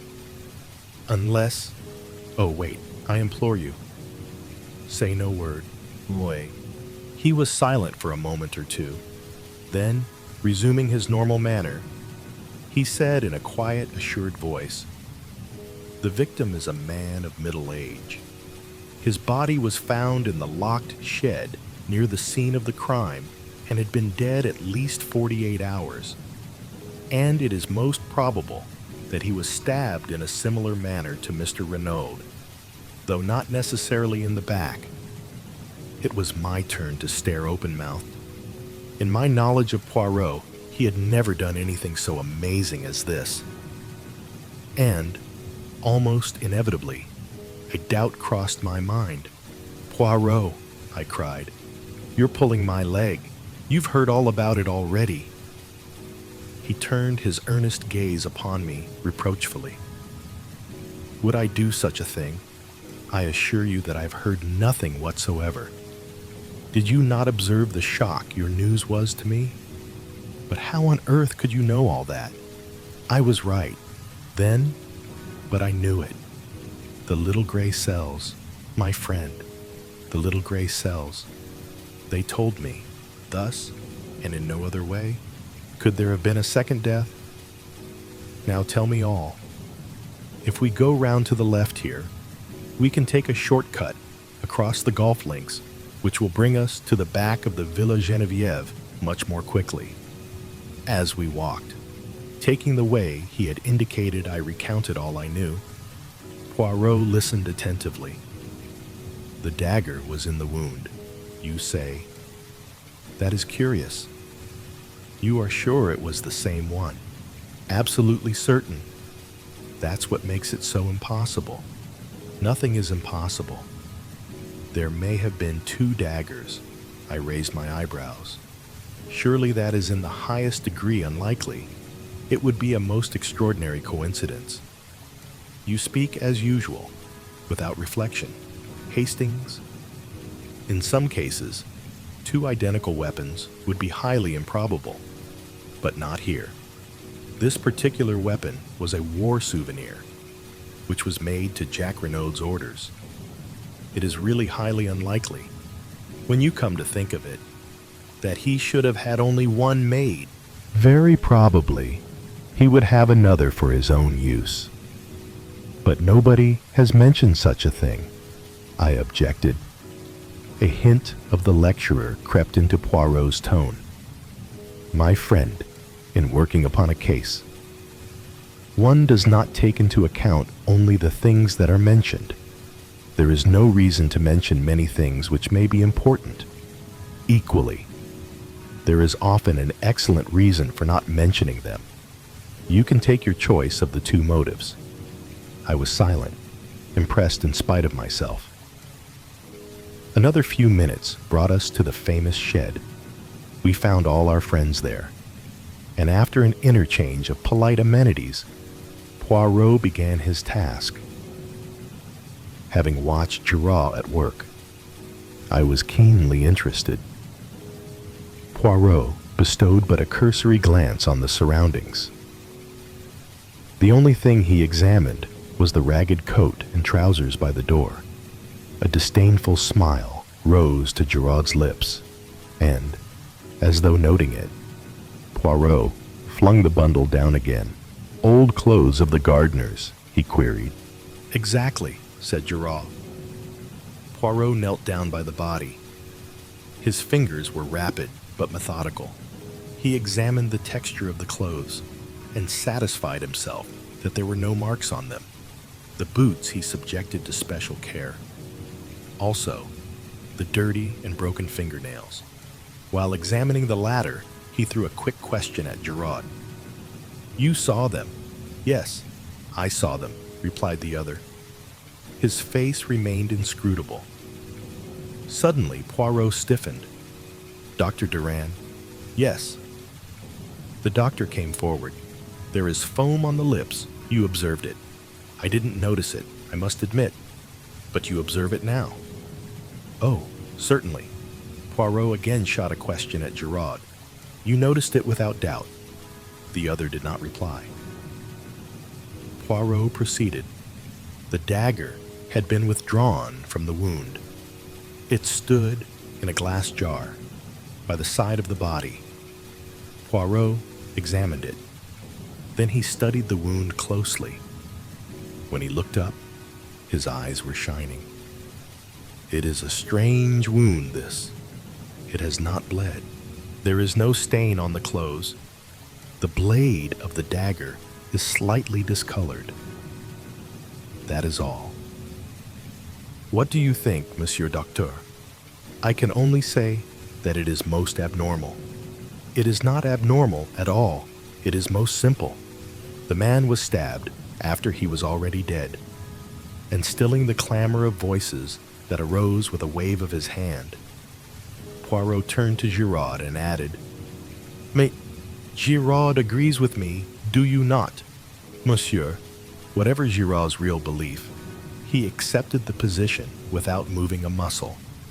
Calmly and almost scornfully, he answered, "Certainly, I agree." The murmur of surprise and interest broke out again. "But what an idea!" cried Mem Hote. "To stab a man after he is dead. Barbaric, unheard of. Some unappeasable hate, perhaps." "No," said Poirot. "I should fancy it was done quite cold-bloodedly, to create an impression." "What impression?" "The impression it nearly did create," returned Poirot oracularly. Bex had been thinking, how, then, was the man killed? He was not killed. He died. He died, if I am not much mistaken, of an epileptic fit. This statement of Poirot's again aroused considerable excitement. Dr. Durand knelt down again and made a searching examination. At last, he rose to his feet. "Monsieur Poirot, I am inclined to believe that you are correct in your assertion. The incontrovertible fact that the man had been stabbed distracted my attention from any other indications. Poirot was the hero of the hour. The examining magistrate was profuse in compliments. Poirot responded fully, and then excused himself on the pretext that neither he nor I had yet lunched, and that he wished to repair the ravages of the journey. As we were about to leave the shed, Giraud approached us. "One other thing, Monsieur Poirot," he said in his suave, mocking voice. "We found this coiled round the handle of the dagger. A woman's hair." "Ah," said Poirot, "a woman's hair. What woman's, I wonder?" "I wonder also," said Giraud. Then with a bow he left us. "He was insistent, the good Giraud," said Poirot thoughtfully, as we walked towards the hotel. I wonder in what direction. He hopes to mislead me. A woman's hair. We lunched heartily, but I found Poirot somewhat distrait and inattentive. Afterwards, we went up to our sitting room, and there I begged him to tell me something of his mysterious journey to Paris. Willingly, my friend. I went to Paris to find this. He took from his pocket a small faded newspaper cutting. It was the reproduction of a woman's photograph. He handed it to me. I uttered an exclamation. "You recognize it, my friend?" I nodded. Although the photo obviously dated from very many years back, and the hair was dressed in a different style, the likeness was unmistakable. "Madame d'Aubray," I exclaimed. Poirot shook his head with a smile. "Not quite correct, my friend.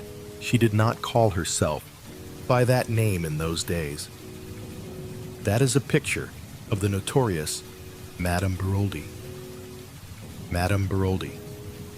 In a flash, the whole thing came back to me. The murder trial that had evoked such worldwide interest. The Baroldi case. Chapter 16. A face too familiar. The dusk came early that evening. I remember sitting beside Poirot in the modest hotel room in Merlinville, my mind heavy with the inconsistencies piling up like fog. The sea air felt colder, the logic colder still. Poirot sat in perfect stillness, gazing at the now infamous photograph of Paul Renaud. Then, softly, he said, "Hastings, what if the dead man is not Renaud?" I blinked. "But the clothes, the beard..." Poirot waved a finger. "Costume, mon ami. Disguise is the friend of the desperate. And what do desperate men do? They lie. Or they let others die for them." The next morning, Poirot demanded a second, more thorough examination of the body. Dr. Duran was reluctant. The gendarmes protested, but Poirot insisted. At the morgue, Poirot leaned over the body, examining the teeth. The scar behind the ear small, jagged, surgical. "Mon Dieu," he whispered. "What is it?" I asked. Poirot looked up. "This man is not Paul Renaud." He pulled from his coat a worn envelope, the one Renaud had mailed days before his supposed murder. Inside it, a dental report from a Parisian surgeon. Poirot had requested it by post, silently, without fanfare. And it told a different story. The real Renaud had a gold crown on the second molar. This corpse did not. We left the morgue in silence. Only when we were far from the building did Poirot speak again. Someone else died in his place. I swallowed hard. So where is Renaud? Poirot's eyes narrowed. That, my friend, is the question. And I fear he may not be far at all. That evening, a message was delivered by a ragged boy. No name. Just, he's still here, under the garden. They buried the wrong man. Poirot turned pale. He rushed to the Villa Geneviève. With the help of the groundskeeper, he ordered an excavation of the far end of the tennis court, the only part of the property not searched thoroughly.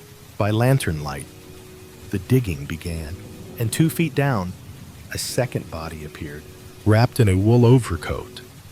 No beard, clean-shaven.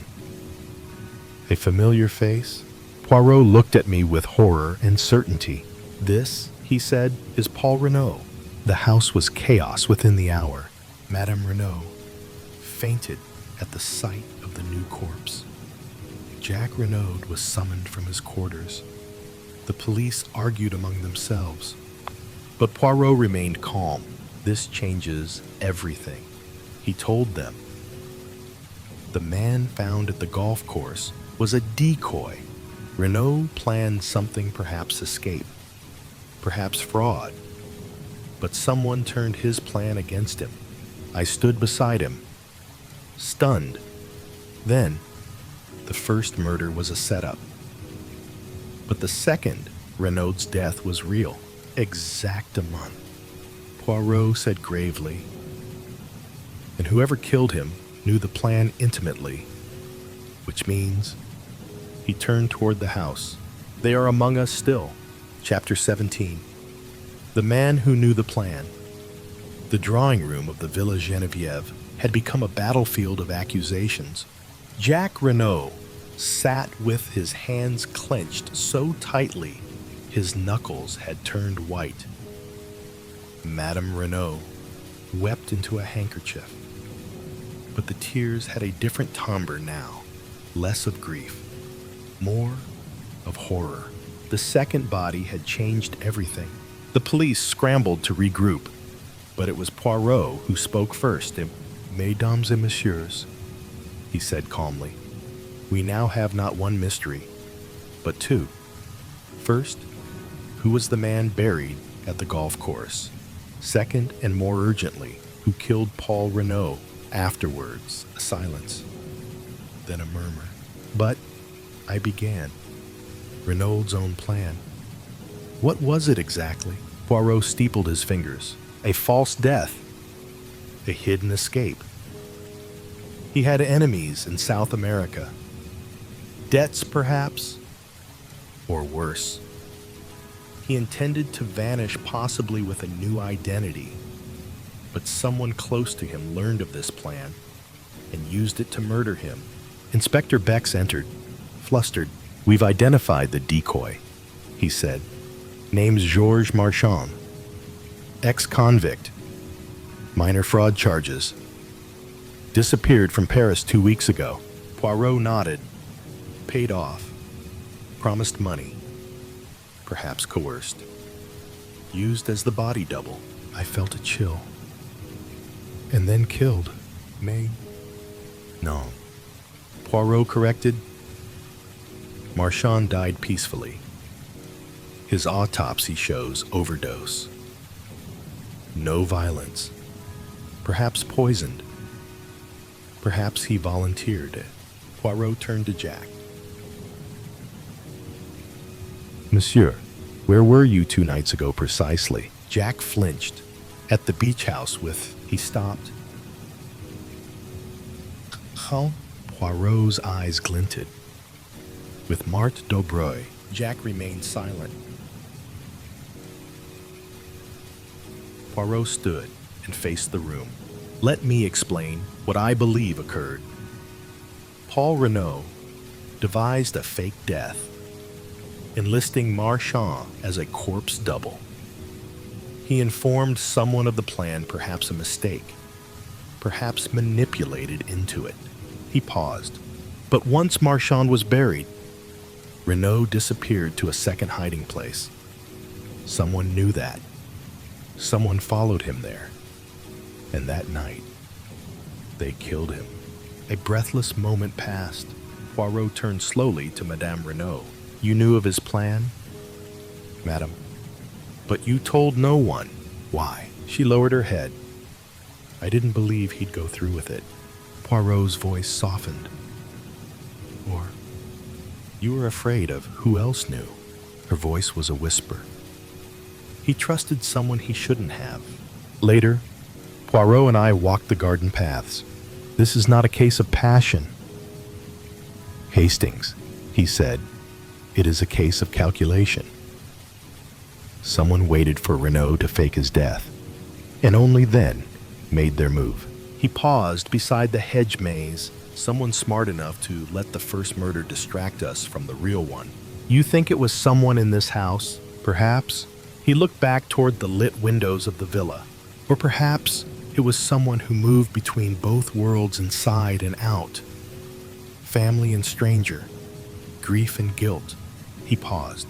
Tomorrow, we dig deeper. We ask the questions no one dares. Chapter 18. The Woman at the Edge. The following morning, Poirot summoned me early. We must visit Madame Daubreuil, he said, brushing a speck of dust from his sleeve. She is the only one who has not offered an opinion. Yet she may have held the sharpest view of all. As we walked through the narrow street toward her modest villa, I asked, "Do you truly believe she's involved?" Poirot smiled faintly. "I believe she knew more than she let on from the start. And in murder, mon ami, knowledge is never passive. It either protects or condemns." Madame de Broglie received us in the drawing room, dressed in black, her poise intact. "I assume you're here about Monsieur Renaud," she said. Poirot inclined his head. "Indeed, madame. And perhaps also about Monsieur Marchand, the man buried in his place." She blinked only once. "I don't know that name, yet you recognized his shoes." Poirot said smoothly, "I noticed you staring at them when the gendarmes brought them past your gate." She said nothing. Poirot continued, "He was in Paris 2 weeks ago, frequenting a certain cafe, the same cafe where you were seen dining, with your daughter, a flicker, just enough. Let us be frank, madame," Poirot said. "Paul Renaud's plan to disappear required more than one accomplice. I believe he promised you something." She scoffed. "That's absurd." "Not if what he promised was money, or marriage, or freedom from a past neither of you cared to see resurface." Her mouth pressed into a thin line. Poirot leaned forward. "Was Marchand your debt? A ghost Renaud helped bury with money, favors, or threats? Was his death part of the price?" She said nothing, but her hand trembled slightly over the armrest. Poirot softened his tone. "Madame, this is not about justice for Renaud. It is about preventing another murder." She looked up sharply. "What do you mean?" "Someone is tying up loose ends. Marchand, Renaud, who next? You, your daughter, outside the house." Poirot stopped in the garden. "She fears someone," he said. "Not the police. Someone personal." "You think she's protecting them?" He nodded. "Or controlled by them." We walked a few paces in silence. Then Poirot said something that startled me.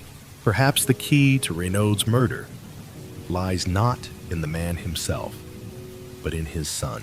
I stared. "Jack?" Poirot didn't respond directly. Instead, he added, "When one plans to vanish, one cuts ties. But what if the son, knowing the plan, chose not to let his father go?" "Wait, you're suggesting Jack killed him?" Poirot raised a hand. Non. I suggest Jack was forced to choose between his father and someone else." I felt the weight of that. "Marthe," Poirot simply said, "let us hope the next clue is not a body." That afternoon, a letter arrived at the villa. No address, no signature, just 5 chilling words. He was not the last. Chapter 19. A game with no winner. That evening, Poirot called for a private meeting at the Villa Geneviève.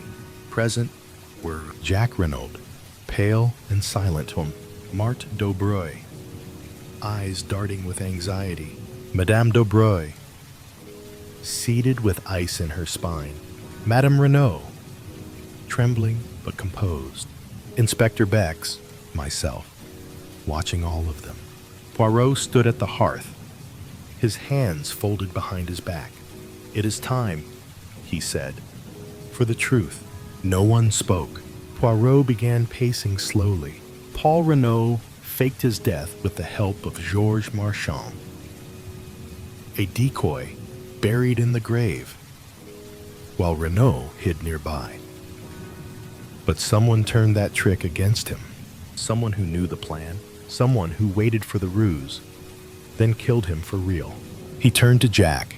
"You knew about the fake death, did you not, monsieur?" Jack looked up, startled. "I know, I didn't." Poirot raised a brow. You told Martha your father had enemies, that something dangerous was coming. You urged her to keep silent. Jack swallowed. I was afraid, that's all. Poirot stepped closer.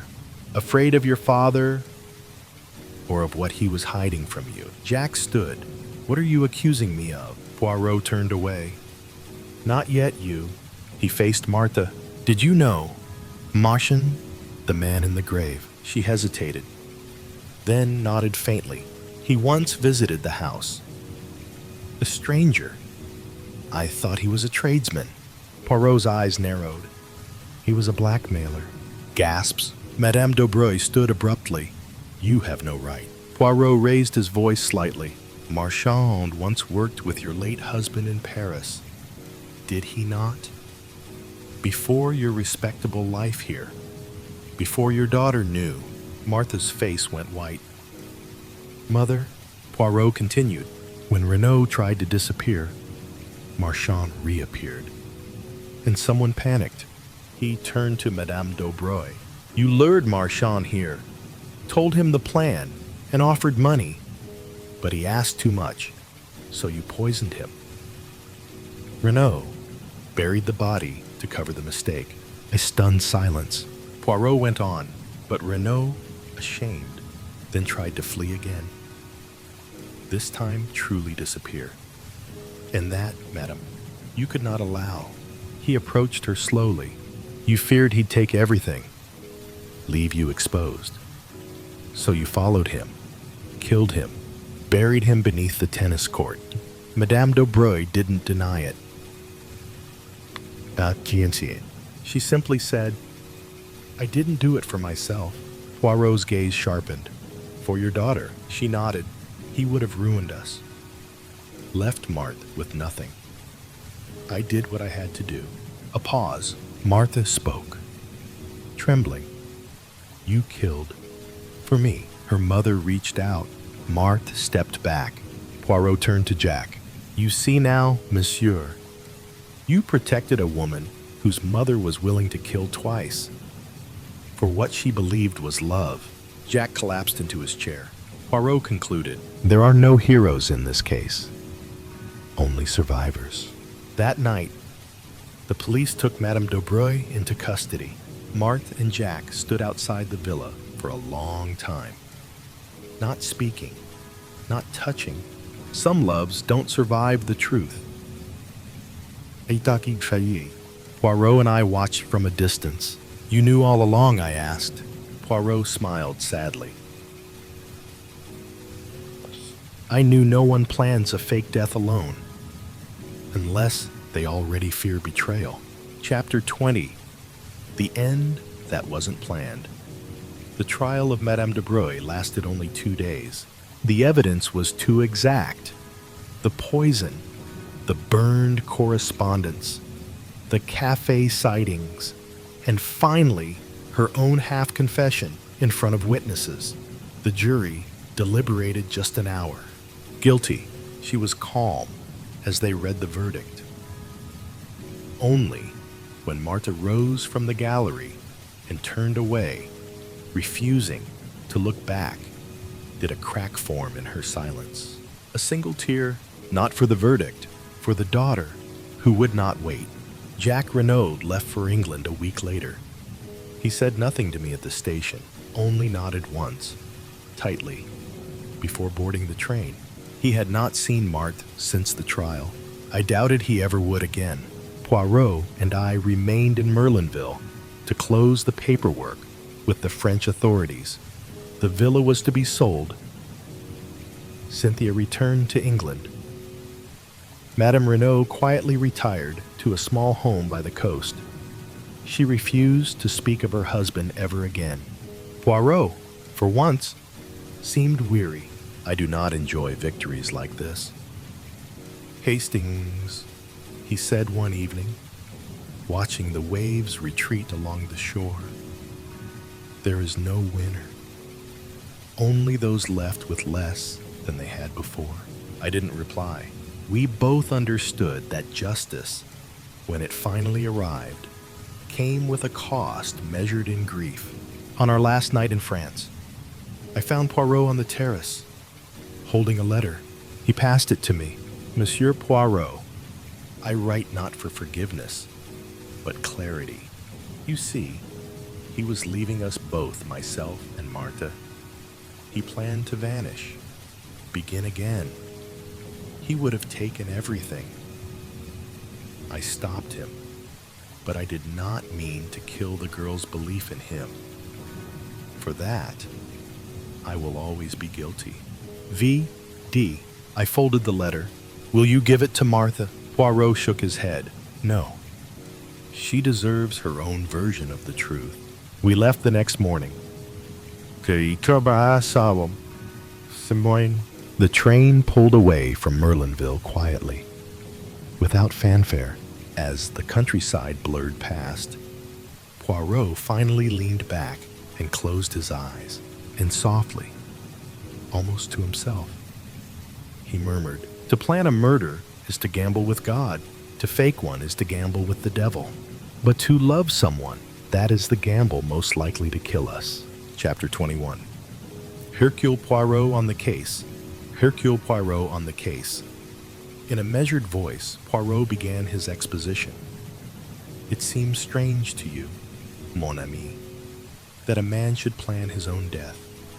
So strange that you prefer to reject the truth as fantastic and to revert to a story that is in reality 10 times more impossible. Yes, Monsieur Renaud planned his own death, but there is one detail that perhaps escapes you. He did not intend to die. I shook my head, bewildered. But no, it is all most simple, really, said Poirot kindly. For the crime that Monsieur Renaud proposed, a murderer was not necessary, as I told you, but a body was. Let us reconstruct, seeing events this time from a different angle. Georges Conneau flies from justice to Canada. There, under an assumed name, he marries and finally acquires a vast fortune in South America. But there is a nostalgia upon him for his own country. 20 years have elapsed. He is considerably changed in appearance. Besides being a man of such eminence that no one is likely to connect him with a fugitive from justice many years ago, he deems it quite safe to return. He takes up his headquarters in England, but tends to spend the summers in France. And ill fortune, or that obscure justice which shapes men's ends and will not allow them to evade the consequences of their acts, takes him to Merlinville. There, in the whole of France, is the one person who is capable of recognizing him. It is, of course, a gold mine to Madame de Broglie, and a gold mine of which she is not slow to take advantage. He is helpless, absolutely in her power, and she bleeds him heavily. And then the inevitable happens. Jack Renaud falls in love with the beautiful girl he sees almost daily and wishes to marry her. That rouses his father at all costs. He will prevent his son marrying the daughter of this evil woman. Jack Renaud knows nothing of his father's past, but Madame Renaud knows everything. She is a woman of great force of character and passionately devoted to her husband. They take counsel together. Renaud sees only one way of escape: death. He must appear to die. In reality, escaping to another country where he will start again under an assumed name and where Madame Renaud, having played the widow's part for a while, can join him. It is essential that she should have control of the money, so he alters his will. How they meant to manage the body business originally, I do not know. Possibly an art student's skeleton and a fire, or something of the kind. But long before their plans have matured, an event occurs which plays into their hands. A rough tramp, violent and abusive, finds his way into the garden. There is a struggle. Renaud seeks to eject him, and suddenly the tramp, an epileptic, falls down in a fit. He is dead. Renaud calls his wife. Together they drag him into the shed. As we know, the event had occurred just outside, and they realize the marvelous opportunity that has been vouchsafed them. The man bears no resemblance to Renaud, but he is middle-aged, of a usual French type. That is sufficient. I rather fancy that they sat on the bench up there, out of earshot from the house, discussing matters. Their plan was quickly made. The identification must rest solely on Madame Renaud's evidence. Jack Renaud and the chauffeur, who had been with his master 2 years, must be got out of the way.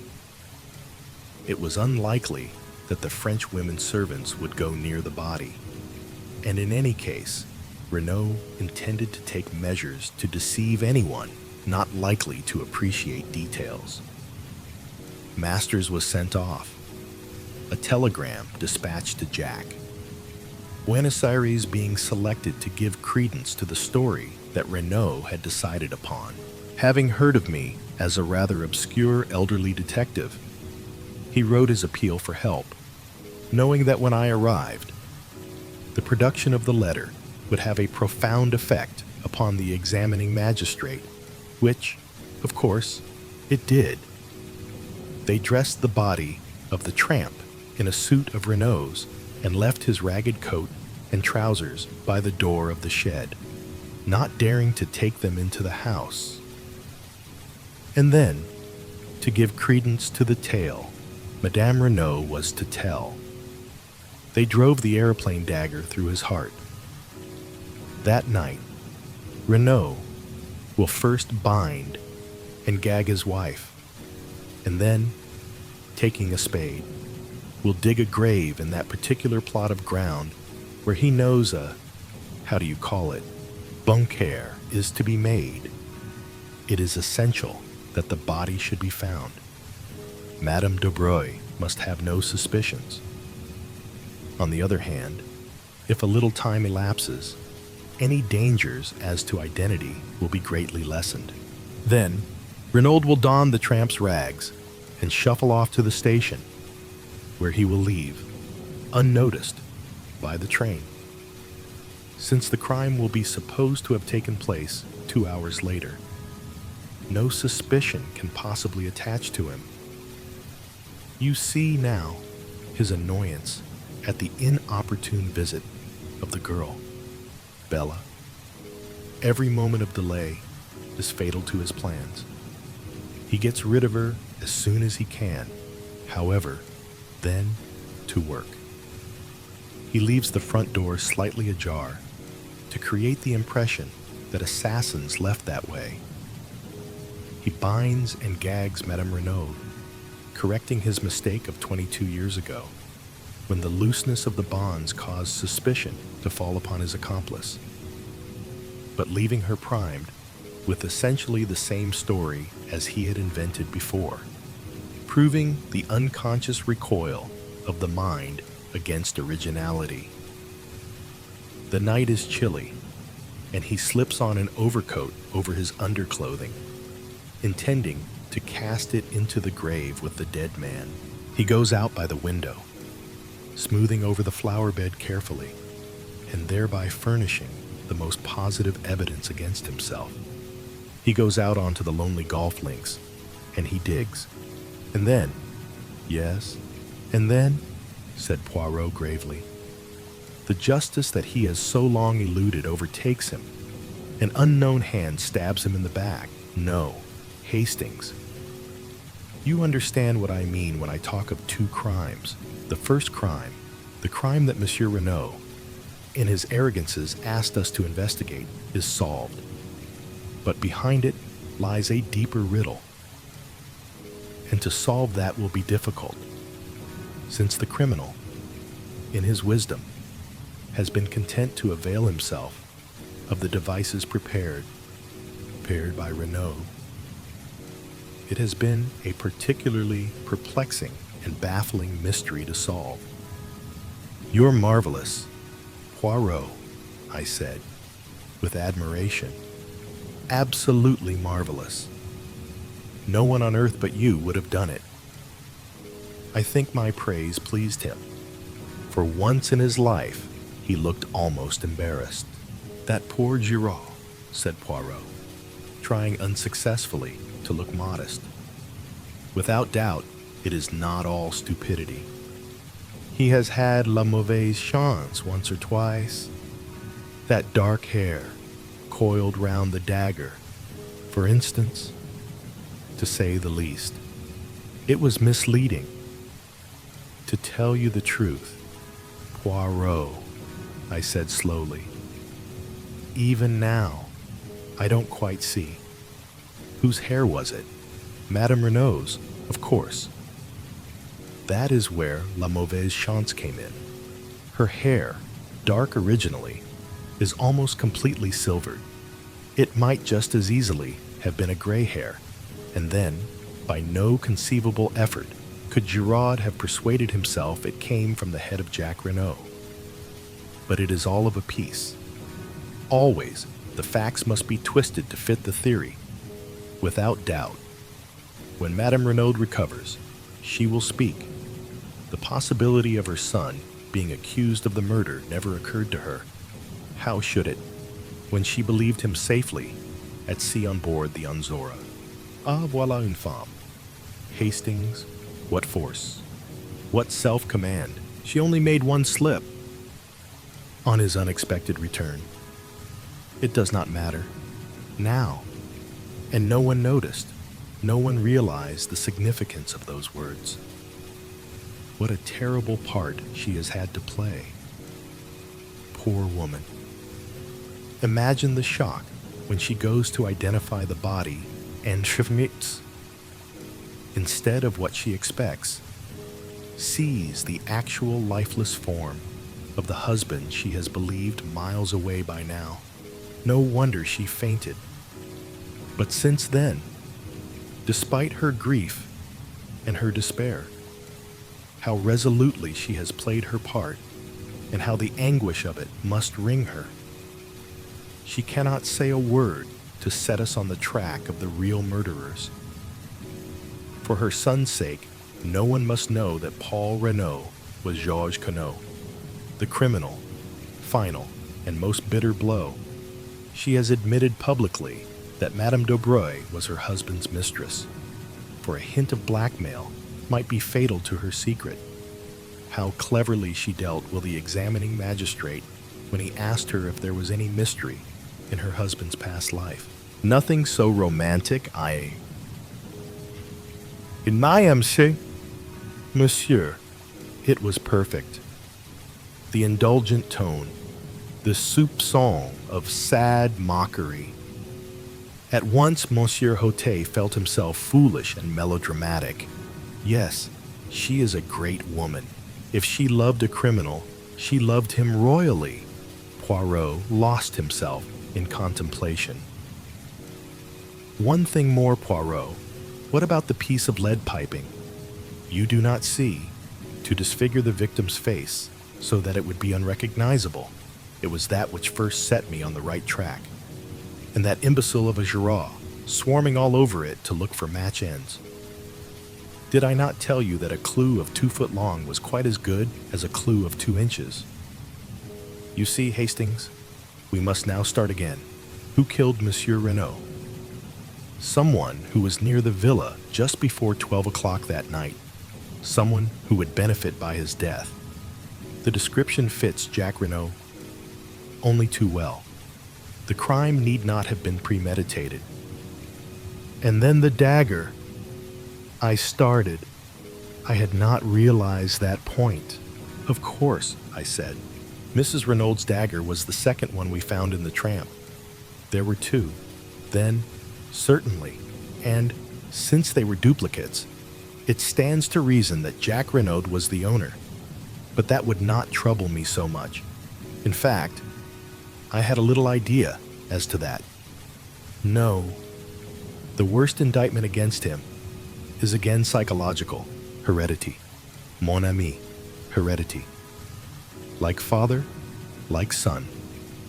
Jack Renaud, when all is said or done, is the son of Georges Conneau. His tone was grave and earnest, and I was impressed in spite of myself. What is your little idea that you mentioned just now? I asked. For answer, Poirot consulted his turnip-faced watch, and then asked, what time is the afternoon boat from Calais? About 5, I believe. That will do very well. We shall just have time. You are going to England. Yes, my friend. Why?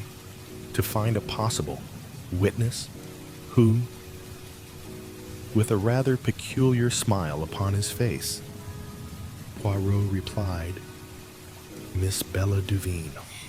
But how will you find her? What do you know about her?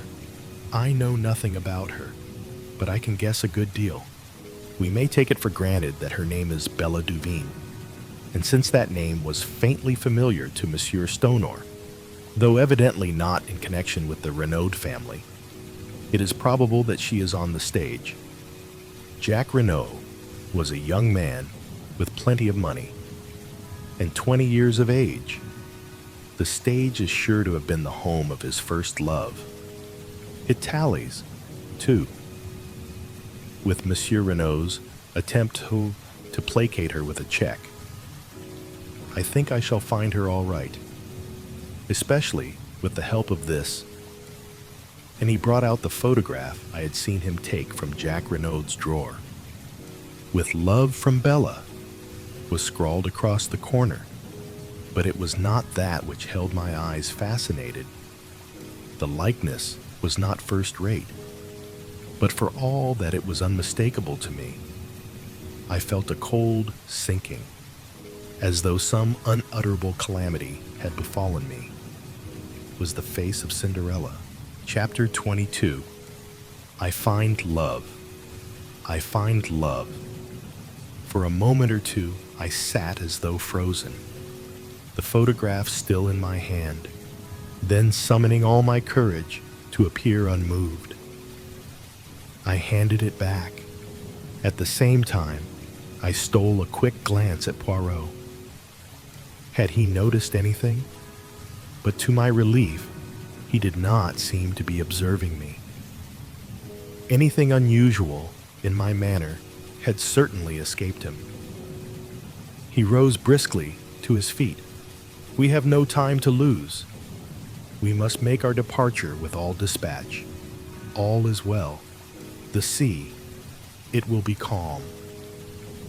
In the bustle of departure, I had no time for thinking, but once on board the boat, secure from Poirot's observation, I pulled myself together and attacked the facts dispassionately. How much did Poirot know? And why was he bent on finding this girl? Did he suspect her of having seen Jack Renaud commit the crime? Or did he suspect? But that was impossible.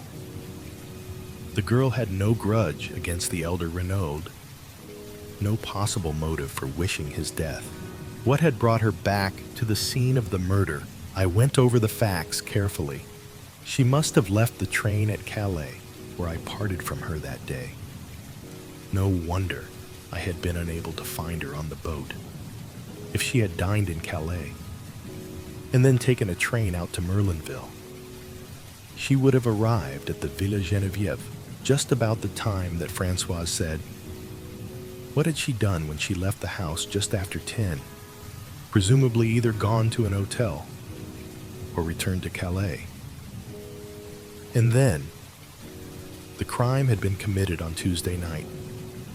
On Thursday morning, she was once more in Merlinville. Had she ever left France at all? I doubted it very much. What kept her there? the hope of seeing Jack Renault. I had told her, as at the time we believed that he was on the high seas en route to Buenos Aires. Possibly she was aware that the Anzora had not sailed, but to know that she must have seen Jack. Was that what Poirot was after? Had Jack Renault, returning to see Marthe Dobreuil, come face to face instead with Bella Duveen, the girl he had heartlessly thrown over? I began to see daylight. If that were indeed the case, it might furnish Jack with the alibi he needed. Yet, under those circumstances, his silence seemed difficult to explain. Why could he not have spoken out boldly? Did he fear for this former entanglement of his to come to the ears of Marthe Dobreuil? I shook my head, dissatisfied. The flirting had been harmless enough, a foolish boy and girl affair. And I reflected cynically that the son of a millionaire was not likely to be thrown over by a penniless French girl, who moreover loved him devotedly, without a much graver cause. Poirot reappeared brisk and smiling at Dover, and our journey to London was uneventful. It was past 9 o'clock when we arrived, and I supposed that we should return straight away to our rooms and do nothing till the morning. But Poirot had other plans. We must lose no time, mon ami. The news of the arrest will not be in the English papers until the day after tomorrow. But still, we must lose no time. I did not quite follow his reasoning, but I merely asked how he proposed to find the girl. You remember Joseph Ahrens, the theatrical agent? No, I assisted him in a little matter of a Japanese wrestler. A pretty little problem. I must recount it to you one day. He, without doubt, will be able to put us in the way of finding out what we want to know. It took us some time to run Mr. Ahrens to earth, and it was after midnight when we finally managed it. He greeted Poirot with every evidence of warmth, and professed himself ready to be of service to us in any way. There's not much about the profession I don't know, he said, beaming genially. Eh bien, Monsieur Ahrens, I desire to find a young girl called Bella Duveen. Bella Duveen, I know the name, but for a moment I can't place it. What's her line? That I do not know, but here is her photograph. Mr. Ahrens studied it for a moment. Then his face lighted. Got it. He slapped his thigh. The Dulcibella Kids. By the Lord, the Dulcibella Kids. That's it. They're sisters, acrobats, dancers, and singers. Give quite a good little number. They're in the provinces, somewhere. I believe, if they're not resting, they've been on in Paris for the last 2 or 3 weeks. Can you find out for me exactly where they are? Easy as a bird. You go home, and I'll send you round the dope in the morning. With this promise, we took leave of him. He was as good as his word. About 11 o'clock the following day, a scribbled note reached us. The Dulcibella sisters are on at the palace in Coventry. Good luck to you. Without more ado, we started for Coventry. Poirot made no inquiries at the theater, but contented himself with booking stalls for the variety performance that evening. The show was wearisome beyond words, or perhaps it was only my mood that made it seem so. Japanese families balanced themselves precariously. Would-be fashionable men, in a greenish evening dress and exquisitely slicked hair, reeled off society patter and danced marvelously. Stout prima donnas sang at the top of the human register. A comic comedian endeavored to be Mr. George Robey and failed signally. At last the number went up, which announced the Dulcibella Kids. My heart beat sickeningly. There she was. There they both were, the pair of them. one flaxen-haired, one dark, matching as to size, with short fluffy skirts and immense buster brown bows. They looked a pair of extremely piquant children. They began to sing. Their voices were fresh and true, rather thin and music-hally, but attractive. It was quite a pretty little turn. They danced neatly and did some clever little acrobatic feats. The words of their songs were crisp and catchy. When the curtain fell, there was a full hand of applause. Evidently, the Dulcibella Kids were a success. Suddenly, I felt that I could remain no longer. I must get out into the air. I suggested leaving to Poirot. Go by all means, mon ami. I amuse myself and will stay to the end. I will rejoin you later. It was only a few steps from the theater to the hotel. I went up to the sitting room, ordered a whiskey and soda, and sat drinking it, staring meditatively into the empty grate. I heard the door open and turned my head, thinking it was Poirot. Then I jumped to my feet. It was Cinderella who stood in the doorway. She spoke haltingly, her breath coming in little gasps. I saw you in front, you and your friend. When you got up to go, I was waiting outside and followed you. Why are you here in Coventry? What were you doing there tonight? Is the man who was with you the detective? She stood there, the cloak she had wrapped round her stage dress slipping from her shoulders. I saw the whiteness of her cheeks under the rouge and heard the terror in her voice. And in that moment, I understood everything. Understood why Poirot was seeking her and what she feared, and understood at last my own heart. Yes, I said gently. Is he looking for me? She half whispered. Then, as I did not answer for a moment, she slipped down by the big chair and burst into violent, bitter weeping. I knelt down by her, holding her in my arms and smoothing the hair back from her face. Don't cry, child. Don't cry. For God's sake. You're safe here. I'll take care of you. Don't cry. Darling, don't cry. I know everything. Oh, but you don't. I think I do. And after a moment, as her sobs grew quieter, I asked, It was you who took the dagger, wasn't it? Yes. That was why you wanted me to show you round, and why you pretended to faint. Again she nodded. Why did you take the dagger? I asked presently. She replied, as simply as a child, I was afraid there might be finger marks on it. But didn't you remember that you had worn gloves? She shook her head as though bewildered, and then said slowly, Are you going to give me up to the police? Good God, no. Her eyes sought mine long and earnestly, and then she asked in a little quiet voice that sounded afraid of itself, Why not? It seemed a strange place and a strange time for a declaration of love. And God knows, in all my imagining, I had never pictured love coming to me in such a guise. But I answered simply and naturally enough, Because I love you, Cinderella.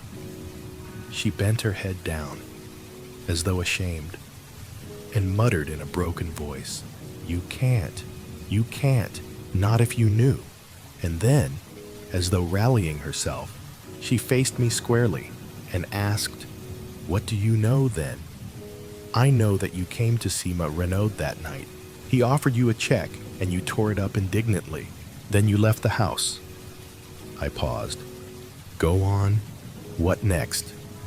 I don't know whether you knew that Jack Renaud would be coming that night, or whether you just waited about on the chance of seeing him, but you wait about. Perhaps you were just miserable and walked restlessly, but at any rate, just before 12 you were still there, and you saw a man on the golf links. Again, I paused.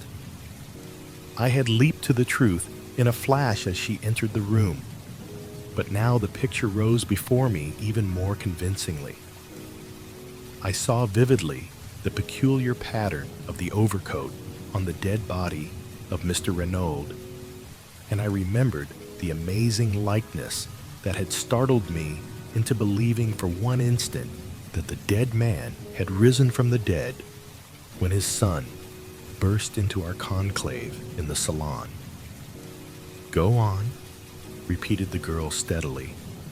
"I fancy his back was to you, but you recognized him, or thought you recognized him.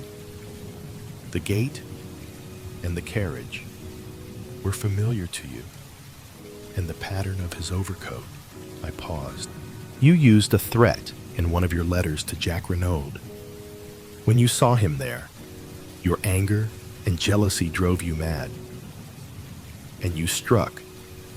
I don't believe for a minute that you meant to kill him, but you did kill him. Cinderella." She had flung up her hands to cover her face, and in a choked voice she said, "You're right. You're right. I can see it all as you tell it." Then she turned on me almost savagely. "And you love me, knowing what you do. How can you love me?" "I don't know," I said a little wearily. "I think love is like that, a thing one cannot help. I have tried, I know, ever since the first day I met you. And love has been too strong for me." And then suddenly, when I least expected it, she broke down again, casting herself down on the floor and sobbing wildly. "Oh, I can't," she cried. "I don't know what to do. I don't know which way to turn. Oh, pity me. Pity me. Someone can tell me what to do." Again, I knelt by her, soothing her as best I could.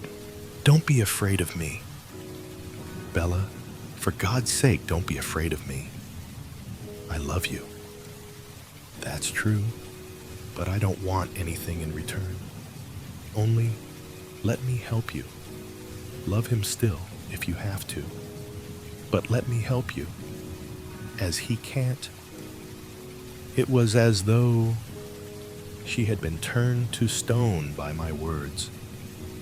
She raised her head from her hands and stared at me. "You think that," she whispered, "you think that I love Jack Renaud?"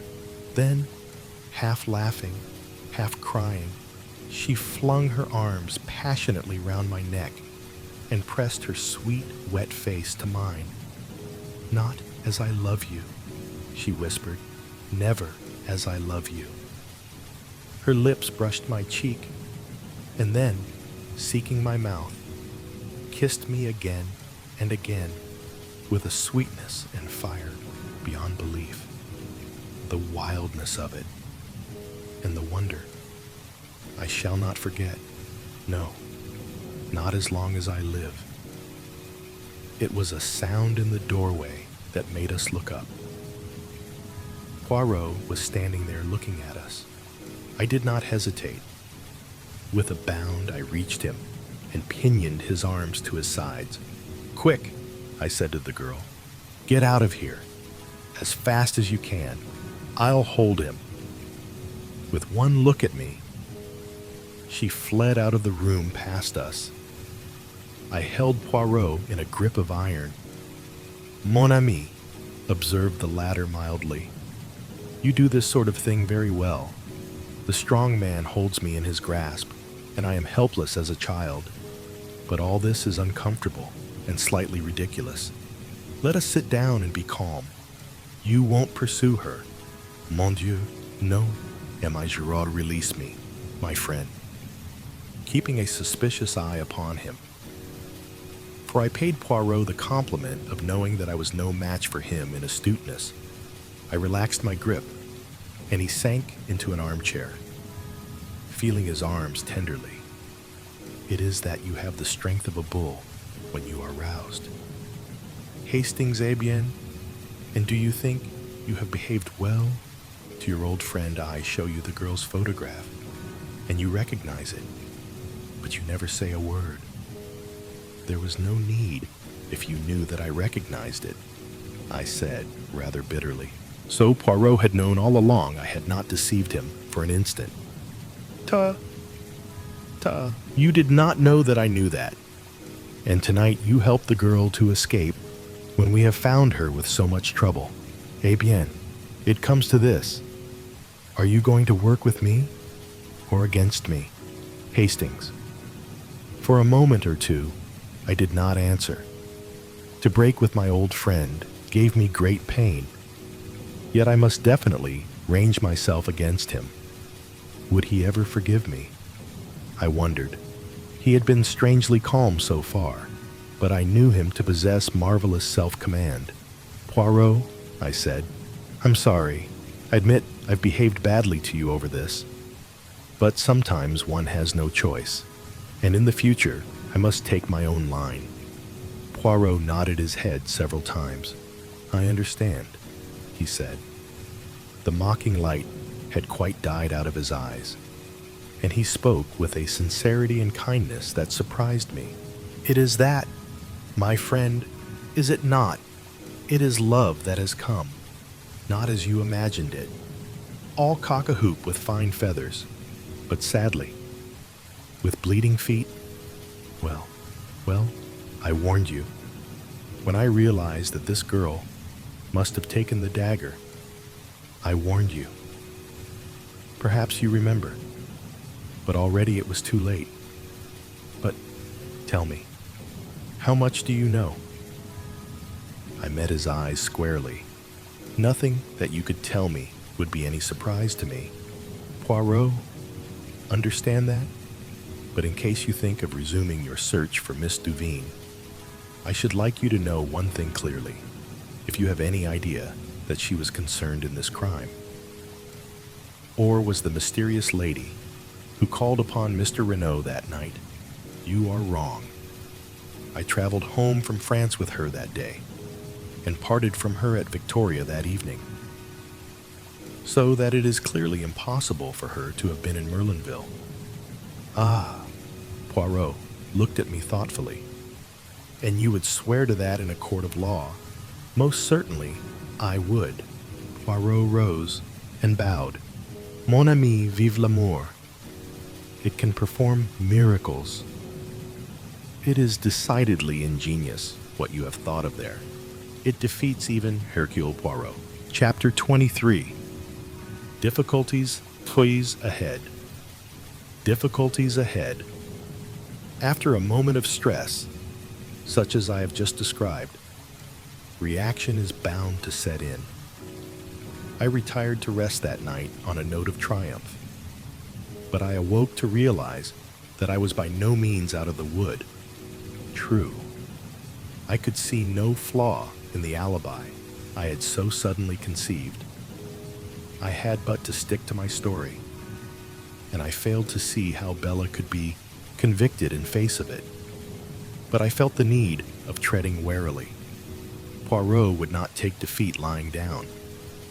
Somehow or other, he would endeavor to turn the tables on me, and that in the way, and at the moment when I least expected it.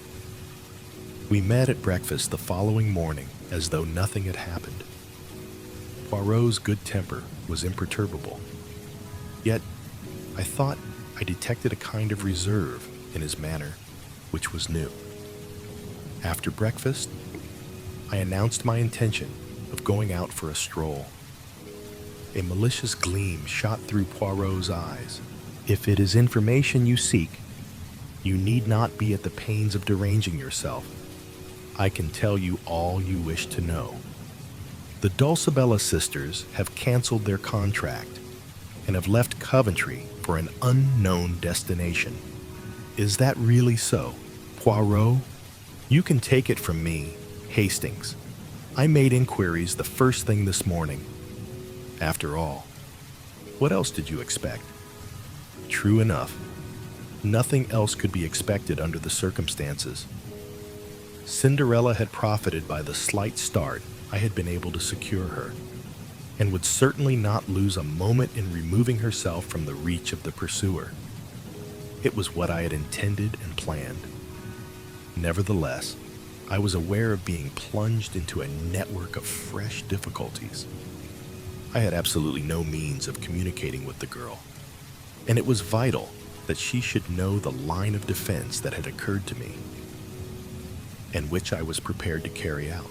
Of course, it was possible that she might try to send word to me in some way or another, but I hardly thought it likely. She would know the risk she ran of a message being intercepted by Poirot, thus setting him on her track once more. Clearly, her only course was to disappear utterly for the time being. But, in the meantime, what was Poirot doing? I studied him attentively.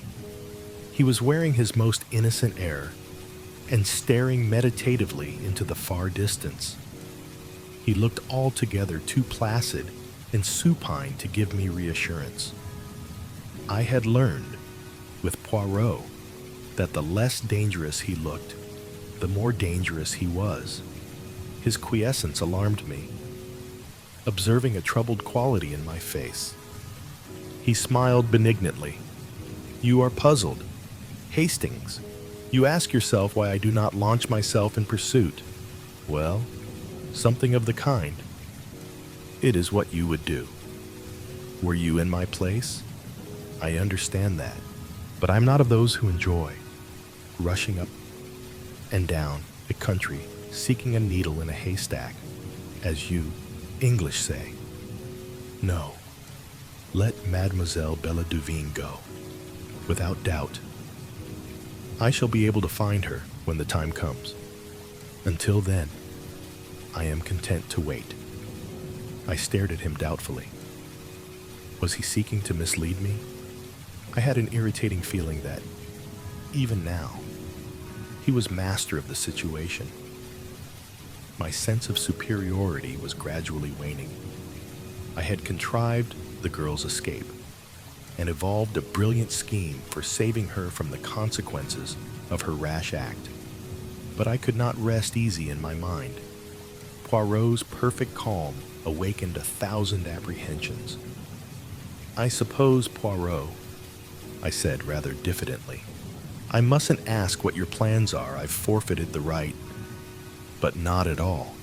There is no secret about them. We return to France without delay. Precisely, you know very well that you cannot afford to let Papa Poirot out of your sight. Is it not so, my friend? But remain in England by all means if you wish. I shook my head. He had hit the nail on the head. I could not afford to let him out of my sight. Although I could not expect his confidence after what had happened, I could still check his actions. The only danger to Bella lay with him. Gerard and the French police were indifferent to her existence. At all costs, I must keep near Poirot. Poirot observed me attentively as these reflections passed through my mind, and gave me a nod of satisfaction. I am right, am I not? And as you are quite capable of trying to follow me, disguised with some absurdity, such as a false beard, which everyone would perceive, bien entendu, I much prefer that we should voyage together. It would annoy me greatly that anyone should mock themselves at you. Very well, then, but it's only fair to warn you. I know all. You are my enemy. Be my enemy then. It does not worry me at all. So long as it's all fair and above board, I don't mind. You have to the full the English passion for fair play. Now your scruples are satisfied. Let us depart immediately. There is no time to be lost. Our stay in England has been short, but sufficient.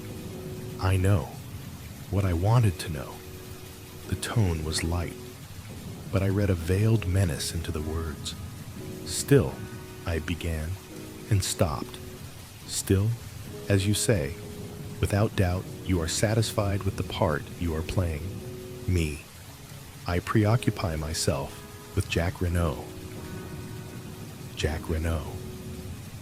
The words gave me a start. I had completely forgotten that aspect of the case. Jack Renaud.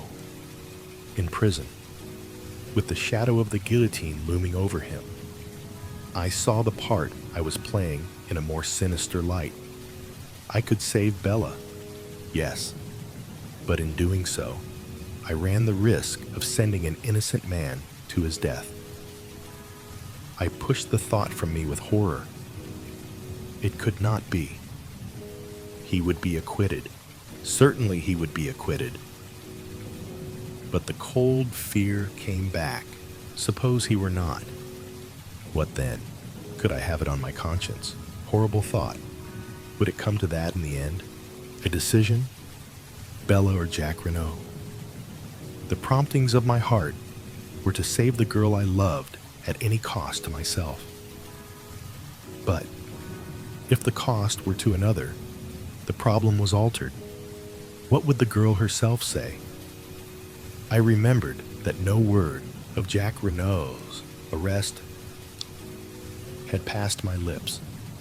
As yet, she was in total ignorance of the fact that her former lover was in prison, charged with a hideous crime which he had not committed. When she knew, how would she act? Would she permit her life to be saved at the expense of his? Certainly she must do nothing rash. Jack Renaud might, and probably would, be acquitted without any intervention on her part. If so, good. But if he was not, that was the terrible, the unanswerable problem. I fancied that she ran no risk of the extreme penalty. The circumstances of the crime were quite different in her case. She could plead jealousy and extreme provocation, and her youth and beauty would go for much. The fact that by a tragic mistake it was Mr. Renaud and not his son who paid the penalty would not alter the motive of the crime. But in any case, however lenient the sentence of the court, it must mean a long term of imprisonment. No Bella must be protected. And at the same time, Jack Renaud must be saved.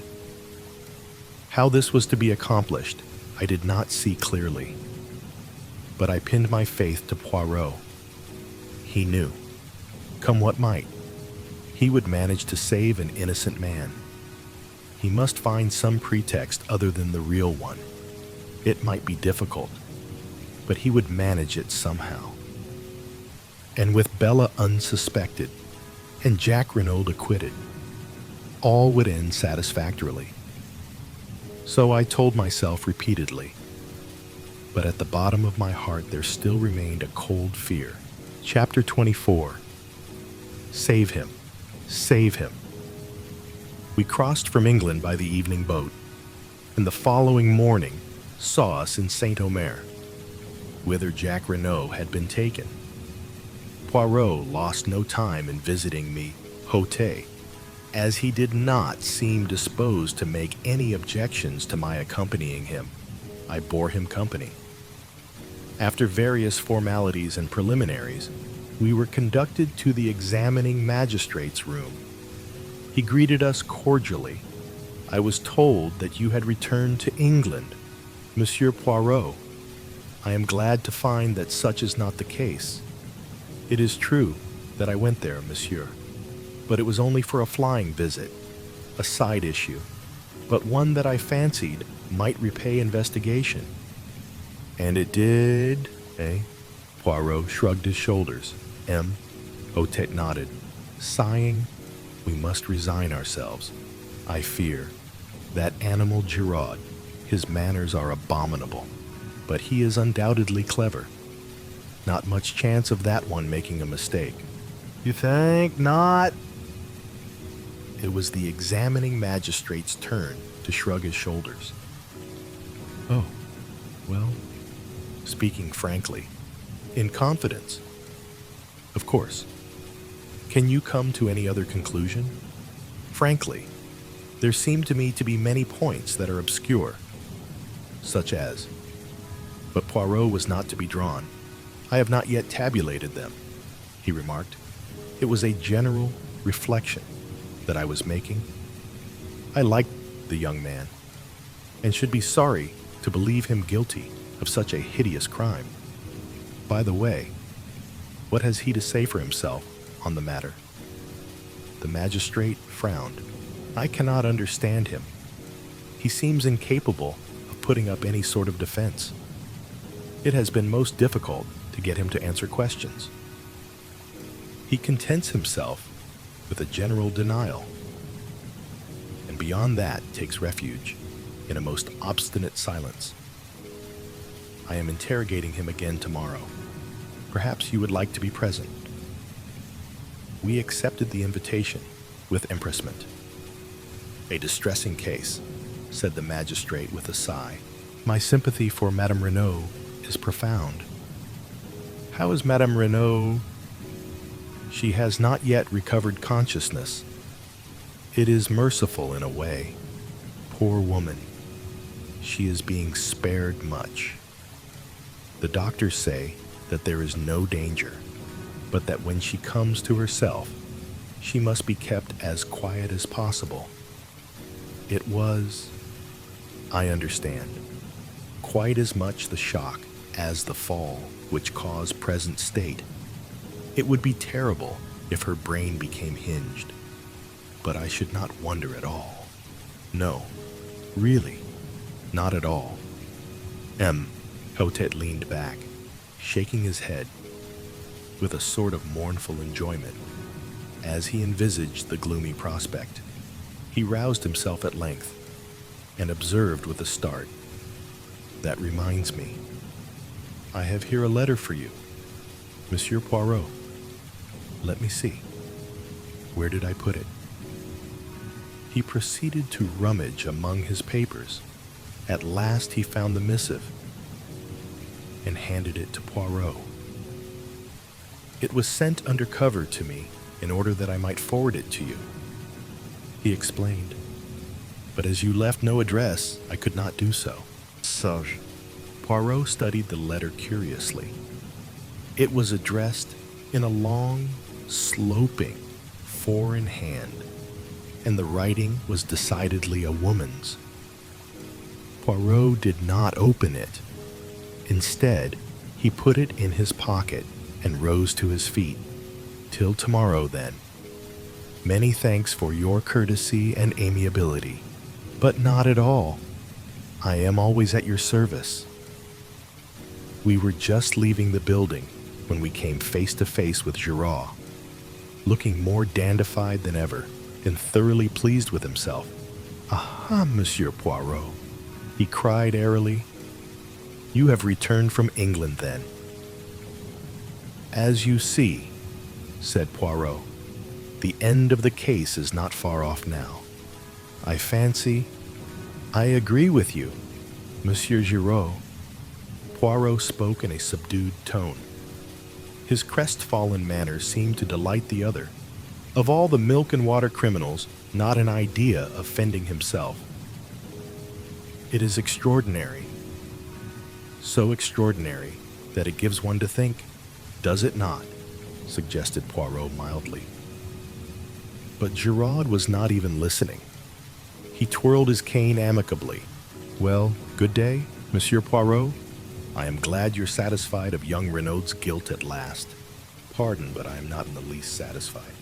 Jack Renaud is innocent. Giraud stared for a moment, then burst out laughing, tapping his head significantly with the brief remark, Okay. Poirot drew himself up. A dangerous light showed in his eyes. Monsieur Giraud, throughout the case, your manner to me has been deliberately insulting. You need teaching a lesson.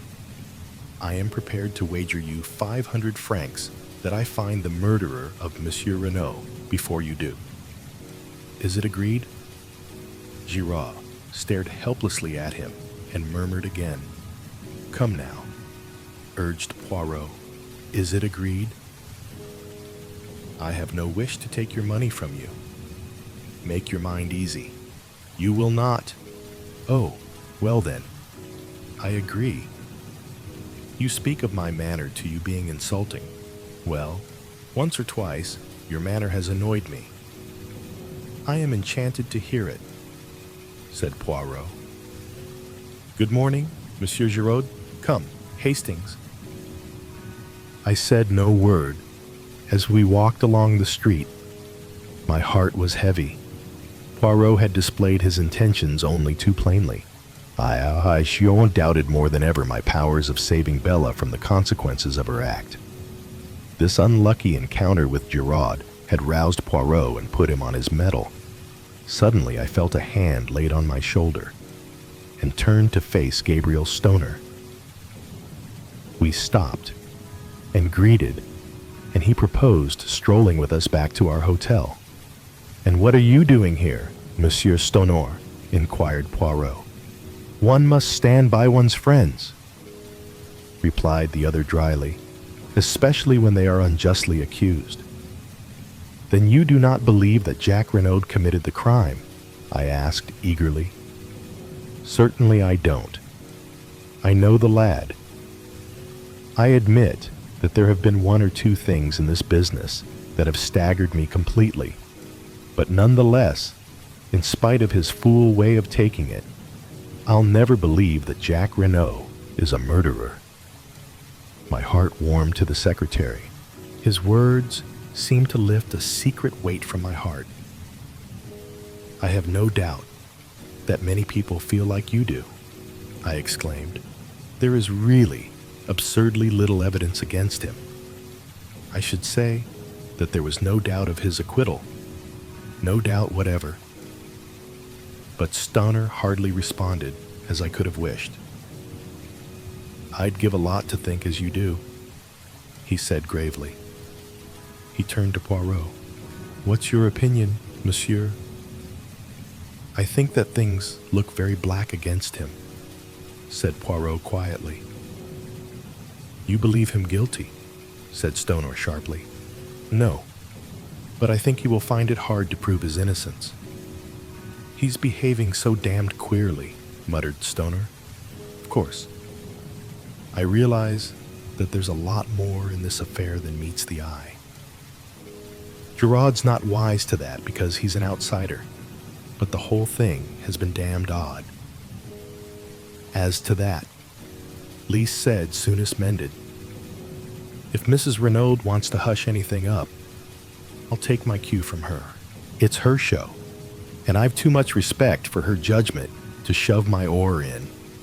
But I can't get behind this attitude of Jack's. Anyone would think he wanted to be thought guilty, but it's absurd, I cried, bursting in. For one thing, the dagger. I paused, uncertain as to how much Poirot would wish me to reveal. I continued, choosing my words carefully. We know that the dagger could not have been in Jack Renaud's possession that evening. Mrs. Renaud knows that. True, said Stoner. When she recovers, she will doubtless say all this and more. Well, I must be leaving you. One moment. Poirot's hand arrested his departure. Can you arrange for word to be sent to me at once, should Mrs. Renaud recover consciousness? Certainly. That's easily done. That point about the dagger is good. Poirot, I urged as we went upstairs. I couldn't speak very plainly before Stoner. That was quite right of you. We might as well keep the knowledge to ourselves, as long as we can. As to the dagger, your point hardly helps Jack Renaud. You remember that I was absent for an hour this morning, before we started from London. Yes. Well, I was employed in trying to find the firm Jack Renaud employed to convert his souvenirs. It was not very difficult. Eh bien, Hastings. They made to his order not 2 paper knives, but 3. So that, after giving one to his mother and one to Bella Duveen, there was a third which he doubtless retained for his own use. No. Hastings, I fear the dagger question will not help us to save him from the guillotine. It won't come to that, I cried, stung. Poirot shook his head uncertainly. You will save him, I cried positively. Poirot glanced at me dryly. Have you not rendered it impossible, mon ami? Some other way, I muttered. Ah, sapristi. But it is miracles you ask from me. No, say no more. Let us instead see what is in this letter. And he drew out the envelope from his breast pocket. His face contracted as he read. Then he handed the one flimsy sheet to me. There are other women in the world who suffer. Hastings. The writing was blurred, and the note had evidently been written in great agitation. Dear Mem, Poirot, if you get this, I beg of you to come to my aid. I have no one to turn to, and at all costs, Jack must be saved. I implore of you on my knees to help us. I handed it back, moved. You will go, at once. We will command an auto. Half an hour later saw us at the Villa Marguerite. Marthe was at the door to meet us, and let Poirot in, clinging with both hands to one of his. Ah, you have come. It is good of you. I have been in despair, not knowing what to do. They will not let me go. To see him in prison, even. I suffer horribly. I am nearly mad. Is it true what they say, that he does not deny the crime? But that is madness. It is impossible that he should have done it. Never for 1 minute will I believe it. Neither do I believe it, mademoiselle, said Poirot gently. But then why does he not speak? I do not understand. Perhaps because he is screening someone, suggested Poirot. Watching her, Marthe frowned. Screening someone. Do you mean his mother? From the beginning, I have suspected her. Who inherits all that vast fortune? She does. It is easy to wear widow's weeds and play the hypocrite. And they say that when he was arrested, she fell down like that. She made a dramatic gesture. And without doubt, Monsieur Stenor, the secretary, he helped her. They are thick as thieves, those two. It is true she is older than he, but what do men care? If a woman is rich, there was a hint of bitterness in her tone. Stenor was in England, I put in. He says so, but who knows? Mademoiselle, said Poirot quietly, if we are to work together, you and I, we must have things clear. First, I will ask you a question. Okay? Yes, monsieur. Are you aware of your mother's real name? Marthe looked at him for a minute, then, letting her head fall forward on her arms, she burst into tears. There, said Poirot, patting her on the shoulder. Calm yourself. Petite, I see that you know. Now, a second question. Did you know who Monsieur Renaud was? Monsieur Renaud. She raised her head from her hands and looked at him wonderingly. Ah, I see you do not know that. Now listen to me carefully. Step by step, he went over the case, much as he had done to me on the day of our departure for England. Marthe listened spellbound. When he had finished, she drew a long breath. But you are wonderful, magnificent. You are the greatest detective in the world." With a swift gesture, she slipped off her chair and knelt before him with an abandonment that was wholly French. "Save him, monsieur," she cried. "I love him so. Oh, save him. Save him. Save him." Chapter 25. An unexpected denouement. An unexpected denouement. We were present the following morning at the examination of Jack Renaud. Short as the time had been, I was shocked at the change that had taken place in the young prisoner. His cheeks had fallen in. There were deep black circles round his eyes, and he looked haggard and distraught, as one who had wooed sleep in vain for several nights. He betrayed no emotion at seeing us. "Renaud," began the magistrate, "do you deny that you were in Merlinville on the night of the crime?" Jack did not reply at once. Then he said, with a hesitancy of manner which was piteous, I told you that I was in Cherbourg." The magistrate turned sharply. "Send in the station witnesses." In a moment or two, the door opened to admit a man whom I recognized as being a porter at Merlinville Station. "You were on duty on the night of 7th June. "Yes, monsieur." "You witnessed the arrival of the 11:40 train." "Yes, monsieur." "Look at the prisoner. Do you recognize him as having been one of the passengers to alight?" "Yes, monsieur." "There is no possibility of your being mistaken." "No, monsieur. I know Monsieur Jack Renaud well." "Nor of your being mistaken as to the date." "No, monsieur." "Because it was the following morning, 8th June, that we heard of the murder." Another railway officer was brought in and confirmed the first one's evidence. The magistrate looked at Jack Renaud. "These men have identified you positively. What have you to say?" Jack shrugged his shoulders. "Nothing." "Renaud," continued the magistrate, "do you recognize this?" He took something from the table by his side and held it out to the prisoner. I shuddered as I recognized the aeroplane dagger. "Pardon," cried Jack's counsel. "Maître Grosier, I demand to speak to my client before he answers that question." But Jack Renaud had no consideration for the feelings of the wretched Grosier. He waved him aside and replied quietly, "Certainly I recognize it. It was a present given by me to my mother as a souvenir of the war.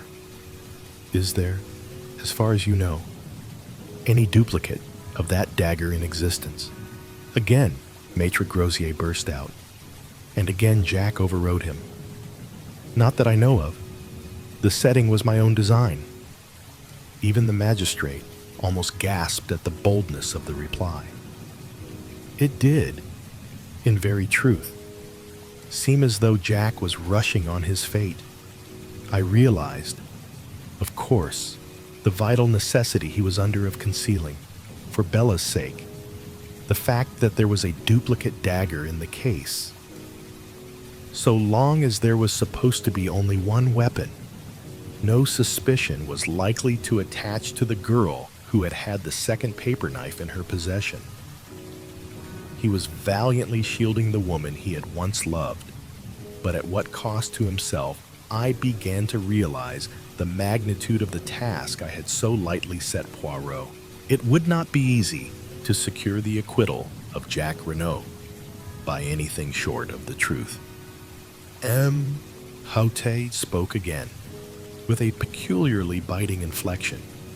"Madame Renaud told us that this dagger was on her dressing table on the night of the crime. But Madame Renaud is a mother. It will doubtless astonish you. Renaud, but I consider it highly likely that Madame Renaud was mistaken, and that, by inadvertence perhaps, you had taken it with you to Paris. Doubtless, you will contradict me." I saw the lad's handcuffed hands clench themselves. The perspiration stood out in beads upon his brow. As with a supreme effort, he interrupted me, Ote, in a hoarse voice. I shall not contradict you. It is possible. It was a stupefying moment. Maître Grosier rose to his feet, protesting. My client has undergone a considerable nervous strain. I should wish it put on record that I do not consider him answerable for what he says. The magistrate quelled him angrily. For a moment, a doubt seemed to arise in his own mind. Jack Renaud had almost overdone his part. He leaned forward and gazed at the prisoner searchingly. Do you fully understand, Renaud, that on the answers you have given me, I shall have no alternative but to commit you for trial? Jack's pale face flushed. He looked steadily back. Monsieur Ote, I swear that I did not kill my father. But the magistrate's brief moment of doubt was over. He laughed a short, unpleasant laugh. Without doubt, they are always innocent. Our prisoners. By your own mouth, you are condemned. You can offer no defense, no alibi, only a mere assertion, which would not deceive a baby, that you are not guilty. You killed your father. Renaud, a vile and cowardly murder for the sake of the money which you believed would come to you at his death. Your mother was an accessory after the fact, doubtless. In view of the fact that she acted as a mother, the courts will extend an indulgence to her that they will not accord to you. And rightly so. Your crime was a horrible one, to be held in abhorrence by gods and men. Ote was interrupted. To his intense annoyance, the door was pushed open. Monsieur le juge, stammered the attendant. There is a lady who says what? Cried the justly and incensed magistrate. This is highly irregular. I forbid it. I absolutely forbid it. But a slender figure pushed the stammering gendarme aside, dressed all in black, with a long veil that hid her face. She advanced into the room. My heart gave a sickening throb. She had come then. All my efforts were in vain. Yet I could not but admire the courage that had led her to take this step so unfalteringly. She raised her veil, and I gasped, for, though as like her as two peas, this girl was not Cinderella. On the other hand, now that I saw her without the fair wig she had worn on the stage, I recognized her as the girl of the photograph in Jack Renaud's room. You are the juge d'instruction, Monsieur Hotel, she queried. Yes, but I forbid. My name is Bella Duveen. I wish to give myself up for the murder of Mr. Renaud. Chapter 26. I receive a letter. My friend, you will know all when you get this. Nothing that I can say will move Bella. She has gone out to give herself up. I am tired out with struggling.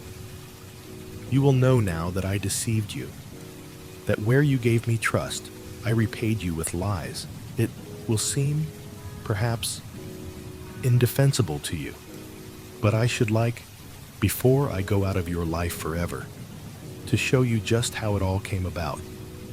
If I knew that you forgave me, it would make life easier for me. It wasn't for myself I did it.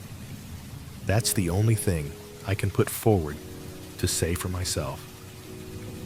I'll begin from the day I met you in the boat train from Paris. I was uneasy then about Bella. She was just desperate about Jack Renaud. She'd have lain down on the ground for him to walk on. And when he began to change, and to stop writing so often, she began getting in a state. She got it into her head that he was keen on another girl. And of course, as it turned out afterwards, she was quite right there.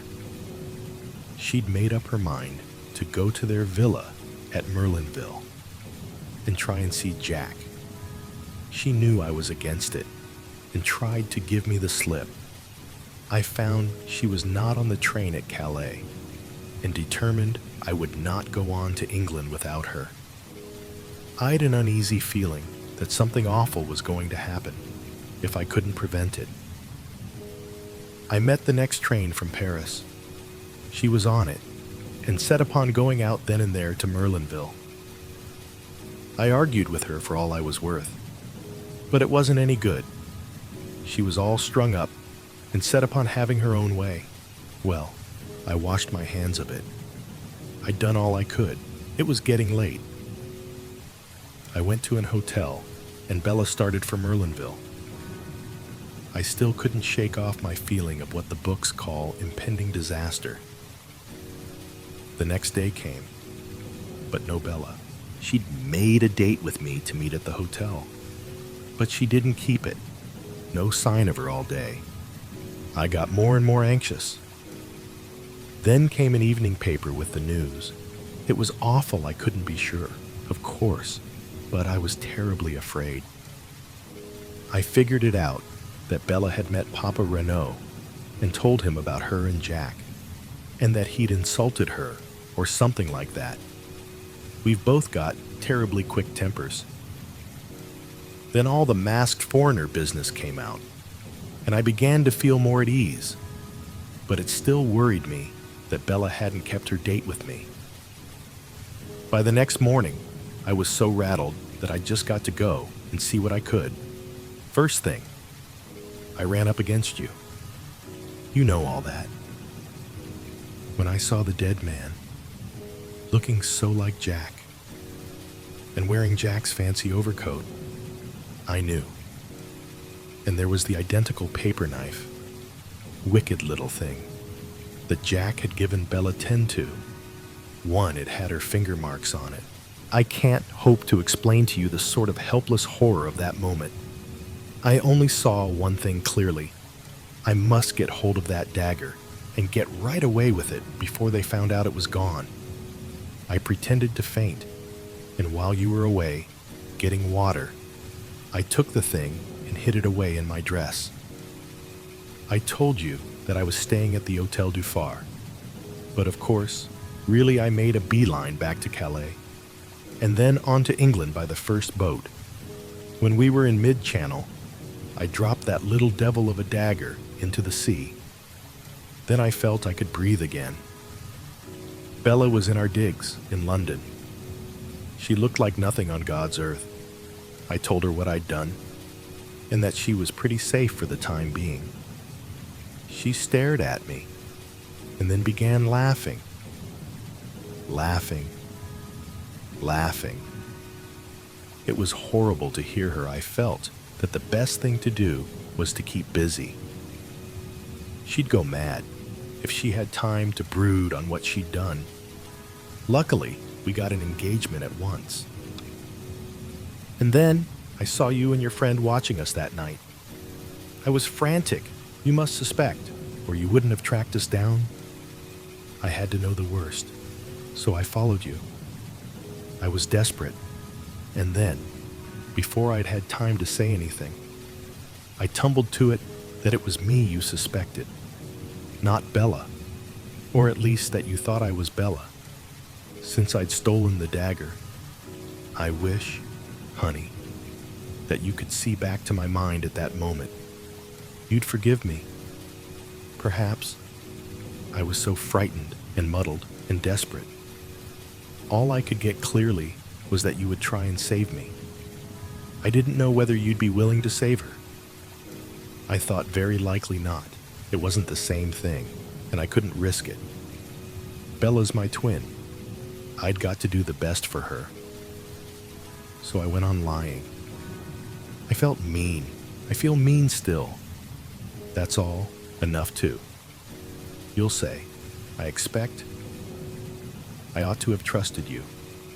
If I had, as soon as the news was in the paper that Jack Renaud had been arrested It was all up.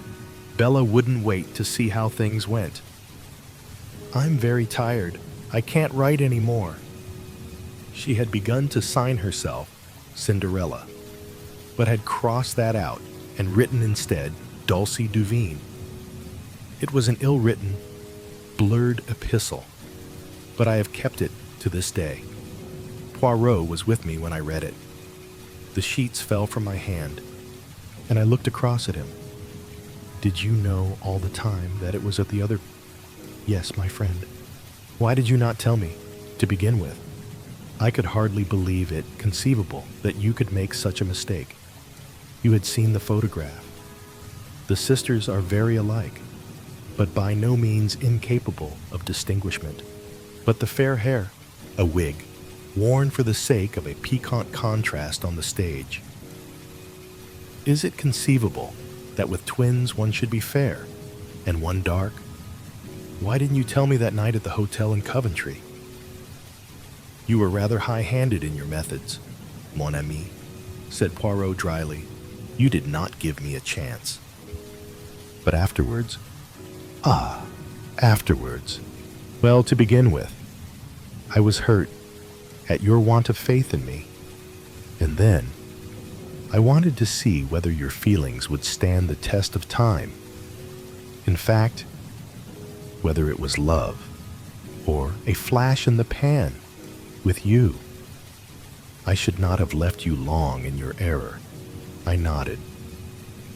His tone was too affectionate for me to bear resentment. I looked down on the sheets of the letter.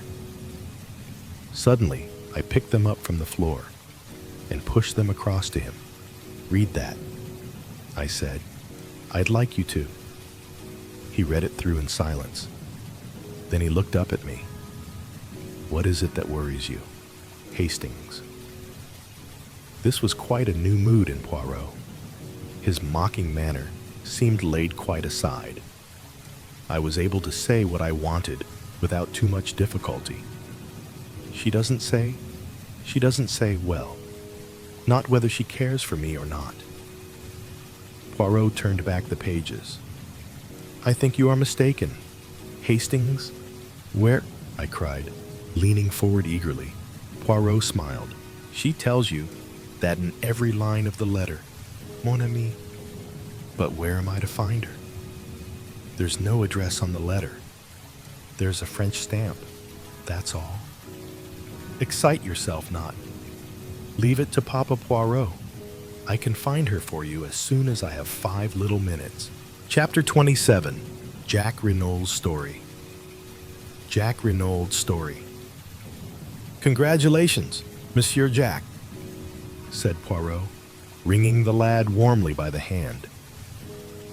Young Renault had come to us as soon as he was liberated, before starting for Merlinville to rejoin Mart and his mother. Stonor accompanied him. His heartiness was in strong contrast to the lad's wan looks. It was plain that the boy was on the verge of a nervous breakdown. He smiled mournfully at Poirot and said in a low voice, I went through it to protect her, and now it's all no use. You could hardly expect the girl to accept the price of your life, remarked Stonor dryly. She was bound to come forward when she saw you heading straight for the guillotine. Eh, ma foi, and you were heading for it too, added Poirot, with a slight twinkle. You would have had Maitre Grosier's death from rage on your conscience if you had gone on. He was a well-meaning ass, I suppose, said Jack, but he worried me horribly. You see, I couldn't very well take him into my confidence. But, my God, what's going to happen about Bella? If I were you, said Poirot frankly, I should not distress myself unduly. The French courts are very lenient to youth and beauty, and the crime passionnel. A clever lawyer will make out a great case of extenuating circumstances. It will not be pleasant for you. I don't care about that. You see, Monsieur Poirot, in a way I do feel guilty of my father's murder. But for me, and my entanglement with this girl. He would be alive and well today. And then my cursed carelessness in taking away the wrong overcoat. I can't help feeling responsible for his death. It will haunt me forever. No, I said soothingly. Of course, it's horrible to me to think that Bella killed my father, resumed Jack. But I treated her shamefully. After I met Martha and realized I'd made a mistake. I ought to have written and told her honestly, but I was so terrified of a row and of its coming to Martha's ears and her thinking there was more in it than there ever had been. Well, I was a coward and went on hoping the thing would die down of itself. I was, in fact, not realizing that I was driving the poor kid desperate. If she'd really knifed me, as she meant to, I should have got no more than my deserts. And the way she's come forward now is downright plucky. I'd have stood the racket, up to the end. He was silent for a moment or two, and then burst out, "What gets me is why the governor should be wandering about in underclothes and my overcoat at that time of night. I suppose he'd just given the foreign Johnnies the slip, and my mother must have made a mistake about its being 2:00 when they came. Or it wasn't all a frame-up. Was it? I mean, my mother couldn't think that it was me," Poirot reassured him quickly. No, Monsieur Jack, have no fears on that score. As for the rest, I will explain it to you one of these days. It is rather curious, but will you recount to us exactly what did occur on that terrible evening? There's very little to tell. I came from Cherbourg, as I told you, in order to see Marthe before going to the other end of the world. The train was late, and I decided to take the shortcut across the golf links. I could easily get into the grounds of the Villa Marguerite from there. I had nearly reached the place when he paused and swallowed. I heard a terrible cry. It wasn't loud, a sort of choke and gasp, but it frightened me. For a moment, I stood rooted to the spot. Then I came round the corner of a bush. There was moonlight. I saw the grave, and a figure lying face downwards with a dagger sticking in the back. And then, I looked up and saw her. She was looking at me as though she saw a ghost. It's what she must have thought me at first. All expression seemed frozen out of her face by horror. And then she gave a cry and turned and ran. He stopped, trying to master his emotion. "And afterwards?" asked Poirot gently. "I really don't know. I stayed there for a time, dazed, and then I realized I'd better get away as fast as I could. It didn't occur to me that they would suspect me, but I was afraid of being called upon to give evidence against her. I walked to St. Beauvais, as I told you, and got a car from there back to Cherbourg. A knock came at the door, and a page entered with a telegram which he delivered to Stoner. He tore it open. Then he got up from his seat. "Mrs. Renaud has regained consciousness," he said. "Ah." Poirot sprang to his feet. "Let us all go to Merlinville at once." A hurried departure was made forthwith. Stoner, at Jack's instance, agreed to stay behind and do all that could be done for Bella Duveen. Poirot, Jack Renaud, and I set off in the Renaud car. The run took just over 40 minutes.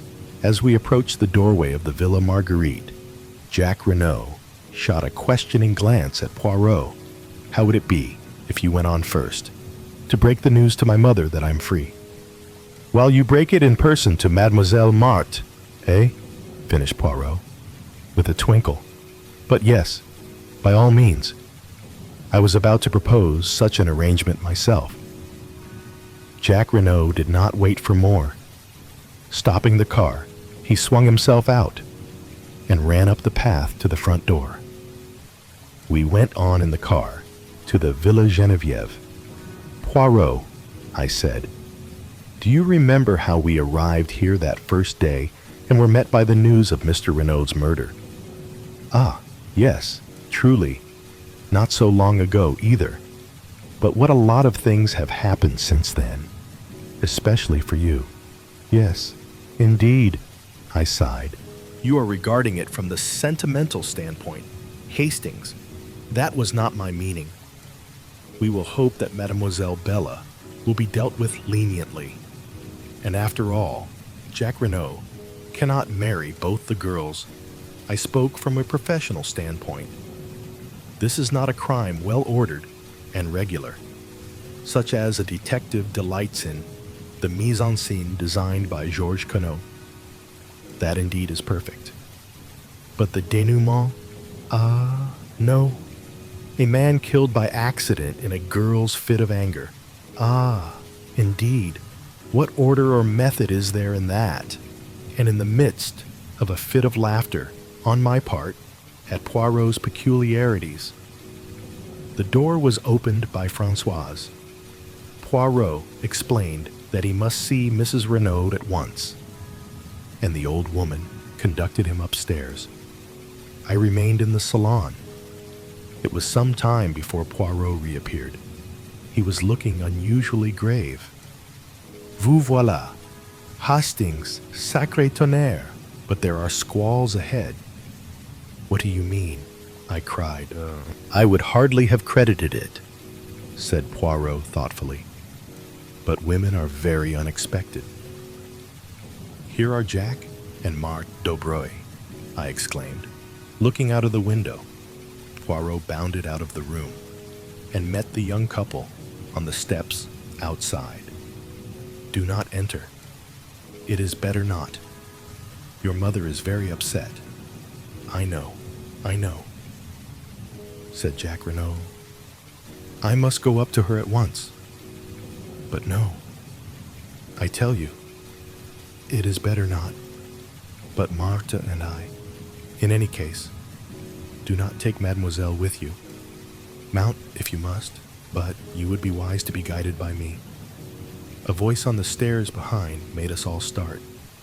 I thank you for your good offices, Monsieur Poirot, but I will make my own wishes clear.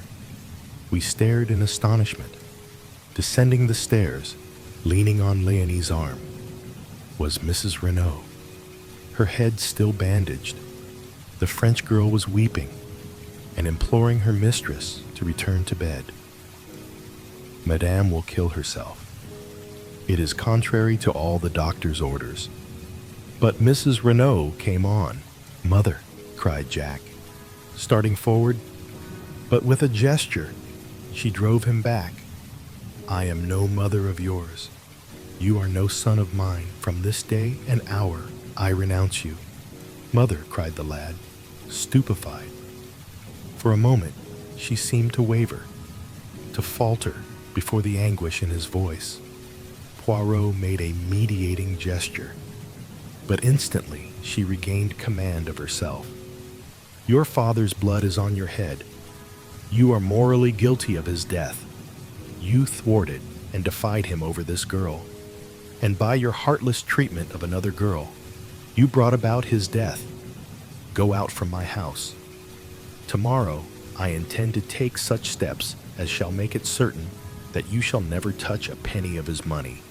Make your way in the world as best you can with the help of the girl who is the daughter of your father's bitterest enemy. And slowly, painfully, she retraced her way upstairs. We were all dumbfounded, totally unprepared for such a demonstration. Jack Renault, worn out with all he had already gone through, swayed and nearly fell. Poirot and I went quickly to his assistance. He is overdone, murmured Poirot to Marthe. Where can we take him? but home to the Villa Marguerite. We will nurse him, my mother and I, my poor Jack. We got the lad to the villa, where he dropped limply onto a chair in a semi-dazed condition. Poirot felt his head and hands. He has fever. The long strain begins to tell. And now, this shock on top of it. Get him to bed, and Hastings and I will summon a doctor. A doctor was soon procured. After examining the patient, he gave it as his opinion that it was simply a case of nerve strain. With perfect rest and quiet, the lad might be almost restored by the next day. But, if excited, there was a chance of brain fever. It would be advisable for someone to sit up all night with him. Finally, having done all we could, we left him in the charge of Marthe and her mother and set out for the town. It was past our usual hour of dining, and we were both famished. The first restaurant we came to assuaged the pangs of hunger with an excellent omelette and an equally excellent entrecôte to follow. "And now for quarters for the night," said Poirot. When at length Café Noir had completed the meal, "Shall we try our old friend, the Hôtel des Bains?" We traced our steps there without more ado. Yes, messieurs could be accommodated with 2 good rooms overlooking the sea. Then Poirot asked a question which surprised me. "Has an English lady, Miss Robinson, arrived?" "Yes, monsieur.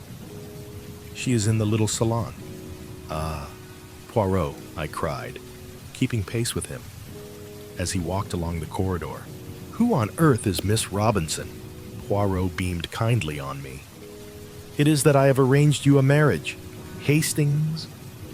"But I say—" "Bah!" said Poirot, giving me a friendly push over the threshold of the door.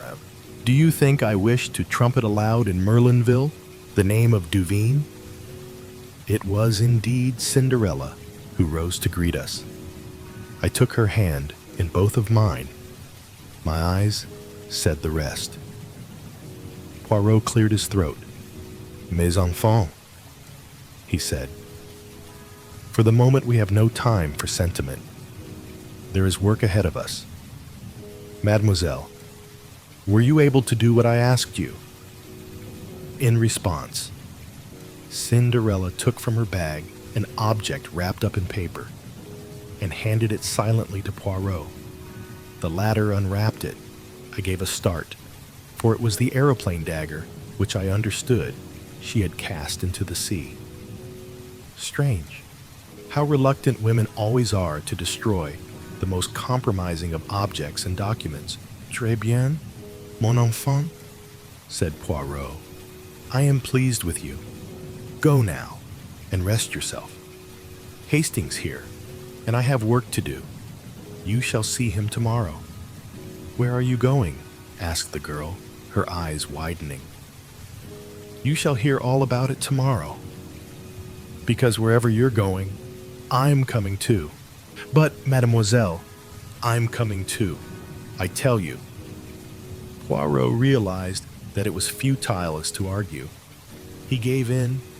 "Come then, mademoiselle. But it will not be amusing. In all probability, nothing will happen." The girl made no reply. 20 minutes later, we set forth. It was quite dark now, a close, oppressive evening. Poirot led the way out of the town in the direction of the Villa Geneviève. But when he reached the Villa Marguerite, he paused. "I should like to assure myself that all goes well with Jack Renaud. Come with me. Hastings, Mademoiselle will perhaps remain outside. Madame Dobreuil might say something which would wound her." We unlatched the gate and walked up the path.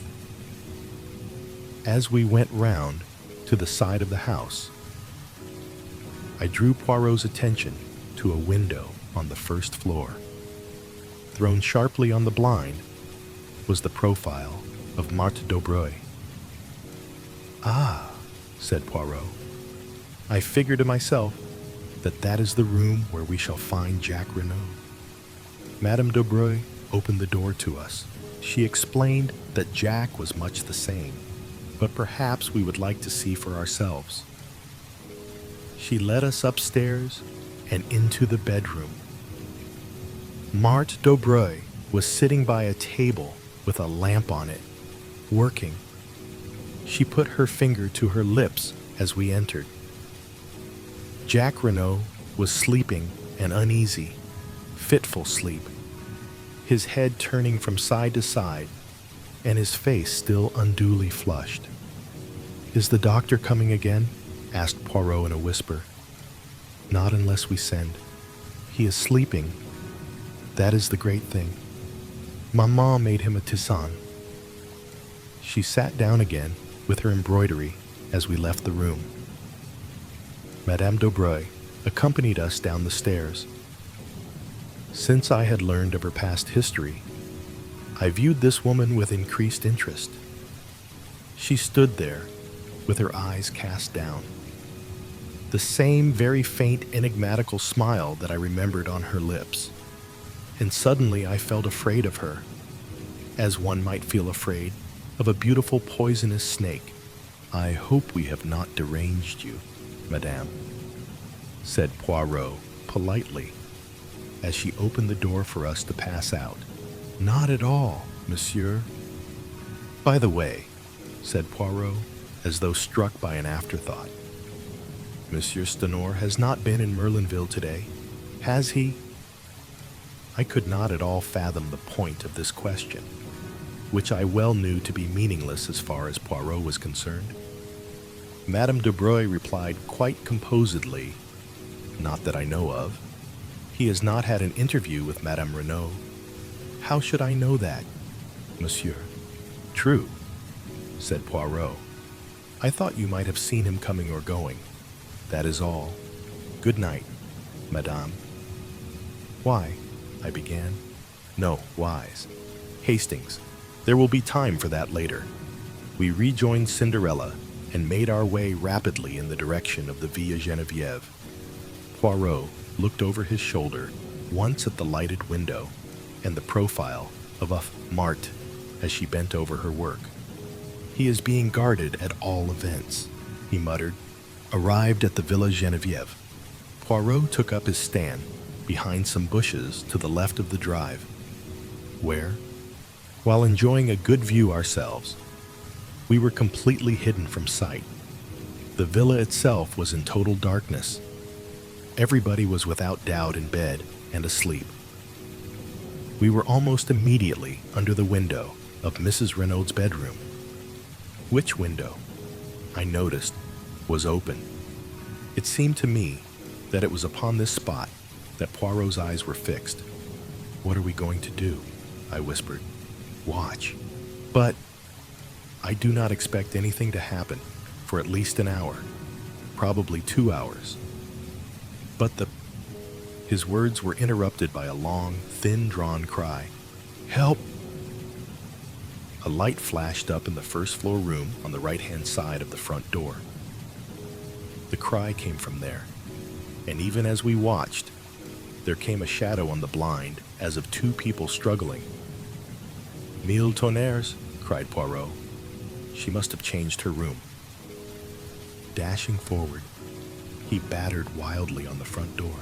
Then rushing to the tree in the flower bed, he swarmed up it with the agility of a cat. I followed him. As with a bound, he sprang in through the open window. Looking over my shoulder, I saw Dulcie reaching the branch behind me. "Take care," I exclaimed. "Take care of your grandmother," retorted the girl. "This is child's play to me."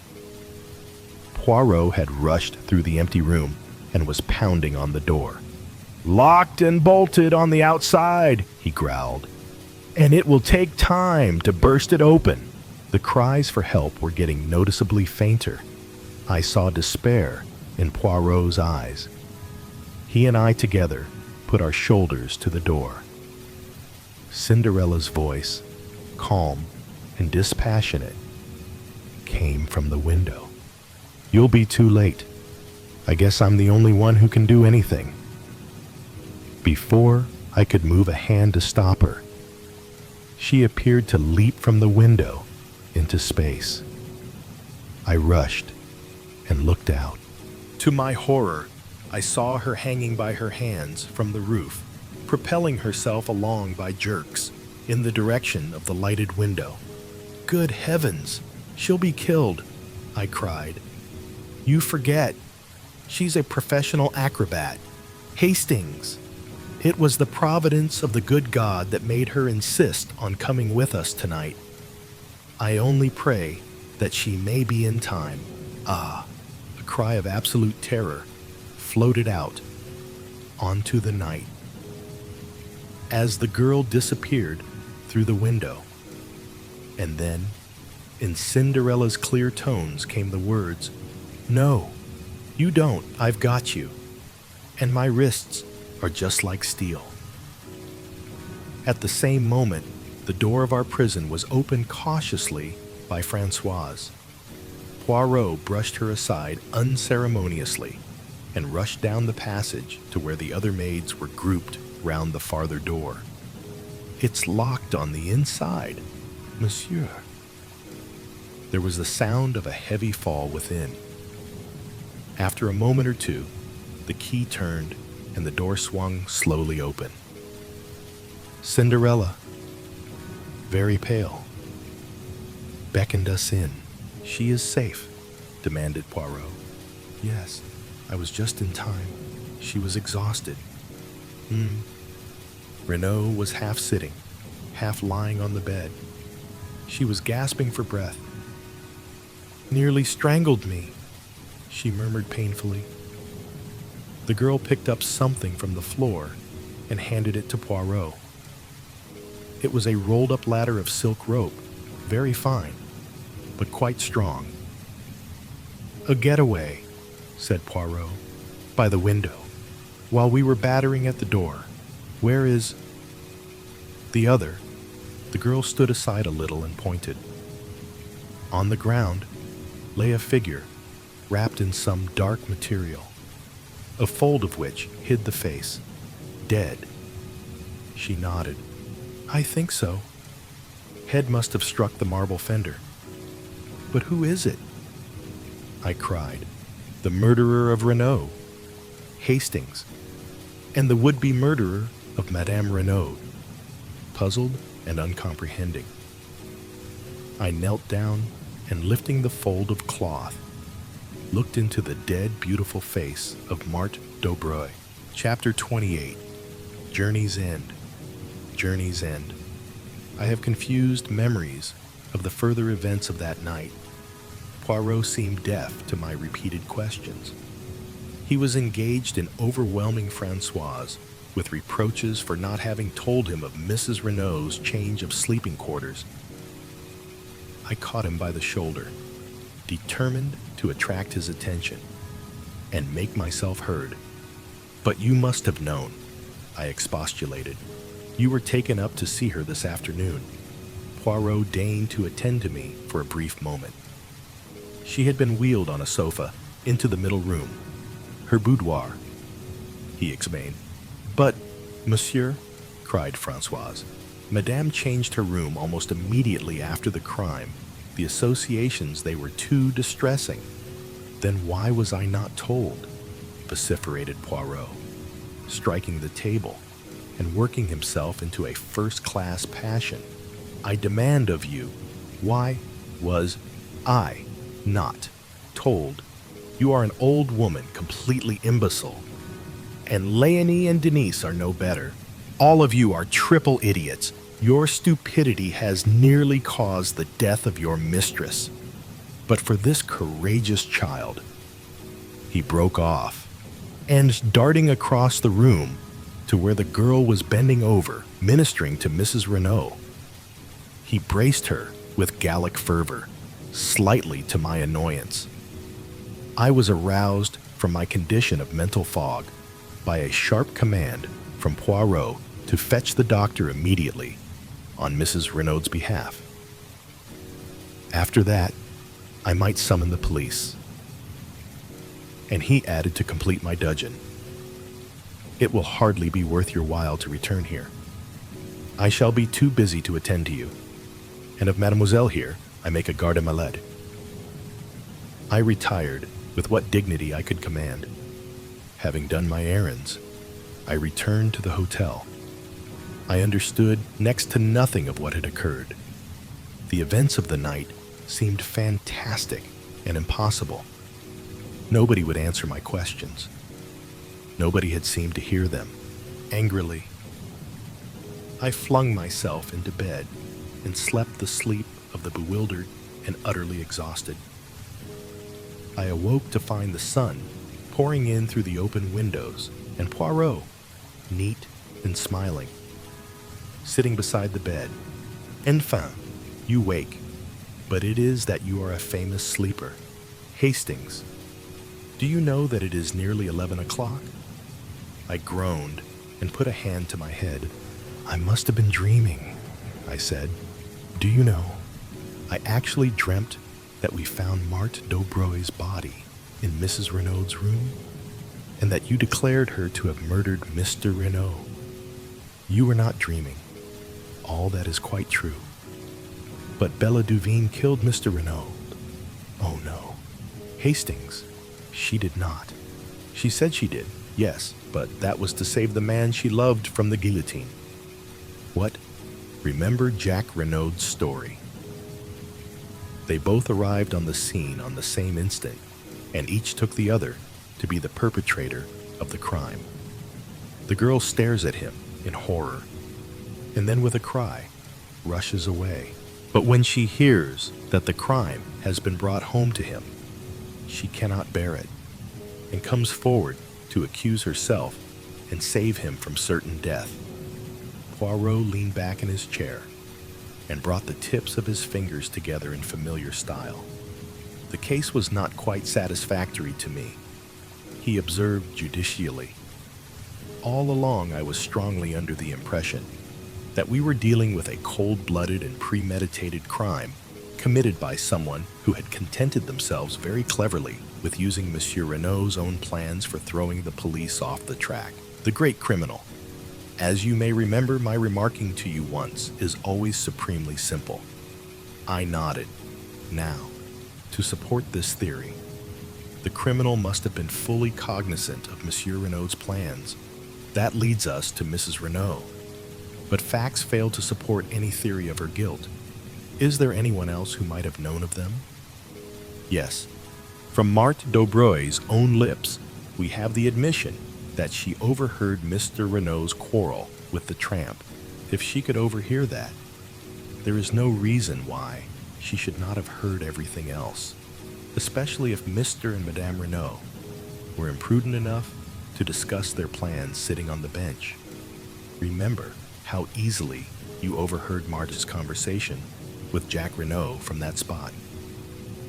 But what possible motive could Marthe have for murdering Mr. Renaud? I argued. What motive? Money Renaud was a millionaire several times over. And at his death, or so she and Jack believed, half that vast fortune would pass to his son. Let us reconstruct the scene from the standpoint of Marthe Daubroy. Marthe Daubroy overhears what passes between Renaud and his wife. So far, he has been a nice little source of income to the Daubroy mother and daughter. But now, he proposes to escape from their toils. At first, possibly, her idea is to prevent that escape. But a bolder idea takes its place, and one that fails to horrify the daughter of Jean Baroldi. At present, Renaud stands inexorably in the way of her marriage with Jack. If the latter defies his father, he will be a pauper, which is not at all to the mind of Mademoiselle Marthe. In fact, I doubt if she has ever cared a straw for Jack Renaud. She can simulate emotion But in reality, she is of the same cold, calculating type as her mother. I doubt, too, whether she was really very sure of her hold over the boy's affections. She had dazzled and captivated him, but separated from her, as his father could so easily manage to separate him. She might lose him, but with Renaud dead, and Jack the heir to half his millions, the marriage can take place at once, and at a stroke she will attain wealth, not the beggarly thousands that have been extracted from him so far. And her clever brain takes in the simplicity of the thing. It is all so easy. Renaud was planning all the circumstances of his death. She has only to step in at the right moment and turn the farce into a grim reality. And here comes in the second point, which led me, infallibly, to Marthe de Broglie. The dagger Jack Renaud had 3 souvenirs made. 1 he gave to his mother. 1 to Bella Duveen. Was it not highly probable that he had given the 3rd one to Marthe de Broglie? So, then to sum up, there were 4 points of note against Marthe de Broglie. 1. Marthe de Broglie could have overheard Renaud's plans. 2. Marthe de Broglie had a direct interest in causing Renaud's death. 3. Marthe de Broglie was the daughter of the notorious Madame Baroldi, who in my opinion was morally and virtually the murderess of her husband, although it may have been Georges Cannot's hand which struck the actual blow. 4. Marthe de Broglie was the only person, besides Jack Renaud, likely to have the 3rd dagger in her possession. Poirot paused and cleared his throat. Of course, when I learned of the existence of the other girl, Bella Duveen, I realized that it was quite possible that she might have killed Renaud. The solution did not commend itself to me because, as I pointed out to you, Hastings, an expert, such as I am, likes to meet a foeman worthy of his steel.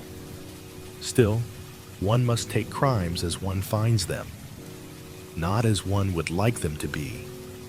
It did not seem very likely that Bella Duveen would be wandering about carrying a souvenir paper knife in her hand, but of course she might have had some idea all the time of revenging herself on Jack Renaud. When she actually came forward and confessed to the murder, it seemed that all was over, and yet I was not satisfied. Mon ami, I was not satisfied. I went over the case again minutely, and I came to the same conclusion as before. If it was not Bella Duveen, the only other person who could have committed the crime was Marthe de Broglie, but I had not one single proof against her. And then you showed me that letter from Mademoiselle Dulcie, and I saw a chance of settling the matter once and for all. The original dagger was stolen by Dulcie Duveen and thrown into the sea, since, as she thought, it belonged to her sister. But if, by any chance, it was not her sister's, but the one given by Jack to Marthe de Broglie, why then, Bella Duveen's dagger would be still intact. I said no word to you. Hastings, it was no time for romance, but I sought out Mademoiselle Dulcie, told her as much as I deemed needful, and set her to search among the effects of her sister. Imagine my elation when she sought me out, according to my instructions, as Miss Robinson, with the precious souvenir in her possession. In the meantime, I had taken steps to force Mademoiselle Marthe into the open, by my orders. Madame Renaud repulsed her son, and declared her intention of making a will on the morrow, which should cut him off from ever enjoying even a portion of his father's fortune. It was a desperate step, but a necessary one, and Madame Renaud was fully prepared to take the risk, though unfortunately she also never thought of mentioning her change of room. I suppose she took it for granted that I knew. All happened as I thought.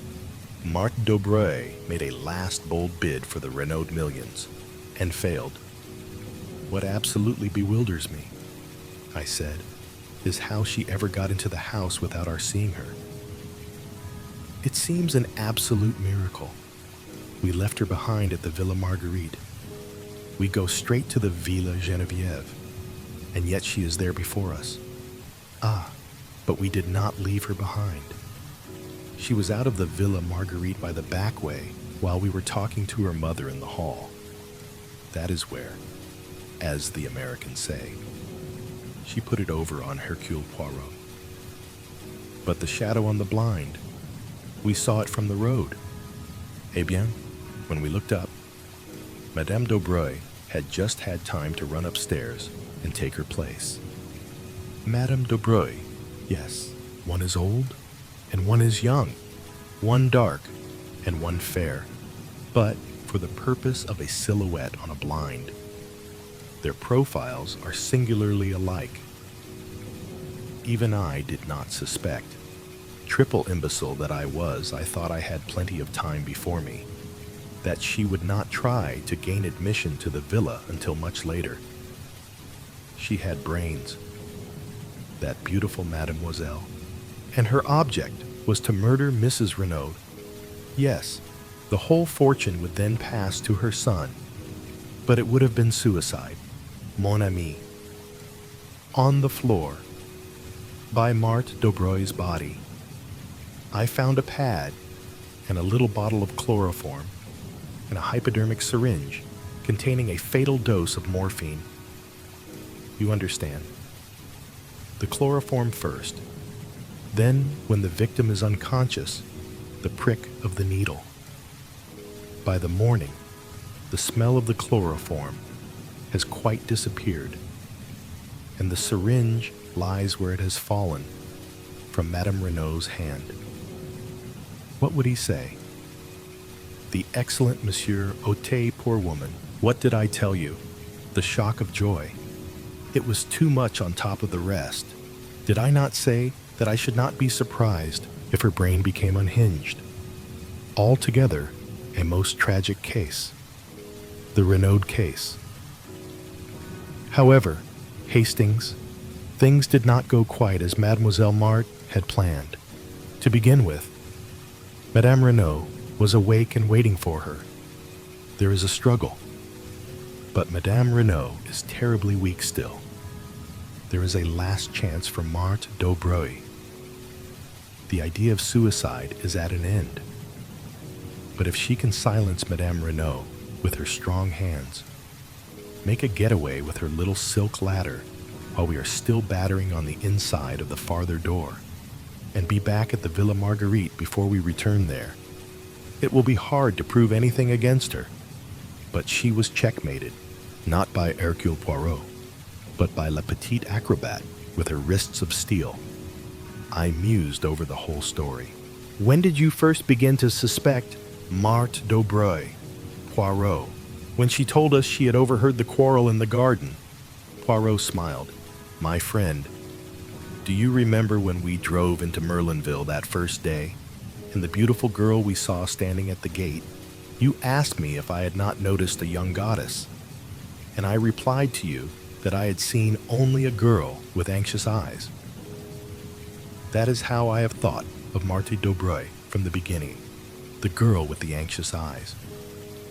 Why was she anxious? Not on Jack Renaud's behalf, for she did not know then that he had been in Merlinville the previous evening. By the way, I exclaimed, how is Jack Renaud? Much better. He is still at the Villa Marguerite. But Madame Daubreuil has disappeared. The police are looking for her. Was she in with her daughter? Do you think? We shall never know. Madame is a lady who can keep her secrets, and I doubt very much if the police will ever find her. Has Jack Renaud been told? Not yet. It will be a terrible shock to him, naturally. And yet, do you know, Hastings, I doubt if his heart was ever seriously engaged. So far, we have looked upon Bella Duveen as a siren and Marthe Dobreuil as the girl he really loved. But I think that if we reverse the terms, we should come nearer to the truth. Marthe Dobreuil was very beautiful. She set herself to fascinate Jack, and she succeeded. But remember his curious reluctance to break with the other girl, and see how he was willing to go to the guillotine rather than implicate her. I have a little idea that when he learns the truth, he will be horrified, revolted, and his false love will wither away. What about Gerard? He has a crise of the nerves. That one, he has been obliged to return to Paris. We both smiled. Poirot proved a fairly true prophet. When at length the doctor pronounced Jack Renaud strong enough to hear the truth, it was Poirot who broke it to him. The shock was indeed terrific. Yet Jack rallied better than I could have supposed possible. His mother's devotion helped him to live through those difficult days. The mother and son were inseparable now. There was a further revelation to come. Poirot had acquainted Mrs. Renaud with the fact that he knew her secret and had represented to her that Jack should not be left in ignorance of his father's past. To hide the truth, never does it avail. Madame, be brave and tell him everything. With a heavy heart, Mrs. Renaud consented, and her son learned that the father he had loved had been in actual fact a fugitive from justice. A halting question was promptly answered by Poirot. Reassure yourself, Monsieur Jack. The world knows nothing. As far as I can see, there is no obligation for me to take the police into my confidence. Throughout the case, I have acted, not for them, but for your father. Justice overtook him, at last.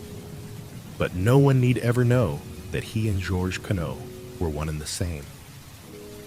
There were, of course, various points in the case that remained puzzling to the police, but Poirot explained things in so plausible a fashion that all query about them was gradually stilled. Shortly after we got back to London, I noticed a magnificent model of a foxhound adorning Poirot's mantelpiece. In answer to my inquiring glance, Poirot nodded. Mais oui, I got my 500 francs. Is he not a splendid fellow? I call him Giraud.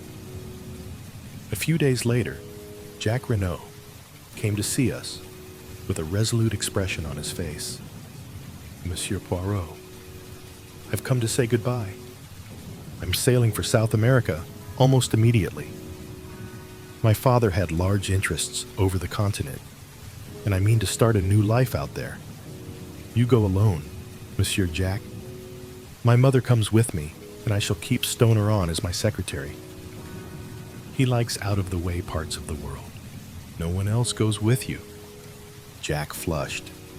You mean a girl who loves you very dearly, who has been willing to lay down her life for you? How could I ask her? Muttered the boy. After all that has happened, could I go to her and... Oh, what sort of a lame story could I tell? Les femmes, they have a wonderful genius for manufacturing crutches for stories like that. Yes, but I've been such a damned fool. So have all of us. One time and another, observed Poirot philosophically, but Jack's face had hardened. There's something else. I'm my father's son. Would anyone marry me? Knowing that you are your father's son, you say, Hastings here will tell you that I believe in heredity. Well, then, wait. I know a woman of courage and endurance, capable of great love, of supreme self-sacrifice. The boy looked up. His eyes softened. My mother. Yes, you are your mother's son, as well as your father's. Then go to Mademoiselle Bella. Tell her everything. Keep nothing back, and see what she will say." Jack looked irresolute. Go to her as a boy no longer, but a man bowed by the fate of the past and the fate of today, but looking forward to a new and wonderful life. Ask her to share it with you. You may not realize it, but your love for each other has been tested in the fire and not found wanting.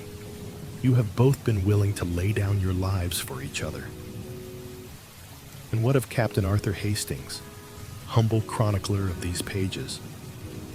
There is some talk of his joining the Renault on a ranch across the seas, but for the end of this story, I prefer to go back to a morning in the garden of the Villa Geneviève. "I can't call you Bella," I said, "since it isn't your name, and Dulcie seems so unfamiliar. So it's got to be Cinderella.